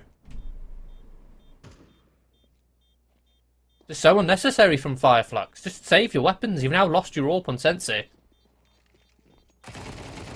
Exit damage now, the name of the game. And oh dear. Oh dear. Scrunk, you had the drop on him. You had all those bullets. Banjo may be able to recover this AWP. Again, it's costly for Fireflux. Around where EXO just sat back, know that the money isn't the greatest for Fireflux, and that Fireflux need to go for some openings, so they sit back, deny any possibility of falling victim to the openings. And in the late rounds, Fireflux just don't have the utility for it. Why this map is so T-sided. You have so much map control as the Ts begin with, the ability to control the rotations so easily, and the CTs almost defenseless on the sites without utility. Sensate already falls. Fireflux going to be ecoing. Paz picks up the AWP, but shut down by Oscar. Sprunk next up on the plate. Shot onto Osamas. And that should be enough to push EXO away from the B-bomb site and over towards A. And Nako lies holding main. Vita gives a fight across to Scrunk. It's a danger point of the map. Could have gone round carpets. That said, Nako. That could have been the fight, though. Nako took that fight solo through a smoke. He could have lost a 1 versus 1 fight against the 5-7, and that could have been the round done. But by winning it, so should be able to convert into a full round victory.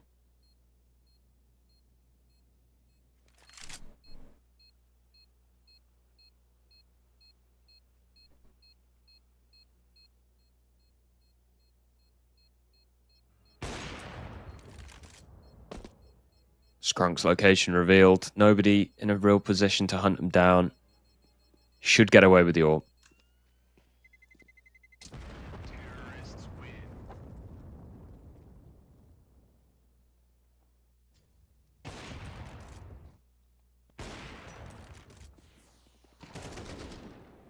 CT kills ultimately meaningless in this round.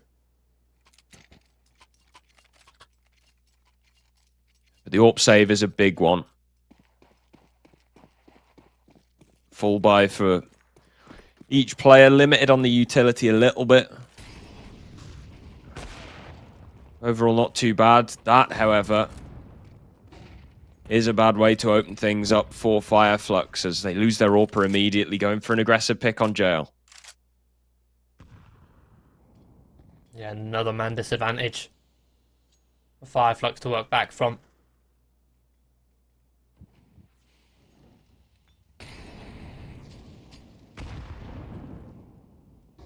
It does seem like Soulfly is playing a much more passive game, much less aggressive. Say his name, and he shall appear. Finds a spray on towards Oscar through the smokes. The 4 versus 4. Soulfly shifts back in towards middle. That smoke should fall. That flash should be the game. Give the game away, sorry. That the peak is coming in through middle, but Osamas tears his head off. Banjo now holds the off angle and catches the low HP players. Most down 2. Man advantage now for the Fireflux side, and the rotation comes through, but Abed, a beautiful spray transfer, puts Paz in the 1 versus 2. Nako gets away with absolute murder in CT spawn, and now Paz forced out of position. He's going to burn. So scared of peeking into Nako. How does he get away with that? After Banjo does so well. Oh, it was Abed. I've called out the wrong name. Key mistake. Happens to the best of us. But EXO now starting to look competitive. Again, it's very simple Counter-Strike from them. We're not seeing big executions. We're not seeing complicated strats. We're not seeing a push and pull of rotation. It's just a case of sit in the default. They look for these openings. See if Osamas and Oscar can find something. More often than not, they are right now. And this is coming against Fireflux, a side who we praised so much for their ability to get openings on the CT side of Anubis. Beat up. Eliminate Soulfly.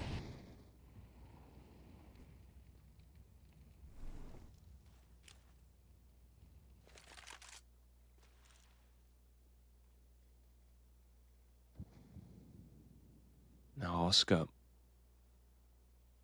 Holding down the canal rotation here. That It's a bit of a freeze from Exo. Slowly making their way over to this A-bomb site.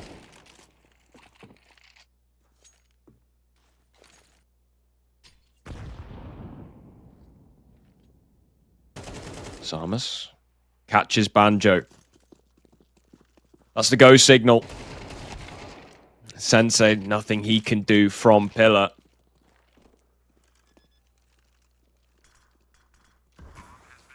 Might it be just a case of exits for Fireflux? Skunk does have Kevlar, which might be worth saving. Not anymore. Peeks in towards Vita, just Paz. 1 versus 4. He's going to go in towards mid. I think he might tempt. Going to pick up that rifle dropped by Nako if it's not been thrown away.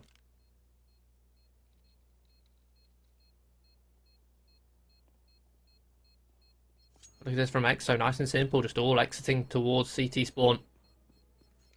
Not risking getting split up, caught away from the pack.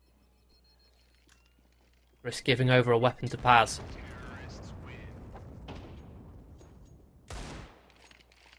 Oh, there we go, there's one. That's the AWP.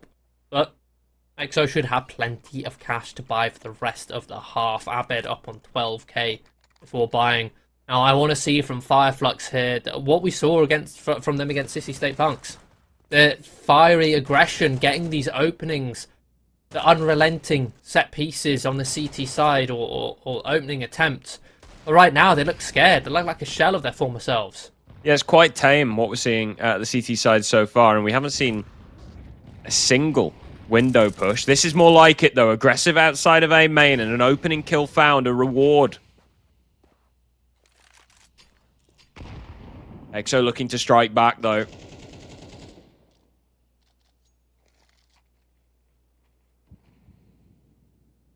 This is a beautiful read from Fireflux as well. Stacking 3 on this bomb site.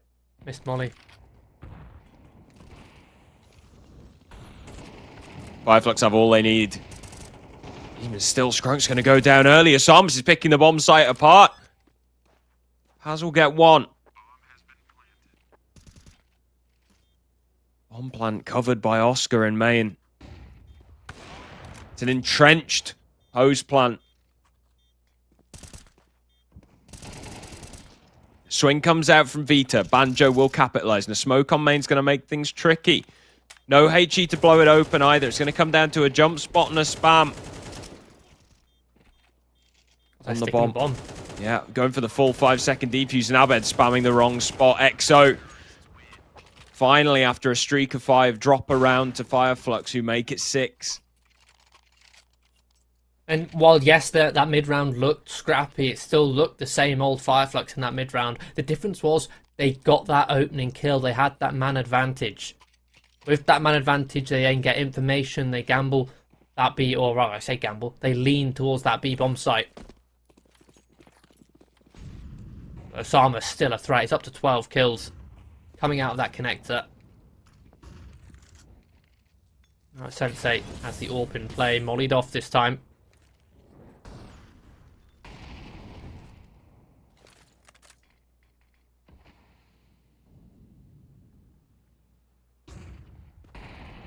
Flashed in. Flash. Banjo still holds.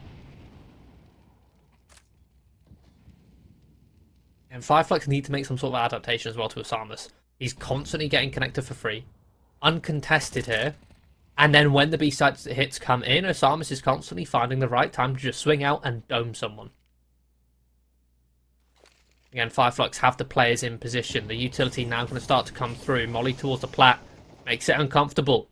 Osamus taking point. Will contact out. And there's the headshot straight on towards Paz. Skrunk tries to activate, but it's not clean. Another 2 versus 2 and Banjo low from the initial engagement already. Not a great look for Fireflux in this one, and Sensei's missing a shot. Bomb's still not planted. It's the one benefit that Fireflux have, but Banjo's going for the long rotation all the way through mid here. He's miles away. Yeah, this is a very long rotation, and the steps may have even been heard.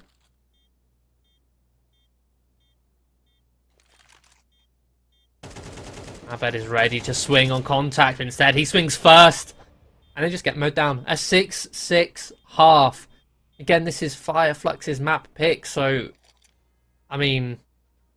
I'd expect a much stronger half from them, considering what we saw. They look like a completely different team to what we saw last week. And... after starting 5-0... Yeah.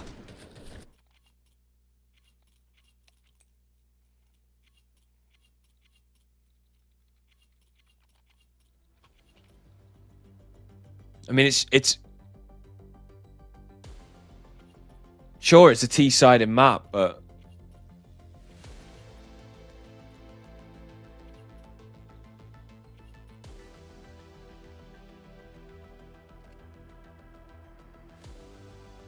I think it's more of a contrast to the Fireflux of today versus the Fireflux of, when was it, Monday?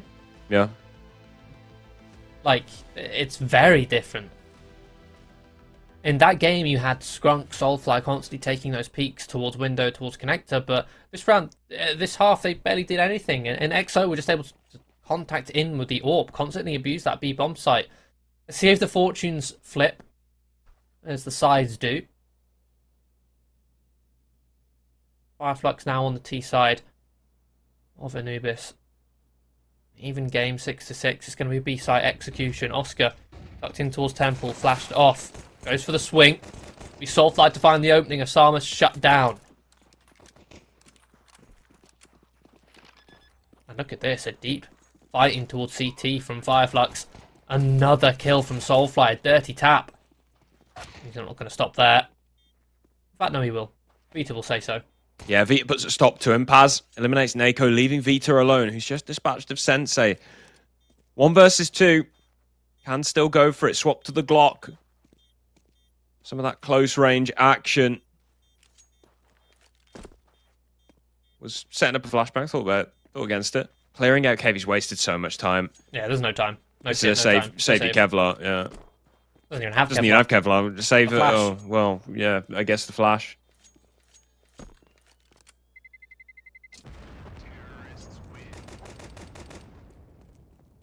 Might not even be able to do that. There we go. Fireflux get their lead back again. XO, by the looks of things, might be going for a bit of force. Oscar already investing into a Mag 7.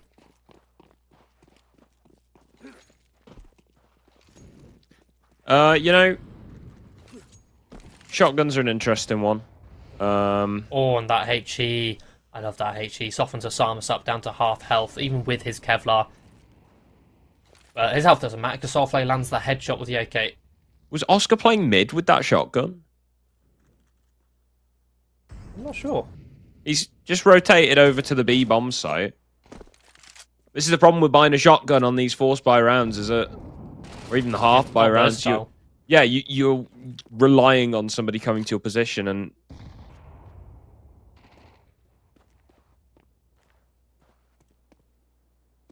it's really not looking too good. Oh dear. A single kill is likely all XO are getting out of this one, and there it is. Fireflux. Make it 8.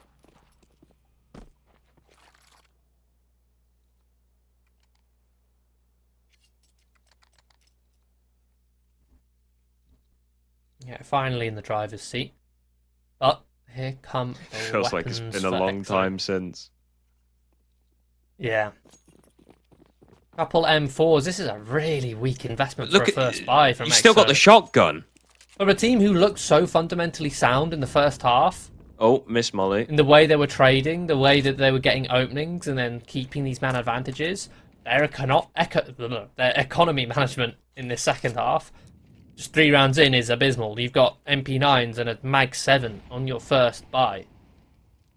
A Mag 7 on your mid player as well. He was mid. Why, he's your primary AWPer.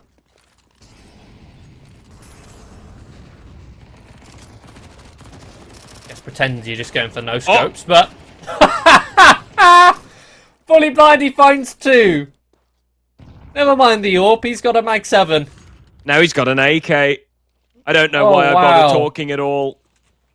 Oscar, Oh, of course. 2 with a Mag 7. I mean, was that the same bullet as well? The It might same have been. shell? I wish we could get that in the replay. I hope hope we production can. gets that one on. What Man have we, disadvantage. man, what And have we just seen? And how do Fireflux recover from that? They've got a man disadvantage. Skrunk and Sensei are very low. Well, Now I think Oscar's got the Mag 7 back up again. He's dropped the AK over to Osamas. I think the simple answer is you don't, right? I think they're just going to creep in towards middle, go for a contact play with these two players. Leave Skrunk outside of A, holding for a push. Then you use Sensei with slightly more health than Skrunk. Going first to bait so that Paz can trade. Information exchanged. And there we go. Oscar finds a third. Will be shut down by Paz. Osamas down low. Paz has to rush this bomb plant, but denied. Osamas wins the fight against the low health of Sensei. EXO get their first round on the board, and we look like idiots. We look like fools, Harry. I stand by it. Mag 7 sucks. The fact is, Fireflux went through a smoke and then got fully blinded, maybe even by one of their own flashes, and got doubled by a Mag 7. It doesn't shoot that fast. That's true. But Skrunk does. Boom! Headshot straight on towards Oscar. Man advantage, Fireflux with that kill, look to accelerate, pick up that AWP. Springing towards action. They then freeze. They've baited out the rotation. They've also baited out the utility. EXO have blocked them. Molly's smokes dropped to keep them from pushing, but Fireflux happy with that. Like, okay, we've now made you use more utility, and we've got information on your positions. We'll disengage with this man advantage, reset. Plenty of time to do so. They leave Sensei with this AWP to hold down middle, ready. The rotation ready for this proactive play from EXO. A 4-man peeking towards mid, but it's punished. Sensei ready for it. Oh, but he re-peeks into the exact same angle. That could have been the round done there, but instead EXO still have a glimmer of hope with that kill. 3 players convoying into this A-bomb site, and a lovely opening from Skrunk. Paz now looking to be thorn in the side of EXO and prevent them from saving their weaponry. I love the confidence from Paz there to just go in towards B main and say, look, you guys are just going to win the fight. You guys are going to win the round. You don't need me to win the round. I'm here just to get the exit kills, just to stop them saving. Now, might not be able to stop Osamas, but he's looking to go on a flank on towards Vita. I think Vita might be able to get around the corner in time. No, he doesn't. It was close. Now just Osamas. The CTs haven't had the opportunity to build their economy. I think they only had 2, maybe 3 players surviving on the last round. Osamas gives away his location, hunting Banjo. Fireflux will start to circle in. And Osamas won't get away. So weapons removed. From either side, to be fair, that's a lot of damage that Osamas was able to do to Fireflux. Going to be another compromise buy for them. Missing some utility. I say that, AKs have been dropped over.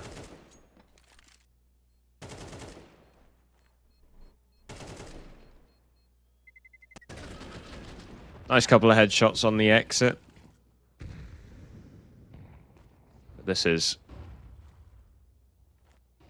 well, this is an eco-eco. This is very eco. Couple of upgraded pistols. That's it.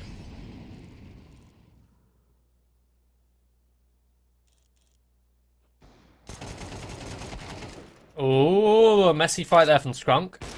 Gets him down low, but fortunately for him, Sensei is just being fed. They peek one by one into him. And Fireflux do get themselves up onto double digits, up onto 10. They're looking much more like the Fireflux we wanted to see in the first half.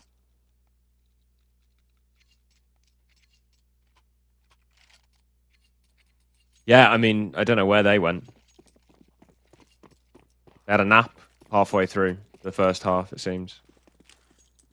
starting to come back to life now, which is what we want to see. Like smoke on main. Oscar fully flashed off. This is so aggressive. Sensei combat AWPing. He's found a double. That's the A-bomb site open for business, unless Asamas build a brick wall. The ruins of A. Scrunk eliminates Abed. Asamas is an island. He's got no support. He's stuck in CT, and now he's dead. Vita, 1v4. Fireflux turn up the speed.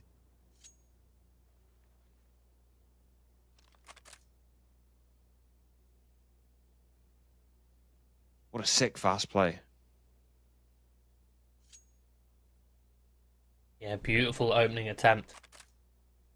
And the layers into it. In case EXO were going aggressive themselves and towards A main, Fireflux had that flash.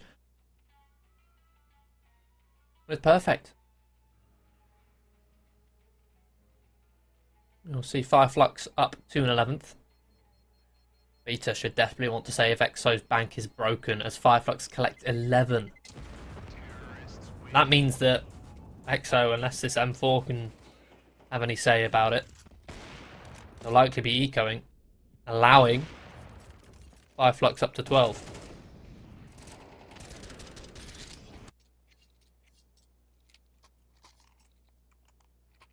They've managed to squeeze out a second M4. This is a really strange buy. Nako's forced. Vita has forced as well because he's dropped over a weapon. You got one player who's eco. What? Abed's ecoed, everyone else is forced. This is strange. And Oscar with the Mag 7 back out again. On the B-bomb site this time, going for shenanigans. Asamas is dead already in mid. A wild spray. Nako's now going to try and search by the looks of things. Soulfly finds nothing in connector. And he pops the smoke open. Oh, the Molotov's going to force Oscar forward. Nothing you can do there, pal. And he opts to burn. Soulfly gets info on the player tucked towards jail. Banjo holds for Nako's reactive push. Fireflux a minute on the clock. 5 versus 2. And they know this player's tucked in towards jail, but they don't do anything about it. Paz, a messy spray. Gives EXO an opportunity. They should just be trying to secure this A-bomb site. Instead, they're trying to lock EXO in. But in doing so, they're still spread thin. That allows EXO to isolate fights. Unfortunately, it's now just Abed, as Vita has fallen. AK picked up. Step made in towards connector. You can see the mini-map, the shuffle, the rotation comes through. Soulfly just walking to Abed's crosshair. Abed is locked in. Fireflux want to remove every weapon they can, and Scrunk will be the one to do so. Puts himself up onto 21 kills. And considering Soulfly is the one who started this map with the hot hand, it's been Scrunk really having the big moments in the sort of, you know, past the halfway point. And even on the CT side as well. Yeah.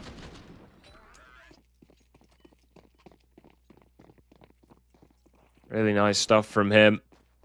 EXO now have to force up.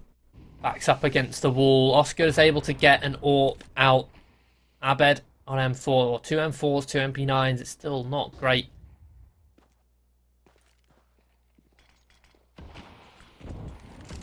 Smoke deployed. Sama shut down in towards middle. Scrunk a solo 1 versus 1 fight taken, but with such great force. Oh my look God. how much ground he's taken off the back of it. Should be able to catch this rotate, surely. Vita expects it? Well, yeah, he would have heard the steps coming in. As Vita went through the cave rather than up over the ledge in CT. Would have heard Skrunk's steps, or at least another player would have. Or anticipates the push to come through. Temple smoke. It's going to be a B finish here for Fireflux. Setting themselves up. The flashbangs are beautiful. Blinded off on the plat. Soulfly goes fighting. Banjo combines. 2 players remain for EXO. It's Oscar and Nako. Against 4. This B-bomb site is locked down. Nako's been spotted. Or the arm. That will come through. There's even a double swing. Potential. Not by Nako just yet. So I have to go for it, but there we go. Nako reveals his location. Trade comes through. It's Oscar to retake with an AWP in hand. 1 versus 3. Odds aren't good for him. There should be Fireflux all day long. Reveals himself. Sensei misses the shot. Ooh. There's a second from Oscar. Suddenly, this is doable. Banjo just needs to live. Just needs to live, and he will do exactly that. It gets close. Fireflux do take it 13-7 in the end after, well, I mean, EXO just couldn't get anything going on the CT side. Yeah, no, the first half was a little bit disappointing from Fireflux, but that second half looked much better. You had Sensei, Skrunk finding so much impact with their openings, and yeah, the back foot, the CT side just wasn't enough for EXO. That'll be Anubis being taken, the map pick of Fireflux, and we'll be moving over to Dust 2 next, the pick of EXO. Sandy maps, we'll see after the break.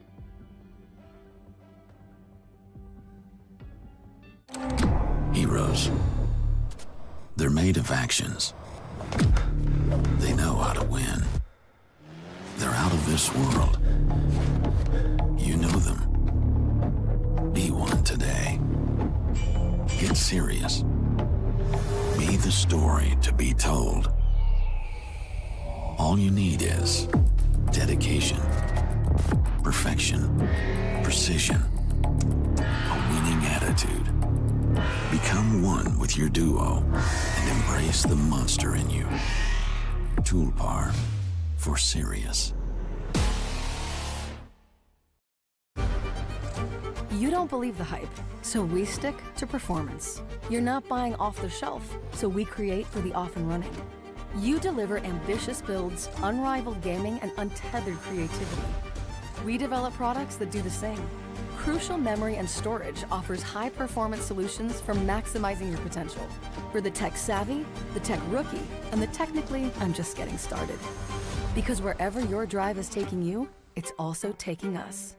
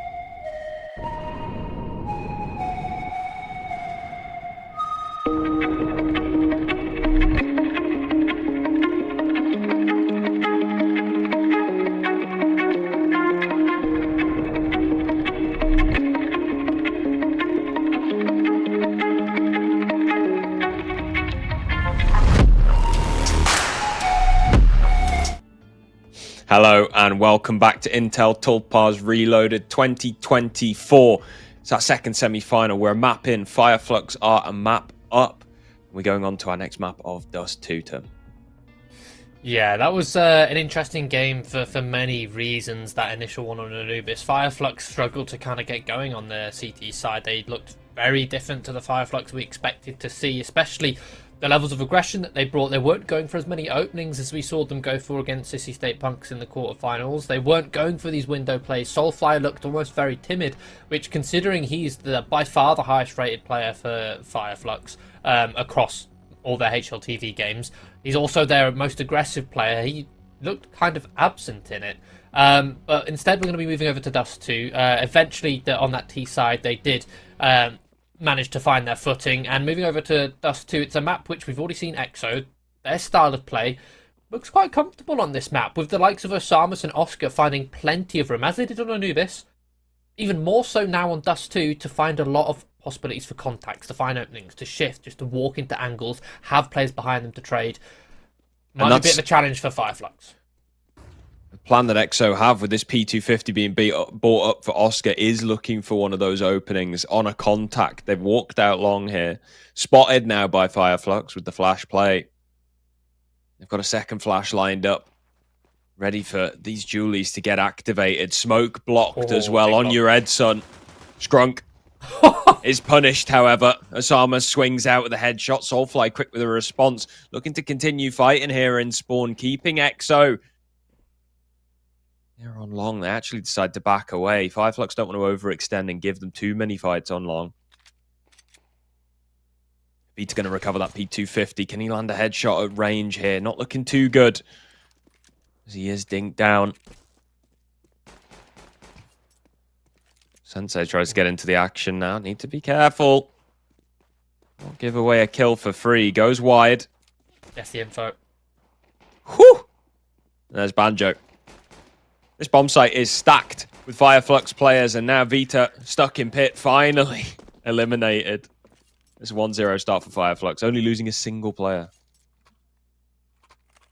Yeah, I think this map is going to be very influential based on the 2 stars on either side. You've got the entry rifling components of both Soulfly and Osamus on either side, and then you've got the 2 AWPers of Sensei and Oscar. As I mentioned already, Osamus and Oscar are on the EXO side. They will love to just contact into places. This map really lends heavily to their play styles, to their strengths as star players.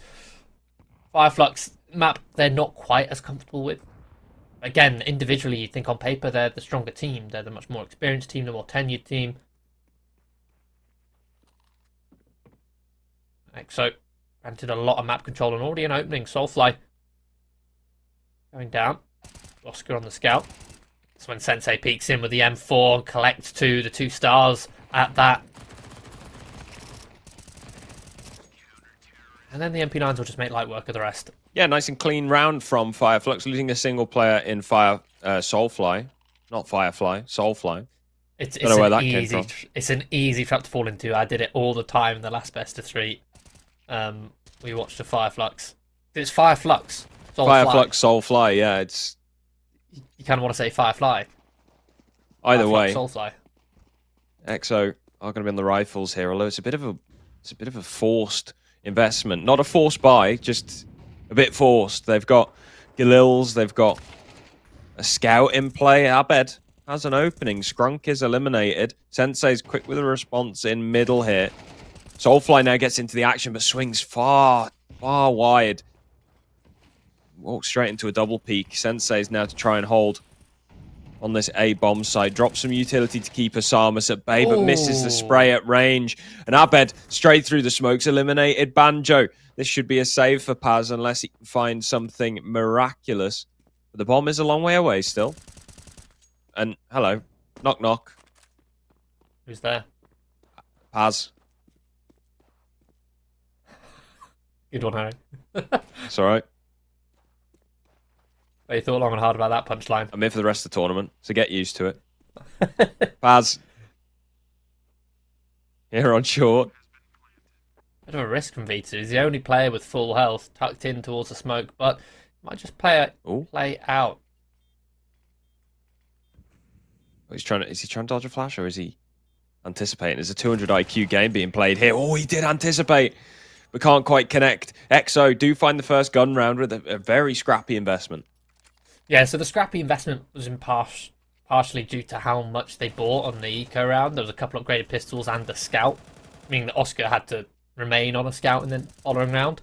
But those kind of buys are fine for EXO because that's exactly their playstyle on Dust 2. It's so contact heavy, so util light. It's walk into fights, maybe use a little bit of utility to help you with the openings, but walk into the fights, take the angels, and then at that point just trade out, guns out for the rest of the round.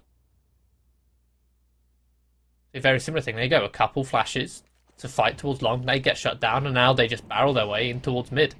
They don't use utility to clear lower tunnels. They don't use utility to flash any potential riflers up off short.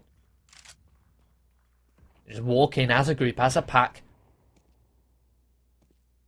making sure that everybody has their guns out so that they have the possibility of trading.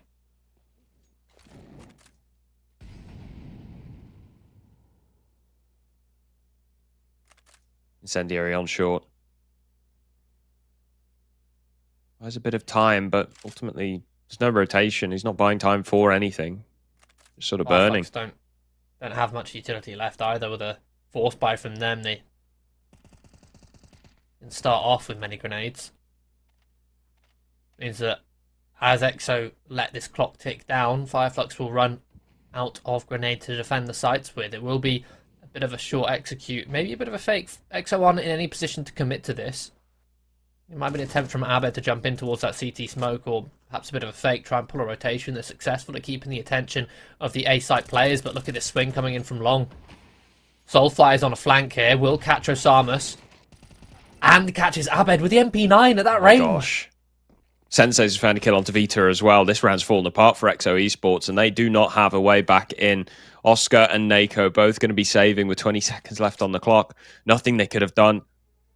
As soon as their teammates go down on the entrance to the bomb site, that was it. That's the aggression we want to see from Soulfly. He did not wait a second. As soon as he decided to go for that push, he just held W. He sprinted straight at them with an MP9 as well at that range on the flank. To get 2 kills, wild. Puts Fireflux back in the driver's seat. Not only that, they've almost reset EXO. They'll still be able to invest a couple rifles here. 2 AKs, the one saved M4. Tech 9 on a scout on Vita and Oscar, respectively. This time Fireflux have utility to play that time game.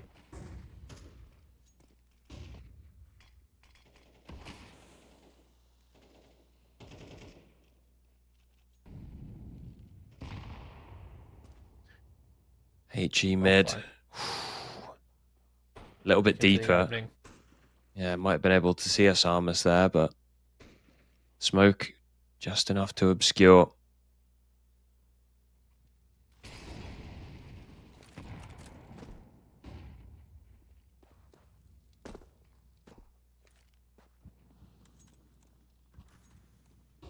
Short taken by EXO. Fireflux. Deploy a little bit more util to keep them at bay. Samus. Headshot straight on towards Paz. He's so clean, such a deadly threat, and after that kill they accelerate. But the counter flashes are good from Fireflux. It separates them, splits them apart, allows Scrunk to pick off the first. The danger man of Osamus down. It's now on his teammates to try and finish this off. Yeah, the rotation just a little bit too strong. Nako coming on a flank, tries his hardest, but it's Soulfly and Scrunk to team up. 2 kills apiece. Lovely stuff from Fireflux, and that should be the money broken now for EXO as well. Be Tech 9s, a couple of up, Deagle, 250 maybe. Certainly no Mag 7s, I hope. Not on this map, that's for sure. No lower tunnels on CT maybe. Yeah, it does have the spots, but that's one and done. Speaking of one and done, Soulfly caught jumping, not anticipating Oscar to have sprinted all the way up catwalk. This is something which EXO are doing a lot already. You can identify within the last 3 or 4 rounds that they take mid control uncontested. They have no fear at the start of the round, just running down to the bottom of mid, running up towards catwalk. Fireflux probably aren't expecting it, because a lot of teams you see nowadays on Dust 2, they take their time with utility, clearing out mid, making sure the CTs don't push in towards lower tunnels, for example. Tech 9 almost finds Sensei. Sensei does manage to. Eventually. Paz with a HE keeps it into a 2-on-2. But a lot of damage has been taken by Fireflux out on long. They've conceded a lot of kills. Yeah, weapons can be picked up. Nako, despite being on such low health, can find the sniper. And Joan Paz will just shift in towards short. Decent potential on this post plant for EXO. Especially with his AWP towards long, it'll now set its sights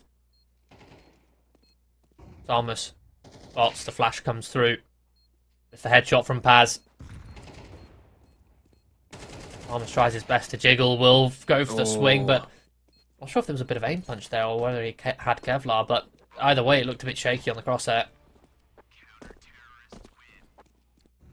Yeah, 5-1. Yeah. But it was a heavy reinvestment on a couple of the players. They'd bought down to 0. I'm curious to see how that's affected the overall economy for Fireflux. They have been able to pull out another buy. A couple of pieces of util missing on Banjo, but they're all right. What I want to see from Fireflux is be a bit more disruptive in towards mid. It's hard, obviously, with Oscar posting up like he is now on towards Catwalk. But so far, EXO take mid completely for free. They even take lower tunnels for free with one player. That's such a risk-heavy point. You could very easily, if you're Fireflux, get a player in towards lower tunnels and isolate that lurk from Vita. I know instead, 1 minute 30 on the clock, and EXO are already at Xbox, having invested very little util to actually take this map control.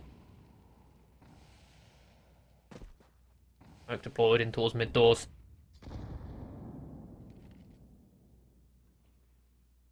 HE going deep.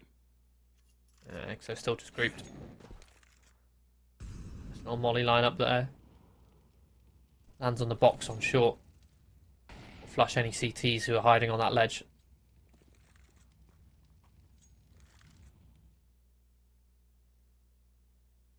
Soulflight playing the headshot position on the mini ramp. Skrunk is going to take a bit of damage in mid, but crucially stays alive. Get some information. It's another contact up on short. Soulflight will take those all day. Walk straight into his crosshair, and he will pick up kill after kill. Needs to be careful, though, as Oscar is going to wipe him out. This rotate's been so slow. Nice HE from Paz. Needs to stay alive here on long, though. He's the single point of defense. Skrunk jumps up. Paz activates. Sensei comes in with a frag. Abed needs to clutch up. And there's still 2 kills to find. Got 1 to his name already. Gets into Gandalf. And Swing there we go, comes the through. Steps made. Steps made, baits out the swing. Low HP, Banjo finishes them off easily. Fireflux up to a 6. But again, this is EXO's bread and butter of Dust 2, is these short contacts. Whether it's Oscar with the AWP or Osama's taking point with the AK, they just love walking up short with these fights. And EXO, yes, they're winning these rounds, but they are close. They're giving EXO an opportunity into them. Yes, obviously Soulfly is not a player you really want to be contacting into. He's very skilled with his aim. You can't simply walk into into Soulfly. You certainly can't. There's a double. There's the aggression. Players in towards short. It's perfect. Because again, EXO have got this full sense of security. This is a full buy for them. Thanks to that bomb plant, they guarantee another investment. But yes, EXO have the confidence in taking mid for free time and time again. And because Oscar posts up from suicide from the top of mid, he can spot that nobody goes in towards lower tunnel, so Vita can take that for free. But you're still exposed to short as you're going towards tunnels, and Oscar doesn't have information on that.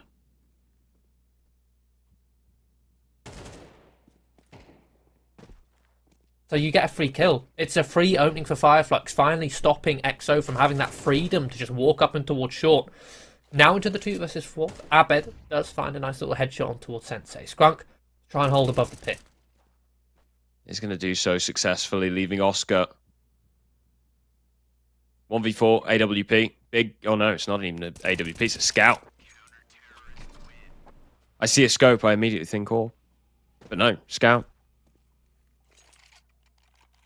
This is looking pretty tragic at the moment for EXO. Who was it in the quarterfinals that we kept jinxing back and forth? I feel like it was one of these 2 teams.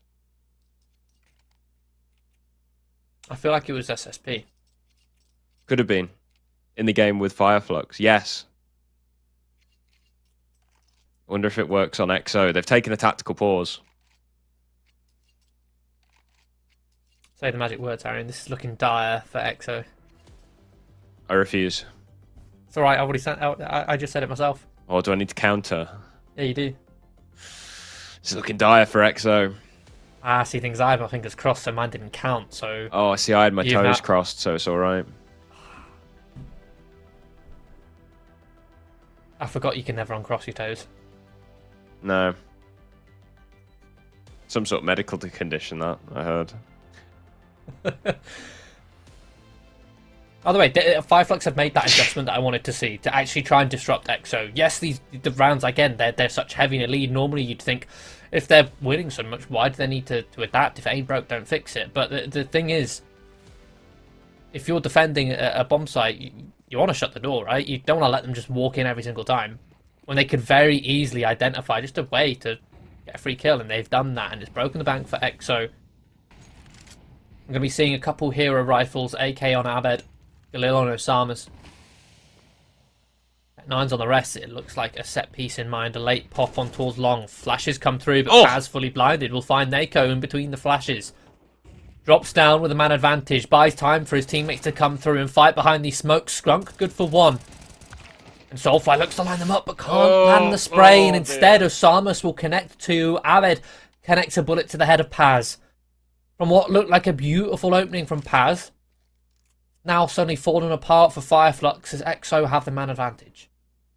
Messy gunfight. And EXO do, yeah, come out with a man on top.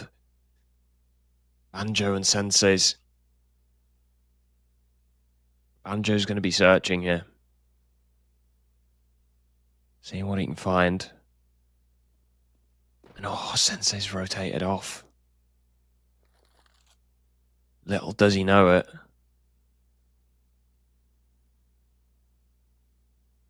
If he'd have just held position, EXO would have walked right into his crosshair, but instead, Fireflux, hard holding long.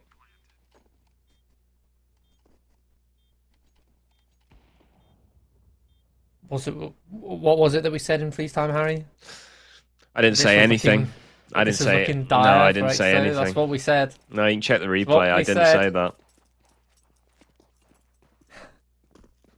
And now, as soon as we say that, EXO win a round on kind of a half bite at that, just 2 hero rifles.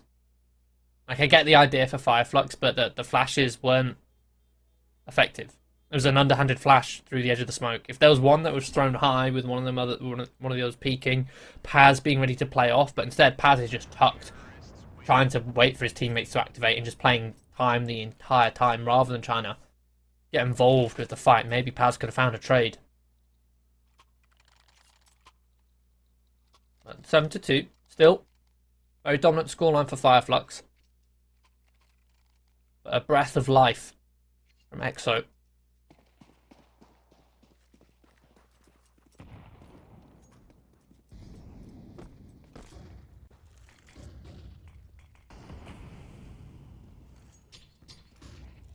Ooh. Interesting smoke on long. Actually gives Nako a bit of vision underneath it. That's a CT smoke. Regardless, EXO can't capitalize on it because Fireflux not playing long this round. They're going for a bit of a jiggle setup here, playing the riflers on the CT threshold.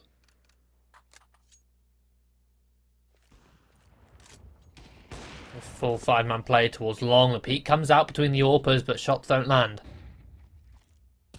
Beautiful counter flash. Sensei, this is such a risky angle because Oscar could peek his head up at any point on the pit, at any position. Could be on the left side, the right side, the middle. Crosshair placement can't be perfect holding that as Sensei. Oscar can get a very good estimate as to where he's sat. This time it's perfect. Much safer angle from Sensei, catches Oscar trying to peer above the smoke. It's a perfect bait from Fireflux. It's the exact reaction they expected from Oscar, dropping that smoke. Anticipate him fighting above, but Sensei gets the angle first. They still held. This crouch underneath the smoke. Spotted again. Osamas falls. What is Skrunk? Skrunk was at car. He was at car. He was exploring. And he does get punished. But Sensei's still here with the angle. Smoke will now expire. 10 seconds left on the clock. All they've got to do is hold them off for 10 more seconds. Nako's going to eliminate Sensei. Nako with another, but Banjo cleans up with a double of his own. Fireflux, 8-2. I hate to eat it from Soulfly there. Actually got a kill. Fair play. Fireflux respond in kind. Only losing a couple players. It's still profitable for them. They're still able to get a healthy investment. 2 rounds left of the half.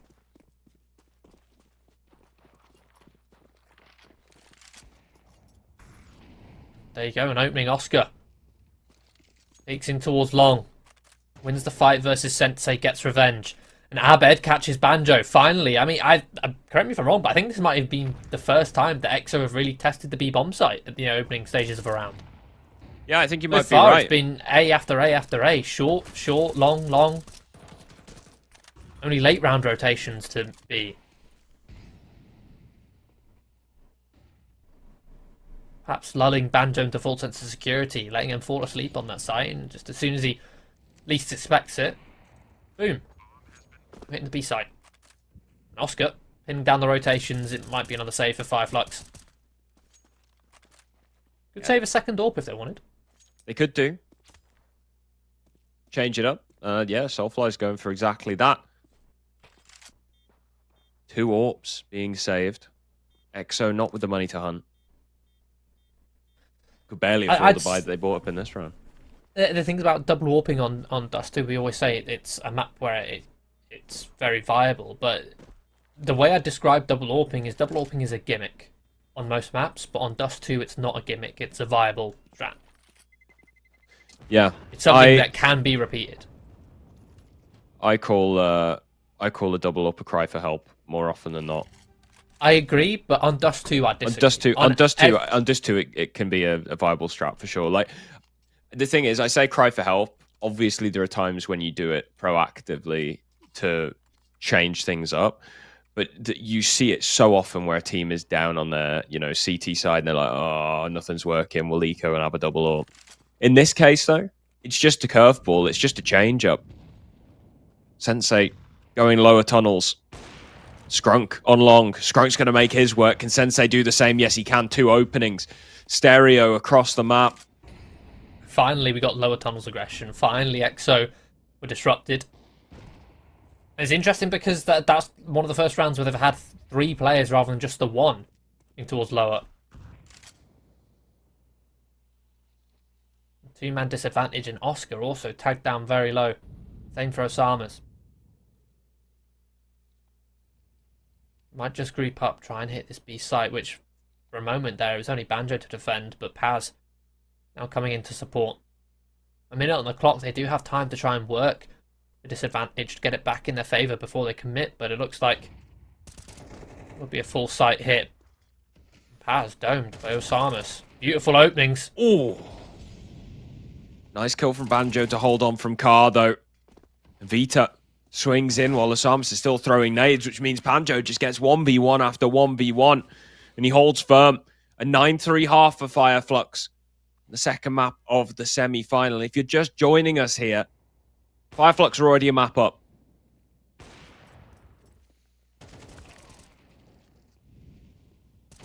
Yeah, after a close first half on Anubis, Fireflux then laid down the law on the second half, and they're continuing that momentum here on Dust 2 with a 9-3 half on their CT.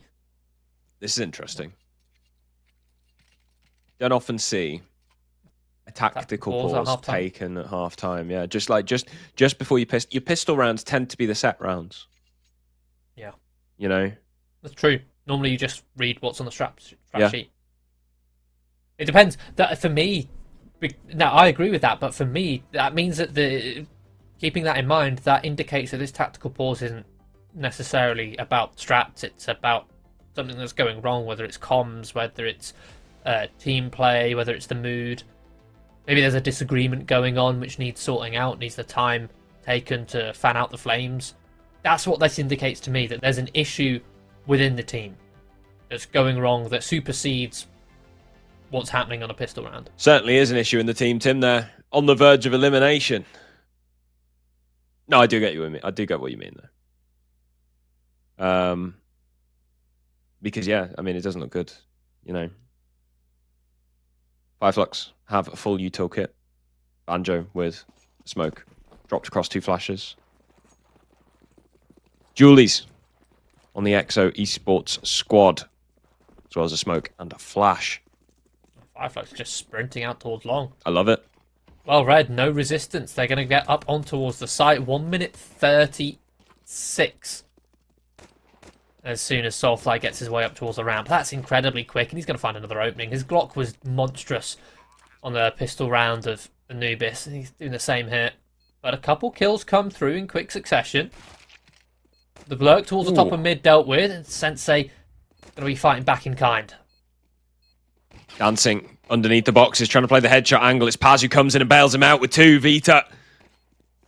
1 versus 3. How much can you really do here? Not a lot at all. Taps. Double digits for Fireflux, up to 10. Perhaps an anti-strap, perhaps just a read, perhaps just a gamble play, but a sprint in towards long met with no resistance. They can save their util for the cross. Some good fights, coordinated. Some nice shots as well with those Glocks on the site, stopping EXO coming up towards short. EXO going to be force buying. Couple Deagles, couple MP9s, a 5.7. Fireflux will look to go for a bit of a default again. 3 towards tunnels, 1 towards the top of mid, 1 towards long. Start to converge with the smoke on the doors. Util to try and keep EXO at bay.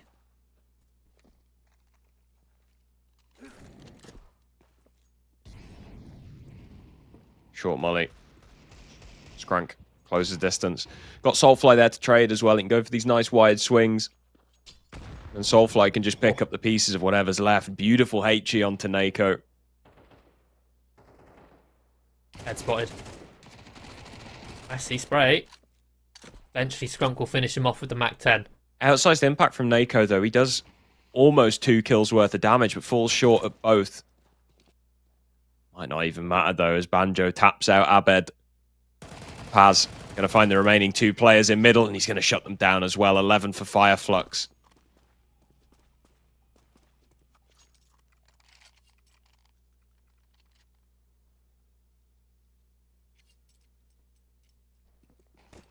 And now what do you do? Closing in on victory. Closing in on that grand final. It's almost a foregone conclusion, but I mean, EXO, they're not completely out of it just yet. We saw an 11-1 comeback. Yeah, the thing is... Okay, I was going to say they're not allowing themselves a buy. They're not, really. They're not allowing themselves a proper buy, a full buy. That said, it might be one of the half buys. The economic decision-making on EXO also came to bite them on Anubis. They did the exact same thing after... On Anubis, it was after a decent half as well, a 6-6. They then went for a scrappy investment, which compromised their first full buy. I mean, here, at least they're going to go 1 for 1. Find Banjo. But Drunk, fully blinded, will trace Nako.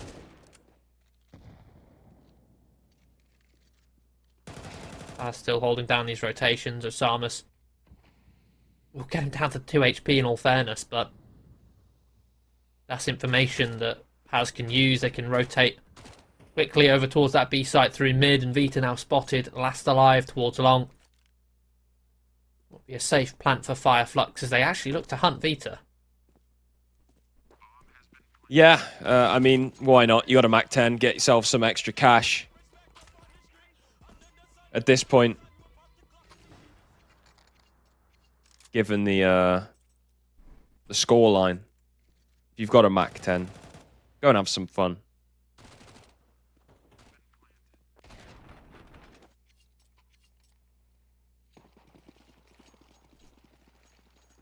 This could be the final round of the semi-finals. EXO finally have a full buy. Oscar with this AWP. N4's in play, but it's such weak utility. HE util will be enough to finish off Scrunk. Get an opening kill. A man advantage for EXO. Make it 2. Oscar on his lonesome towards short, just goes for a peek towards lower tunnels and finds Paz. I'm not sure if he spotted Soulfly. And Soulfly is just going to continue to trace the steps of Oscar. Full rotation, 3 towards long. Fireflux may find the timing. No, Oscar back towards car. Spots the edge of Soulfly. That's another kill.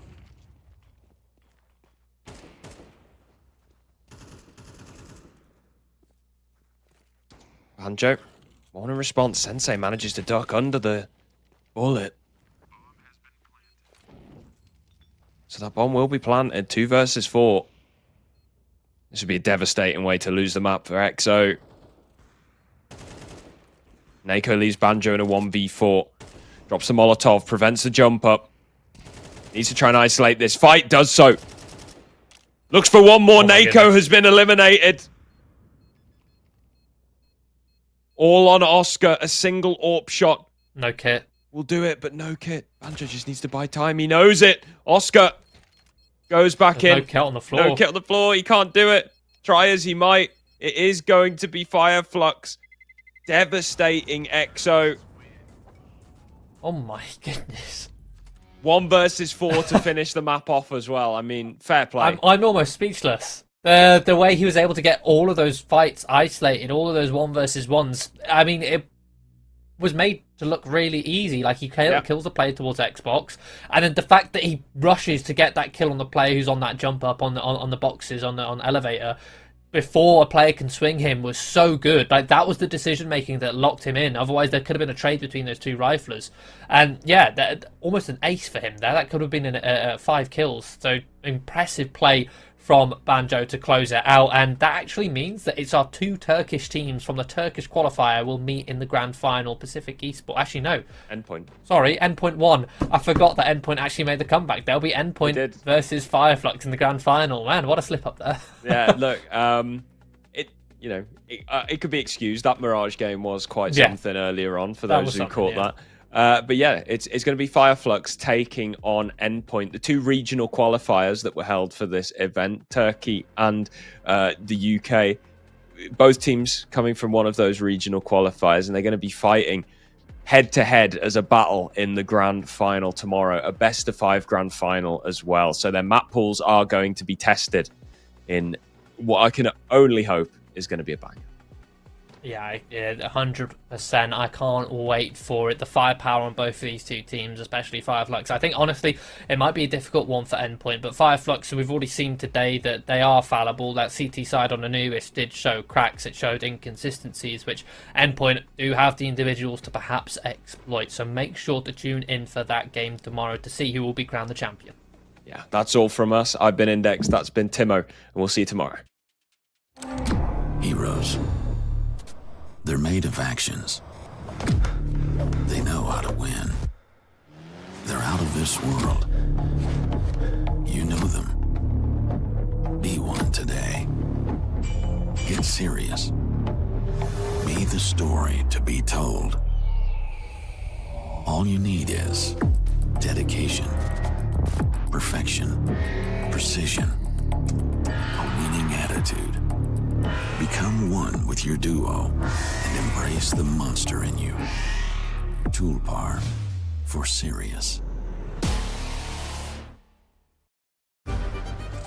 You don't believe the hype, so we stick to performance. You're not buying off the shelf, so we create for the off and running. You deliver ambitious builds, unrivaled gaming, and untethered creativity. We develop products that do the same. Crucial Memory and Storage offers high-performance solutions for maximizing your potential. For the tech-savvy, the tech-rookie, and the technically, I'm just getting started. Because wherever your drive is taking you, it's also taking us.